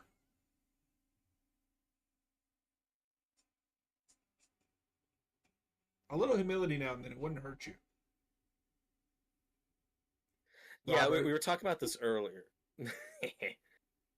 We were talking about this earlier. A reason why, of course, Steve and Dustin work so well is just because that whole opposites attract thing, because they're so different, and that's why they complement each other. And I like the Dustin and Eddie stuff because, like, this isn't a great comparison, but it made me think of like Bill and Ted, where part of the charm of those movies is Bill and Ted are literally the exact same character, and they both talk exactly the same way. And that shouldn't, but it totally does because it's funny how identical That the is one of characters my are. favorite Red Letter Media videos too, where Mike goes on about the not gays. Like they have to introduce love interests so that the audience won't think they're gay. He's not wrong. No, he's not. But yeah, Jareth, I definitely I liked the first one well enough, but my favorite is 4. I think is the best one. It's not shackled by the NES because the big problem with the first one for me is everything looks the same. Like there's not really a lot of color and Yeah, I think if you're into retro games and you like that feel, I think most would say Super NES, Sage, that was like the sweet spot, you know, era for those types of games where they were more advanced but still kind of had that charm and structure to it. But like you go back to old Atari games and shit, and I'm this is advanced to me. yeah. That's But before my we time. definitely want to play more Castlevania because that was a really popular stream. Yeah, I'm down. I'm gonna make Robert play them, so I don't have to.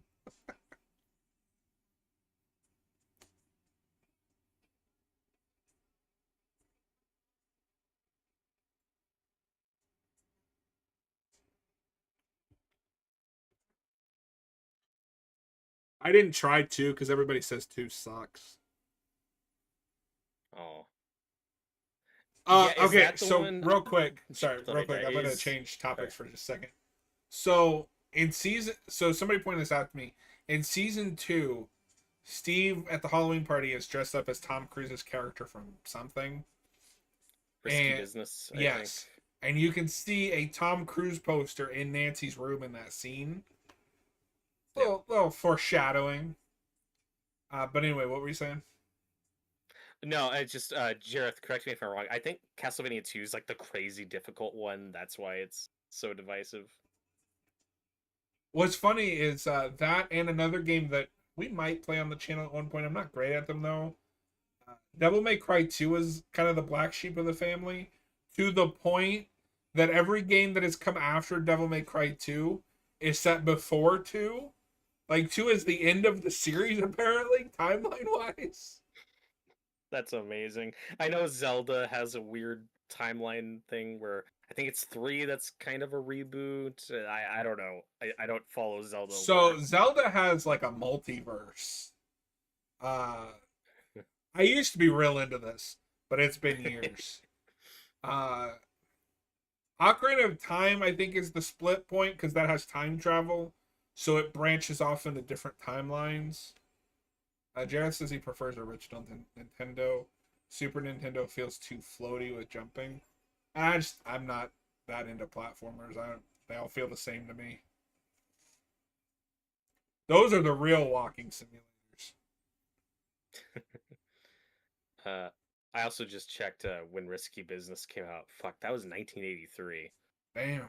Which means Is Tom Cruise has like been one of the big A-list movie stars for over 40 years. Like that's Jared says you insane. basically need a guide to get through Castlevania 2. Yeah, and I'm not Can in. believe it. I'm not into that. Is Risky Business? That's the famous one where he does the dance in the living room, right? I believe so.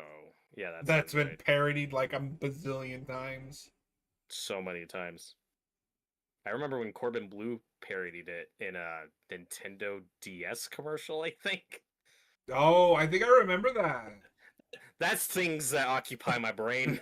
What happened to That's the that guy? information I've I don't know. He did that really weird horror movie, that like body horror clown movie. Did you hear about that Was that the Eli years Roth ago? one? I don't know. Maybe I know Red Letter Media covered it at some point. That's why I know. I was like, oh shit, that's Corbin Blue of High School Musical fame. Your favorite movie?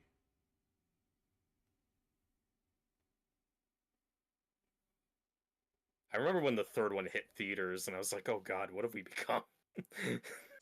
Oh, is it Scary or Die? It might have been a segment of that. That's what it could be. Okay, Could be an yeah. anthology film.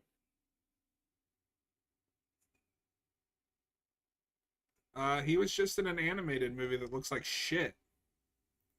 Oh. Actually, wait, is this an animated film? It might not be. Actually, this might not be animated. It's just the poster is oof. Oof. Yeah, Jared said to check out the AVGN for Castlevania 2. It's a great episode. I remember that being a good episode. I haven't seen that at all, but Yeah, I'll have to check that's it some out. classic AVGN stuff. I didn't watch AVGN like growing up or when it was really big. So I don't have. I mean, he's fine. Oof. It's Yeah, this is my rough. problem with AVGN is it's not my sense of humor, and it's talking about Mhm. subject matter that I don't care about, which is like retro games that I didn't grow up with. It's like, yeah, I watch them; they're Yeah, fine.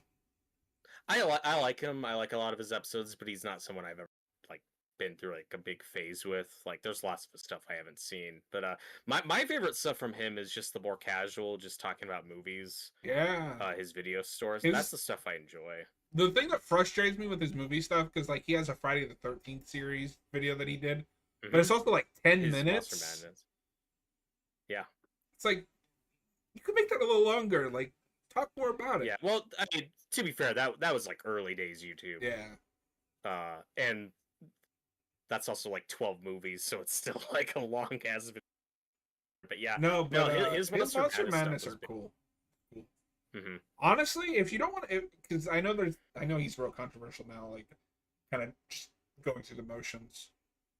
Um, do more Monster Madness stuff, Yeah, and he got in trouble one time because I don't know if he's still doing this, but he had other people writing scripts for and they like those, and plagiarized it. somebody plagiarized. And also, I think he got way too much flack for that. Like that's an honest mistake. It's not his fault. Having said that, it's a mistake that can happen to everyone. But the entire charm of Monster Madness is opinion history with these. Once you're hiring other people to help out, like, well, then I don't care anymore. Well, Like I that, think that's why the would I problem with his bother? channel in general is he doesn't seem to care anymore.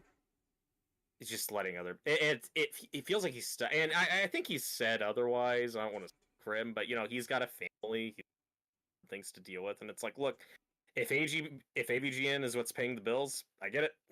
It's a thing he's stuck in that's doing well. But Tyler I says, get "What do it. you think is the best episode of Stranger Things?" I fuck if I know. That's really hard to say in a show like this that is designed as a binge show where it's one long narrative. Yeah, like because It's not people use this as like old criticism. I television. don't share this criticism. This feels like an 8-hour movie. Yes. This isn't. Well, this episode happened, and then we build a little more towards whatever the ongoing plot is. Well, these are chapters in a book. It's like saying like what's your favorite chapter of it or The Shining? It's like fuck, I don't know. Like, that's not what that medium is. Like that's a weird question. Robert's But I will favorite say that episode is with Eleven's sister, as we all know. it ranks pretty low.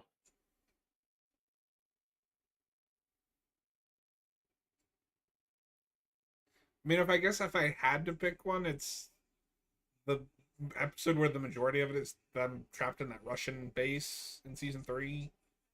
I don't know. That's a fun episode. And I think the finales are all pretty strong. I think the seasons Yeah. usually stick the landing.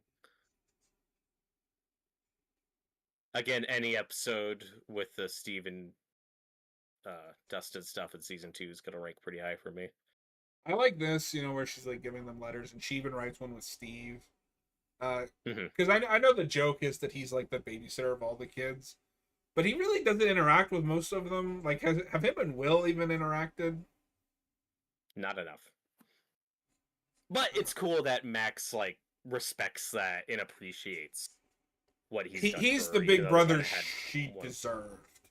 Yeah, absolutely.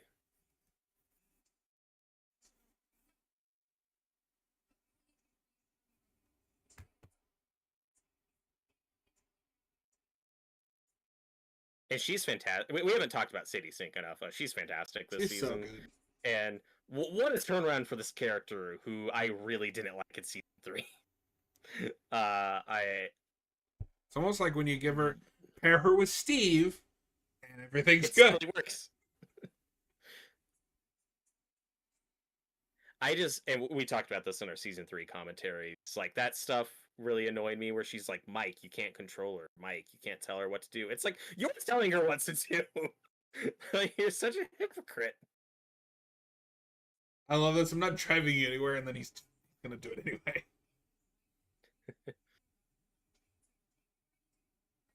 And this is what we call good drama, where Yeah.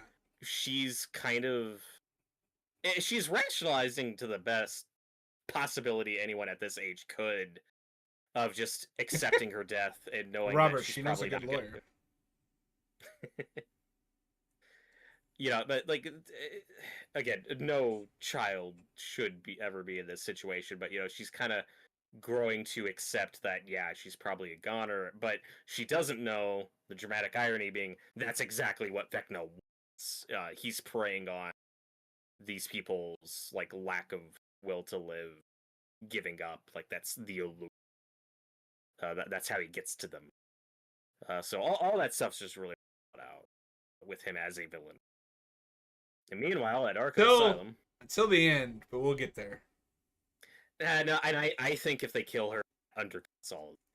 Well, we'll see how it plays out, but because I agree with your read. But if that is also the case, then I think that she should have found her will to live here, and he shouldn't have been able to target her anymore. You either need to do one or the other. I think that's just part of a larger scheme where no, her arc is here, but then she uses that to her advantage through the rest of the season, and trying to manipulate him. Okay, and we'll get more into this when we get there because I can't remember a lot of the later stuff. I don't know how the mechanics work. Just if you're going to do that, you can't fake a desire to die. If her arc here is learning that she does want to live, then she shouldn't be able to lure him in by pretending to want to die. That's not how that works. Oh, yeah. Well, it's all fantasy, sci-fi, pseudoscience. But that's not an excuse. You can say that about anything. But if he's already, maybe the idea is he's already gotten her, so he already knows how to get it. But then I need somebody to talk about that. Yeah, maybe. And also, it's been a while since I watched. Robert this. just had his it's Space Wizards for Children moment. Yeah. I just don't get caught up into what these characters' power sets are, like what they, because I'm like, But I mean, that's the rules of the universe. Like, no, but like I said, if the idea is like, well, has that tether to her because he's already been in her head, like he could still get back, and I think that's fine. But then you need to have a conversation about that if that's the idea. And maybe they do. I just don't remember. Yeah. And I will say, doing this commentary with you, it's funny. The first 3 seasons, I definitely do it, but because these are so long, it's kind of nice that I haven't watched this.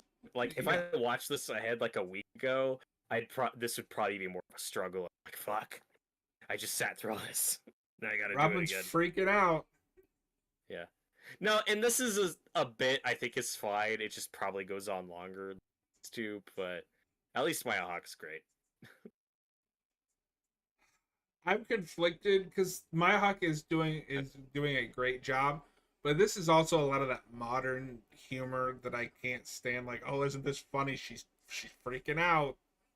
And this is a scene you could cut. It's more conflict because you gotta have conflict constantly. Like, I don't know, they could have just shown up and been like, "Hey, we want to see this guy." Okay, he's down the hall. Like, I don't know if we needed a 5-minute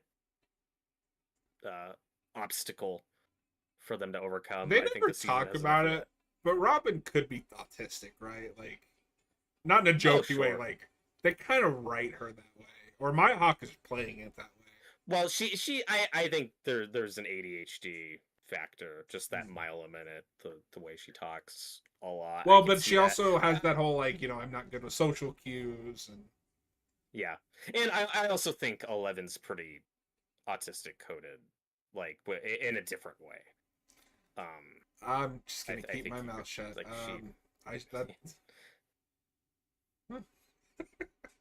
that's too easy. Since we're on it. But this is a nice little Nancy Robin moment where it's like, hey, we can let characters get along. It's nice. It's nice when characters aren't completely miserable. What? Characters can be nice and get along? Liar!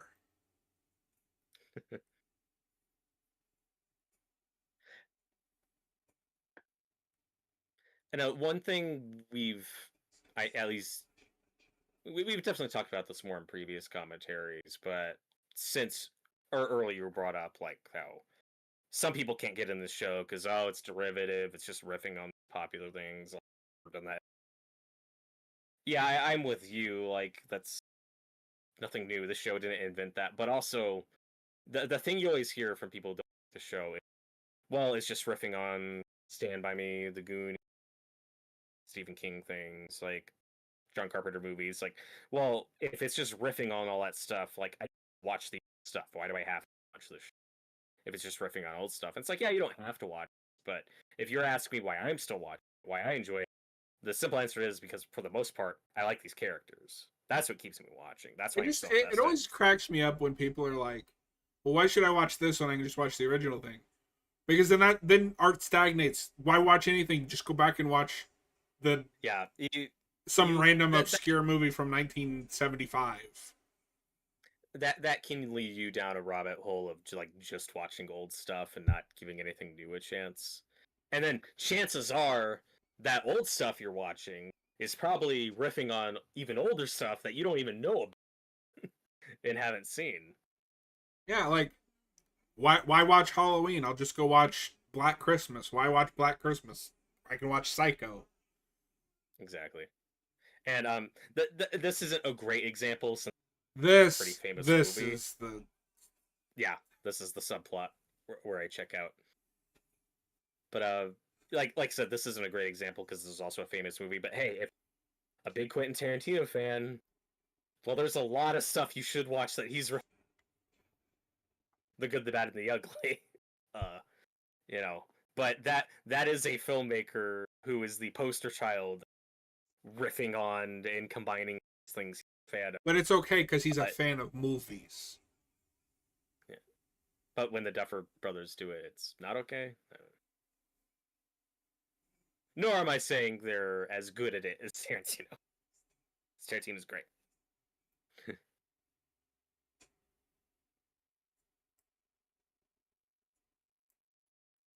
So next week we're And doing House of Wax, right? that'll be House of Wax, which we still haven't landed on how we're gonna approach that. I We'll honestly figure that think out we this should do the weekend. two big ones, Vincent Price and the '05 one. That's what I'm leaning toward, but we could talk about it later. We gotta advertise for the next show, Robert. Yeah, but you want to keep people on their toes, like we're covering House of Wax this week. Well, That's all you see, need to know. I say we're gonna cover House of Wax, but we're actually gonna cover Day of the Dead. I mean, Oh no, you're stuck on. Oh my god, what an upset it would be, if in a few weeks or a few months when we pick our original and remake ones to cover, that we didn't get to this year, and we're gonna pick the ones want to hit. What an upset would it be if instead of picking Hellraiser, that would be the worst. you'd hate me. It's, do I want to do these because I want to see them, or do I want to sabotage everything? Make you suffer. Where is American? Tyler says you're actually gonna cover Scooby Doo. We'll probably do that after House of Wax.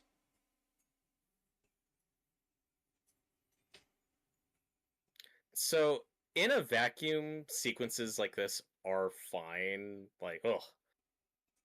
That hurts to watch.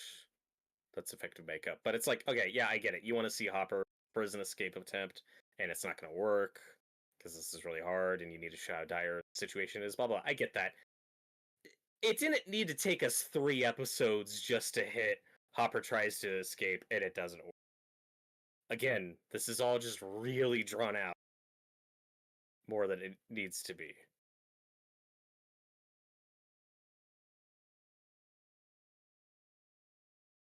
Gareth is really happy we're doing House of Wax. Hell yeah. I'm looking forward to it. I've only seen the Vincent Price version. I've seen both, but I've only seen one. It's a solid remake. That's a smart remake in that it's not a one-for-one of the Vincent Price movie. Now, if it's looking at the original, I don't know, because I haven't seen the original, but I somehow doubt it. I believe is an early color movie. Whoa. It's true. You can't say that. Well, that's something that surprised me, because I said this off stream, but I've been going through the Godzilla movies. Godzilla vs. Kong is the third one. Yep. And it's in color. Yeah. Which most movies by the 60s were in color. That is we talk about this on the channel all the time, but yeah, that is an exception, because if you're big into the horror crowd like we are, the 60s horror movies you probably know are Psycho, Night of the Living Dead, black and white movies, but no, the majority of 60s films in color by that point. Well, I was just shocked that they went so big at the third movie, like King Kong. Mm-hmm. Also, I finally got to watch the Japanese version from the Criterion set. Cool. Much better. Right. Oh, that's great to hear. I'd love to see it. I had a great feeling of that movie. I still don't care about the characters, but it's paced better. You get to the fights quicker. I've never seen that in full. Godzilla versus the original King Kong versus Godzilla. Do you think I should just try to do the Japanese cut and not bother with the American one? It is the superior version. The problem with the American version is it's like the American version of the original, where we just shoot American footage to explain what's happening in the movie. Yep. Because Americans are dumb and you might not get it. Yeah, and I've never seen the American edit of the original. I've just seen the Japanese 1954 version.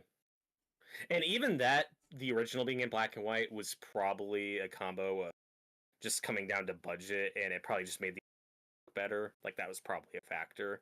Well, that's also 54. That's I Yeah. Now, there's a lot of color movies in the 50s. Before it was a novelty, but by the 50s you were seeing a lot. Like I remember, like Wizard of Oz, big hit movies in Oh, color. that's Like right. that's 1939, dude. Yeah, you're right. You're right. The So only reason that I would hesitate to say that is the only way to get the Japanese version is that expensive Criterion set. yeah, it would be Um, nice if they put out some of those in, like if they put out just a 2-pack of the American and Japanese. it might Because also the just be Japanese, like a deal with Toho where they have to, because I know Scream Factory, whatever agreement they have to release Halloween 6 through 8 or whatever, they can only release it in that box set. weird, and yeah, that used to be a thing too. Just with the Weinstein era, where back on Blu-ray, like if you want H2O, they didn't sell it individually. It was a correction. And those Blu-ray collections were real shitty. Like, Yep. if you ever look at those, they're not even 1080p. Well, what a weird set of 3 Halloween films: 6 Resurrection, and H2O. Yep. It's like, am I that much of a completionist? I bought 1 through 5. Yeah, that's the. I forget how much do you like H2O? Because that's probably the one you like the most of those 3. It's all right. It's the best of those Michael and Laurie are siblings, other than the Rob Zombie movie. But it's not great. Yeah, I agree with that. Do you find Resurrection funny bad? Yes. Trick or treat, motherfucker. He's in. I didn't recognize him. He has a cameo in the new Naked movie. That's amazing. Yeah, there's an interrogation scene where it's like where Liam Neeson like, I see you laughter. And Oh, Busta Rhymes is like, yes, that's in the trailer. That's who that is? yeah, No, he's like, I you mean lost it Manslaughter? at man laughter. Must have been quite the joke. It's so good. So you've seen the new Naked Gun? Yeah, it's really funny. I don't like it as much as the. I don't know bias, but it's like it's fun. It's good. I am They did a good job of it. curious. I don't think it definitely won't be better than 1. It may not, and then I might end up liking You 3. like 3 a lot. I like 3 a lot. The big one is, will I like it more than 2? Because 2, it was good, but it wasn't as good as 1 or 3. It was like, Oh, 3. Yeah, it's hard for me to say with recency bias, but I had a good time. It's a funny movie. I enough jokes landed. It's definitely a like kind of where I come at with comedy, where I'd say about 2/3 of the jokes landed for me, and for me that's pretty. For me, that's enough laughs. I'm not that particular when it comes to comedy. Tyler says he has the I just 4K want a of the good time. 3 of them. I'll send photos in the Discord if you want to see. I mean, if you want, I've seen the collection on like Scream Factory. Then Jared says Halloween 6 is underrated. Oh. I respectfully disagree. Now, Jareth, I have to ask you this: which cut of Halloween 6 do you prefer? Robert prefers the producer's cut. I think it's the better film, but there are a couple. You really just needed that additional twist of the Oh. baby being Michael's. It's so bad. No, it's stupid. Like, it's still really bad, but it's the first one has like shitty the theatrical cut has awful jump scares added to it, and I can't stand that stuff. The producer's cut gets all that out of They it. should have brought Paul Rudd back for the Blumhouse trilogy. That would have been fun. That would have been amazing. But I still think Anthony Michael Hall was good casting for that role. Also, like, it depends on the movie, but Paul Rudd, like that's just gonna be distracting for because you're gonna have the 2% of people he was in one of those movies, and everyone else going, "Why is Paul Rudd in Halloween? Why is Ant-Man in this new Halloween movie?" That's really distracting. That's why it'd be funny. Yeah, and seeing how Halloween Kills turned out, like, you're not wrong. Because correct me if I'm wrong, But the character he plays is the old man that like leads the army in the hospital, right? Yeah, that's Tommy Doyle. Just imagine Paul Rudd delivering Evil Dies Tonight. Tell me that's not a well, better movie. well, maybe you'll get your wish that Anaconda. If that has Paul Rudd saying Anaconda's die tonight, sold. Jared says he likes both, but yeah, producer's cut. I haven't actually seen the producer's cut, but I'm I'm not squeamish about that stuff. Like I like the Black Christmas remake, the '06 one, and that has a. I just something puts turns me away at the whole Michael Oh with yeah, his niece. it's gross. It's awful. But for what it's worth, they don't show it. Like they just talk about it. I think so. It's not that gratuitous. I also, I mean, part of it's just I don't care about Halloween as a franchise. It's like 3 good movies. Well, and Halloween 6, I think, is just broken from the start. Yeah. Like that movie was just never gonna work. I don't even like. I'm not gonna say I don't hate it, but like, fun fact, that's one of the first Halloween movies I ever see. So my first viewing of it, when I did context, I was like, oh, that was yes. Mine was Dumb Rob Zombie's slasher movie. Halloween. It's either Rob Zombie's Halloween or Resurrection. One of those two. It's Freddy Krueger. I mean, Oh my god. no. One Yeah. thing I will give them is this guy's backstory when you finally get it is fucked. It's so sad. I hope they bring it back. I hope we see him again season 5. I somehow was a little- doubt it. I I don't feel know. like if Robert I mean, Englund was we'll see. in season 5, we would have heard something by now. Maybe, yeah. I was a little bummed when this turned out to be just a 1-episode role, but it's a great performance. He's really good also on this episode. he's also in an episode of Chuck. I think he's a villain of the episode. That wouldn't surprise me. He's in lots of just oddball things like that, just working actor stuff. The most random thing I've ever seen him in is there's a movie, I think it's called 2001 Maniacs, and it's a bunch of kids that go like down south that are stalked by Confederate ghosts, and he plays like the leader. The only thing I remember about that is one of the kills was actually kind of cool. They like draw and quarter this woman. I think that's what it's called, where like they tie ropes to each of her limbs and have horses going in 4 separate directions. Damn.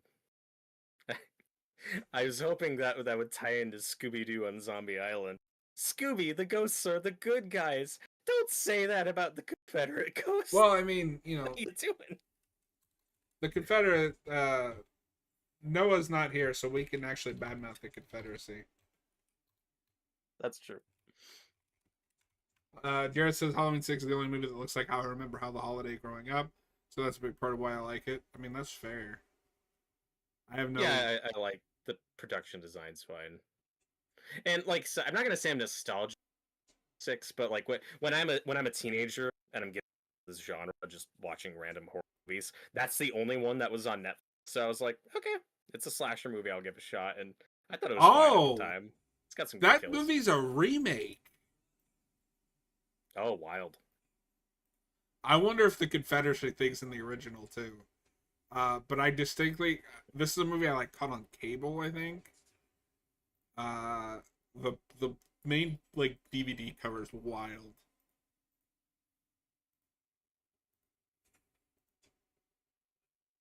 Oh my god, this is when like shit hits the fan. This was insane. This is a great sequence.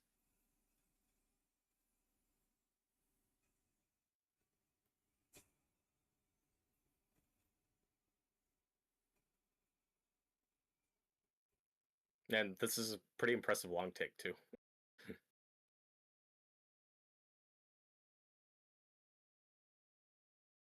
Yeah, and for such a small role, I do like this mustache agent guy. He's doing his job. He's trying to protect these kids, and he's gonna go down swinging. He's really bad at it. Tyler, what movie is it? 2001 Maniacs. What? He is John Wicking the fuck out of this. What are you talking about? 6 soldiers. But see, this is the stuff where I'm like, oh, these kids just have like plot armor. I I don't have that because we have this agent here Okay, but he protecting them. thank God they have the one guy good enough to take on an entire army by himself. It's not an entire army. But poor guy got shot. No, and I do think this is a fine way to wrap Argyle into all this.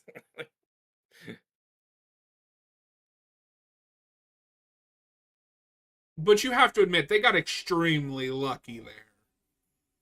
It's Yeah, one sure. guy, and there's versus like a squad. There are a couple other guys that are dead that got gunned down during that.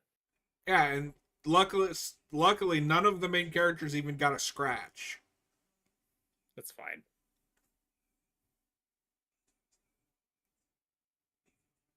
Oh God, why are we? And then this is the stuff that's like, okay, you can trim this down.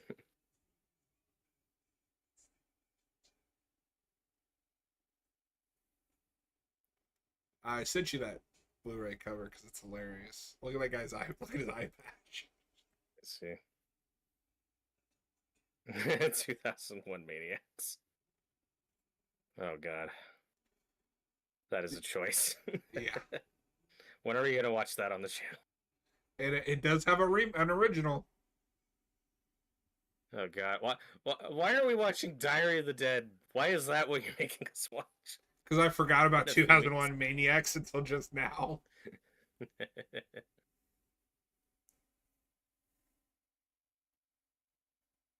Wait, what subplot are we on? I can't tell. Hopper is attempting his escape. Okay.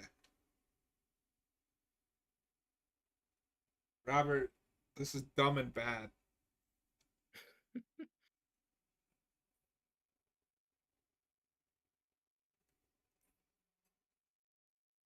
Yeah, because this all feels pointless. Like, even if he escapes, where's he gonna go? He has no money, no passports. Well, there's stuff in here. He was told, he was instructed to go here. Right. It's all But part where's of the plan. after this? Where is he gonna go? How is he I gonna don't get remember. home? I think he's supposed to meet up with Joyce and the pilot, but this is where there's clothes and food and shit.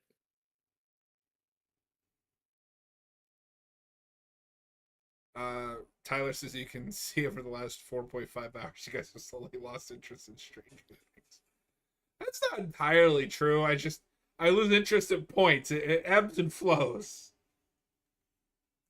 This is where it ebbs. And look, this is what happens when you do 4 hour to 20-minute long commentaries back to back. Like we're gonna find other things to talk about. Well, it's just like there's nothing to say with this subplot. Like nothing of substance has happened in like 20 minutes. What do you mean? He's eating peanut butter. That's plenty of substance. I could go for some peanut butter right now. I'm not gonna lie. Are you a peanut butter fan? I do like peanut butter. Though I will say I was aghast in an episode of Ted Lasso where he says he leaves an open jar of peanut butter on his counter that he can just stick his finger in and like whenever, and I'm like, don't do that. What I will say, so I can't eat regular peanut butter out of a jar. I like it on toast. But I like the Jif low fat just right out of the jar. Oh my God. So good. Also, Peter Pan makes a honey roasted peanut butter. Dude, it's real sweet. I like. Are you a fan of the crunchy peanut butter? Do you need that? It's not bad. I prefer smooth, especially because I don't like soft bread. If I'm eating peanut butter bread, it has to be peanut butter toast. Or if I'm eating a sandwich, it has to be toasted. So if I eat crunchy peanut butter, it's kind of a double beat with the crunchy toast. So it kind of loses a little something, you know what I mean?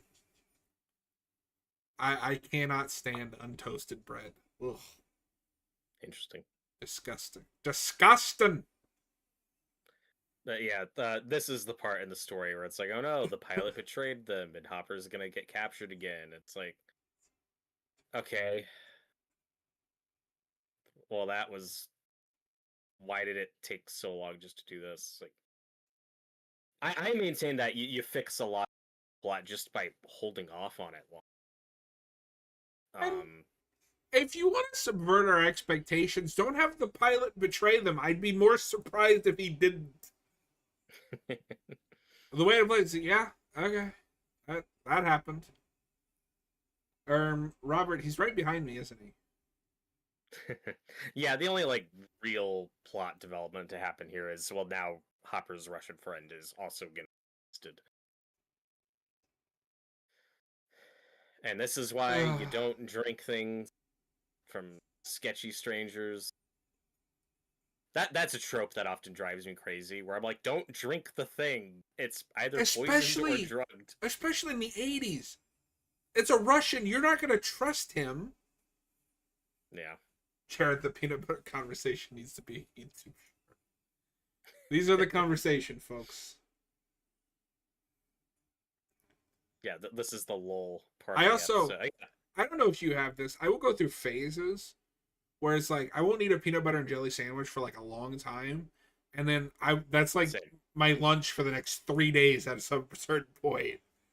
Yeah, there are people who are like really rigid about this is what I eat Sunday, Monday, Tuesday, Wednesday, etc. I don't have that. Yeah, I just eat whatever. The problem is there's something that I'll like really like, and then I'll forget about and go months. And it's like, oh yeah, I haven't bought bagels in a while. I should buy a package of bagels. Tyler, something random like that.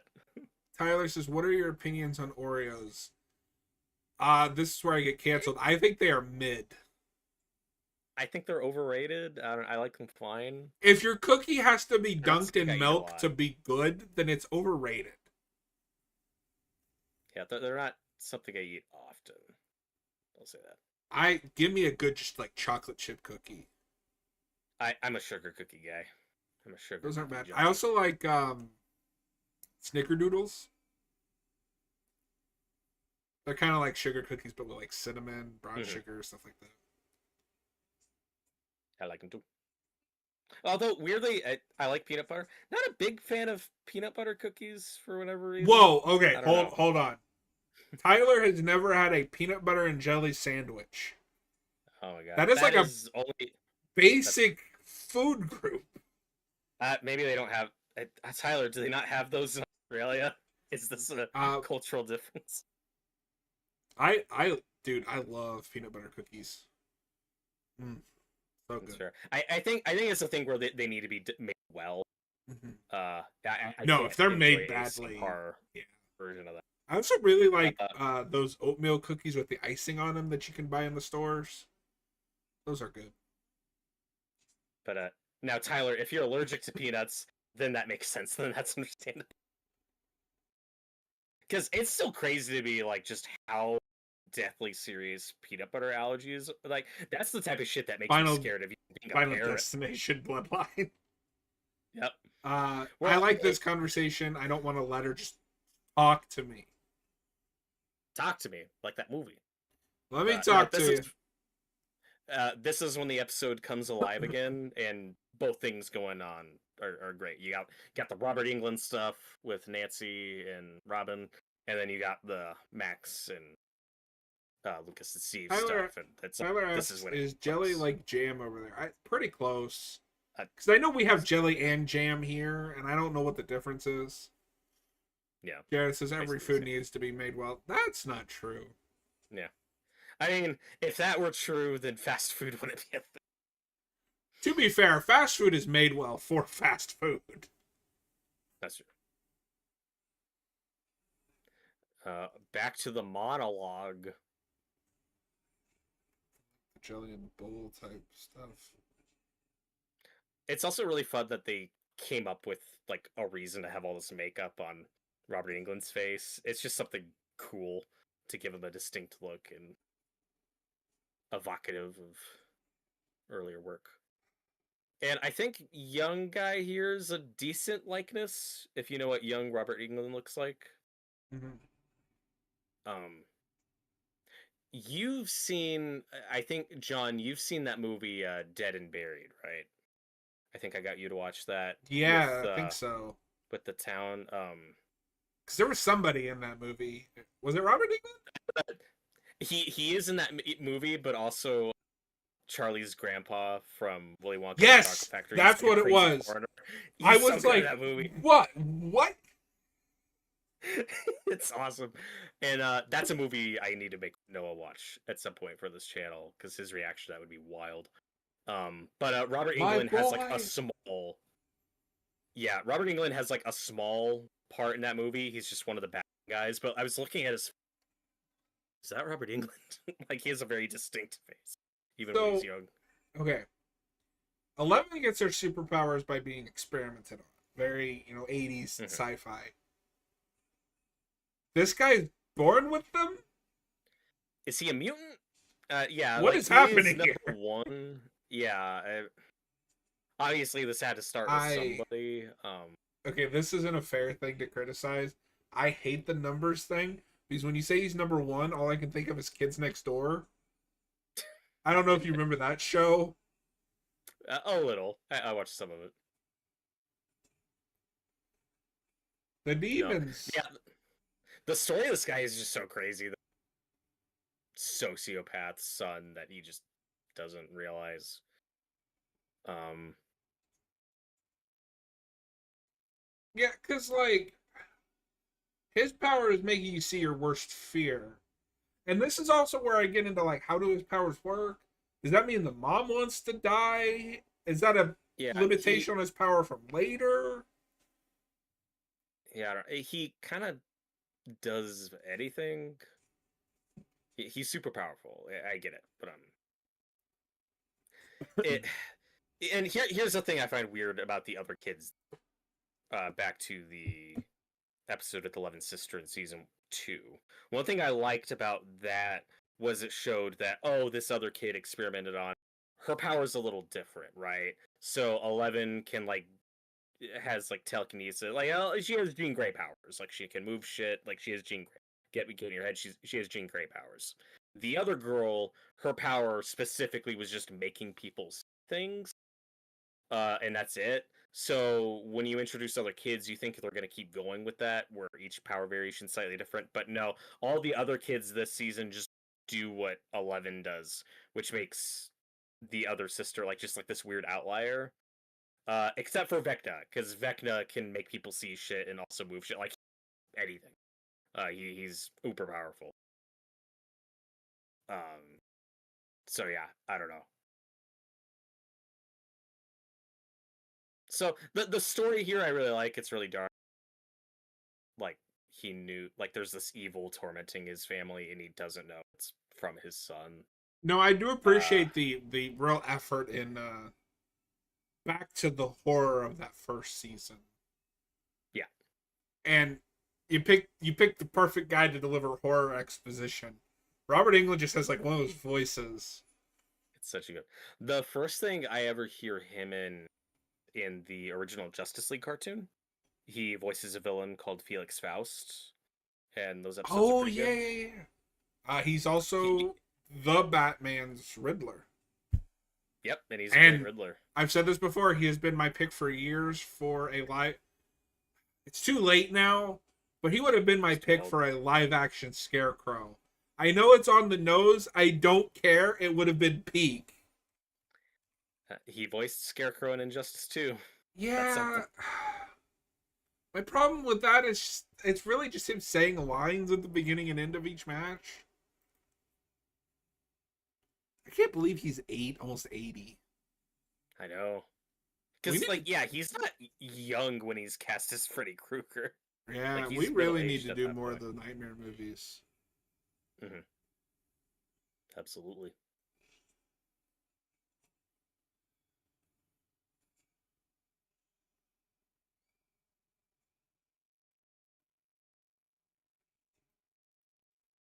Yeah, like, this is some of my favorite stuff in the season.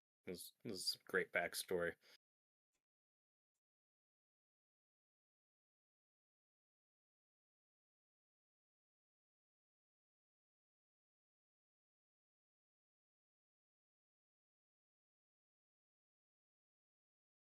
And like you said, the atmosphere is great. I appreciated how dark the season went. He said nightmare. He said the thing. Said the thing. Every What are we? house Some kind? has an Elm Street. What does that I mean? Jared Tobin Bell would have been a great scarecrow. Yeah. Because I don't know if we've ever actually talked about it.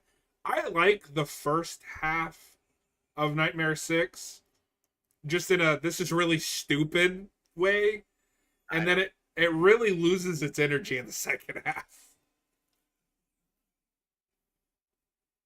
Oh god, this is fucked up. Don't don't do that. Why'd you do that? Don't cut out your own eyes, my dude. Yeah.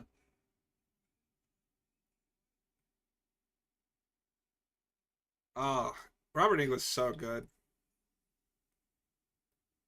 He's a national treasure. Slasher Fred's in the live chat. He said he thinks this was really centered around 11. I mean, she is this whole like ostensibly the protagonist to this show, but it's also an ensemble thing. It's something it struggles with season to season. I also don't think this season is really that centered around her. If anything, it's centered around Steve and his group, and everything else Yeah, and is Max specifically, yeah. yeah, everything else is tied to that in some degree.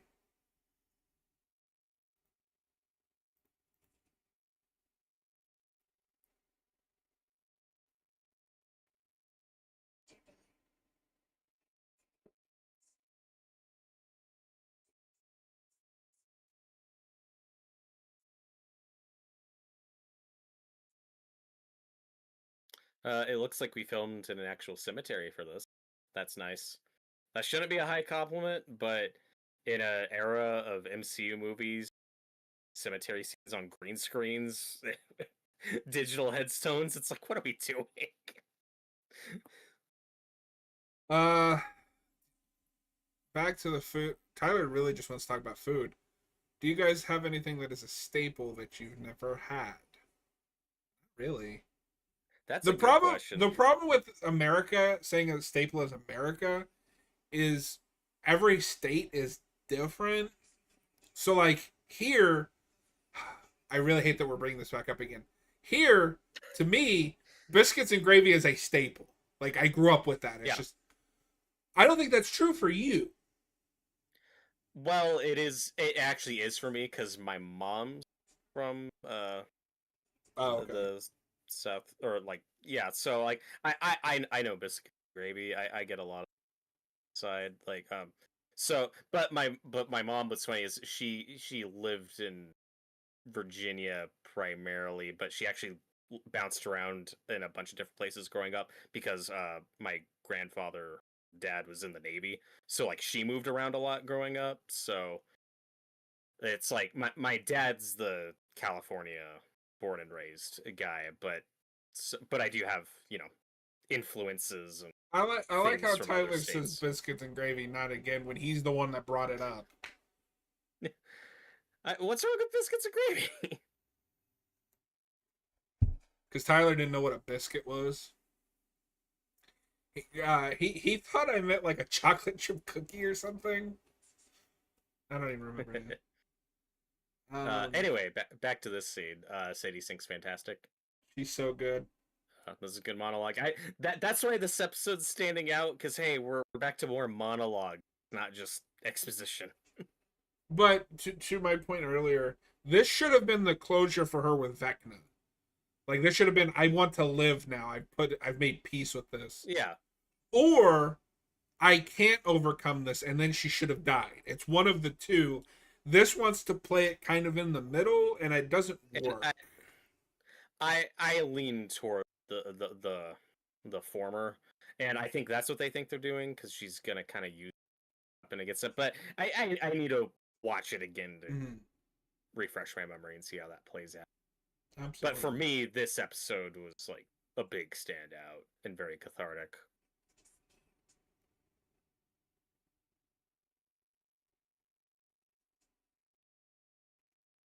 Is this all just CGI so that we can do the transition to Vecna's world easier? Maybe. I think we're still in a real place. I could be wrong though. I'm in a real I'm place. I don't know about you, but I'm also like not always like don't always have the best eye for when something's real or when something's green screen. But then when it's like pointed out later, I'm you like, oh certainly god, talk about what it are we doing? enough. I don't like bad CGI. Does anybody? I don't know. But like one of the big ones, speaking of Black Widow, was like they couldn't even film in a coffee place. Like that's all. It's just a scene of two No, people some of talking. That's on a Marvel, green screen. some of what Marvel uses green screen for is absurd. Like It's my like it's where favorite you could is see the Nick money going Fury's down the drain. gun is Oh, CGI. that was oh my god. Max. Bucks. Tricks are for kids.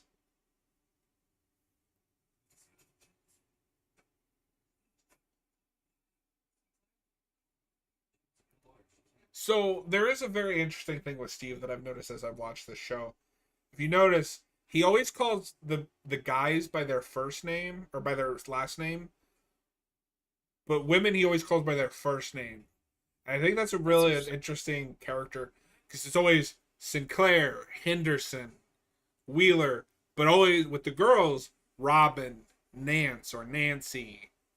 That's a great observation. That used to trip me up when I was first going through, where I was like, why is he calling Dustin Henderson? Like, I thought it was weird, but now I'm like, oh, okay. Shit's getting real.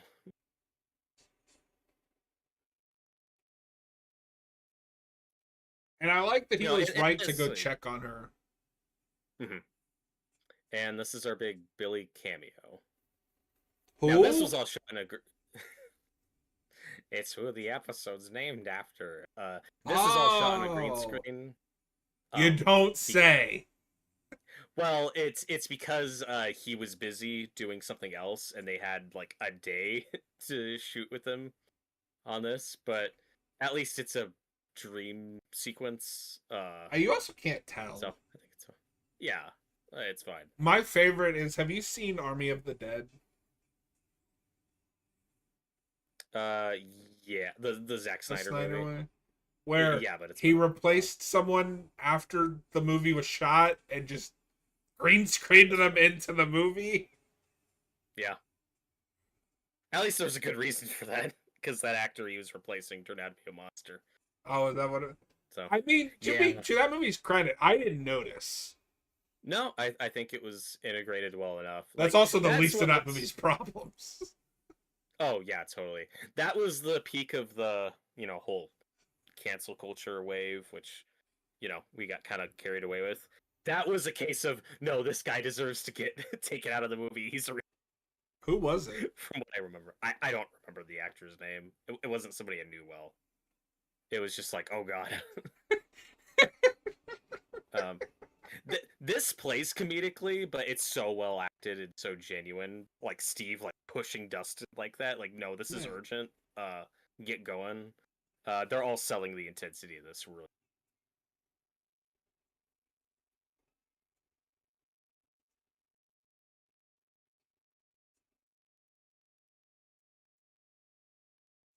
Slasher Fred mentioned like some of the previous Sean Astin and Carrie Elwes and Paul Reiser. That's true. I mean, the show starts with that with Matthew Modine, like we said earlier, and of course Robert Englund this season, and Linda Hamilton's going to be for season 5. So that's fine. What I'm also like really interested in with season 5, this hasn't come up yet, is fucking Frank Darabont directing some episodes. That's a first. We haven't had like a big 80s director come in this show, which you think would happen more. Have we not? Oh. I don't think, like, Sean Levy's done a lot of like work for hire directors, but I don't think we've had a lot of like film grow.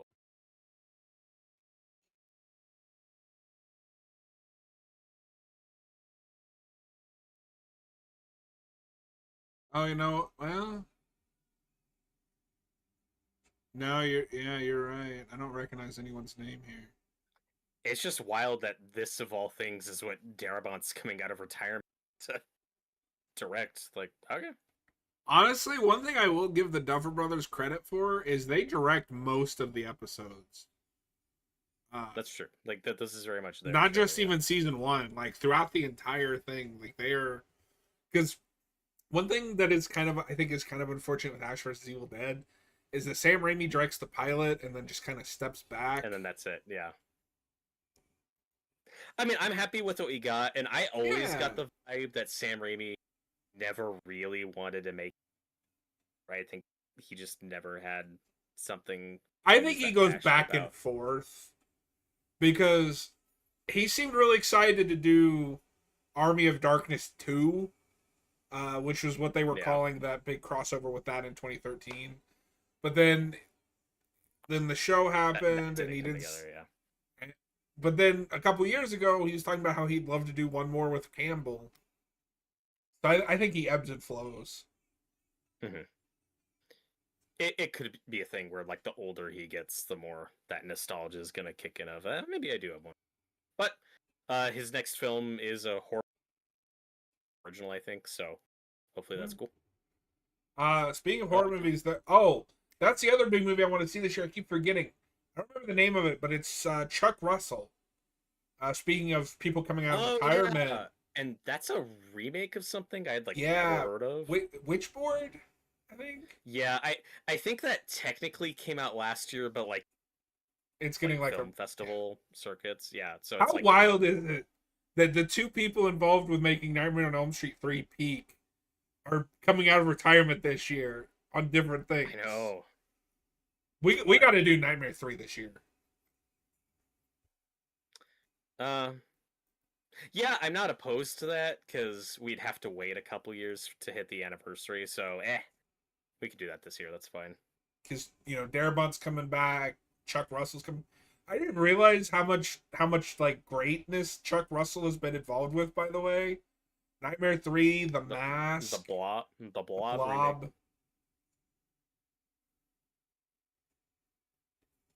I will say Vecna's creepy castle looks great.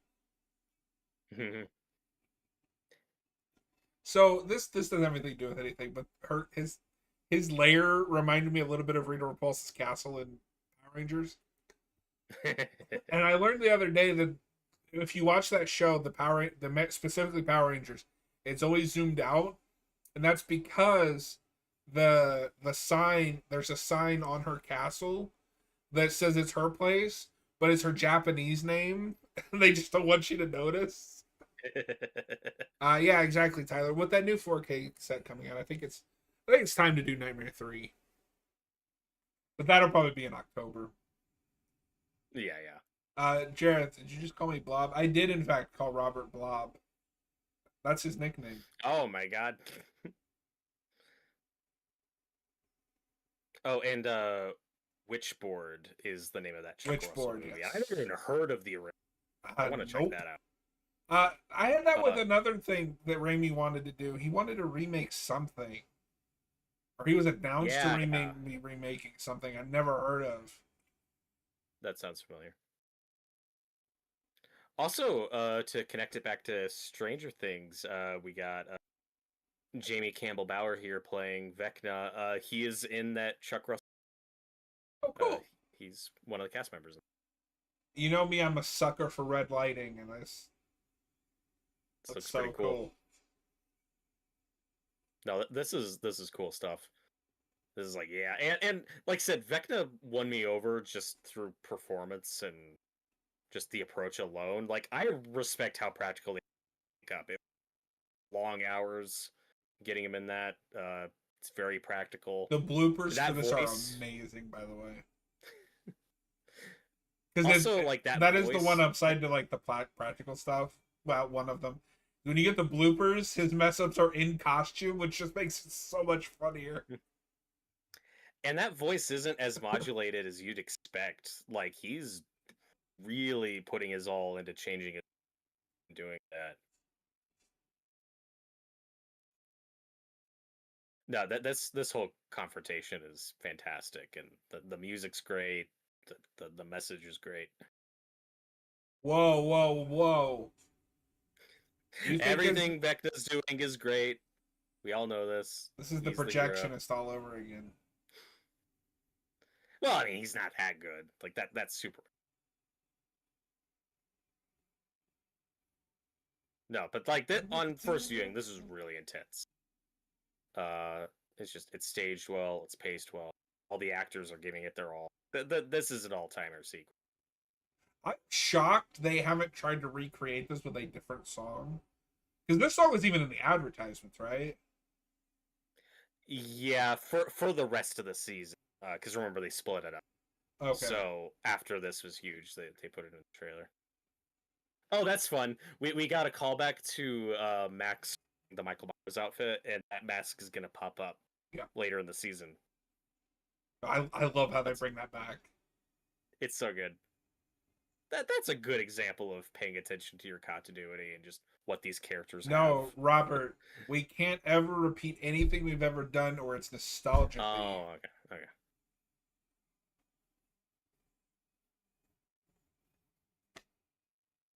And in terms of like how threatening is Vecna, how is it too easy for them to power him? I mean, escape him?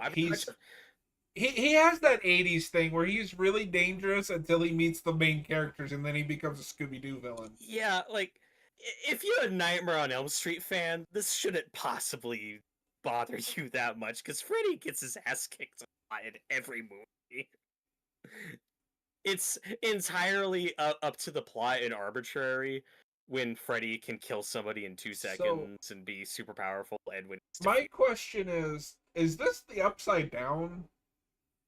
That is a good question. I don't, because it won't look like this later when they go to the Upside Down. Yeah, I think this is more of a mental place. It's not where she is. I think isn't just mental. It's not physically real. Max, wake up! I don't like this. Whoever was the stunt double for that shot, good job. Like, that was a good drop. You, oh shit, Max! You used gravity real well.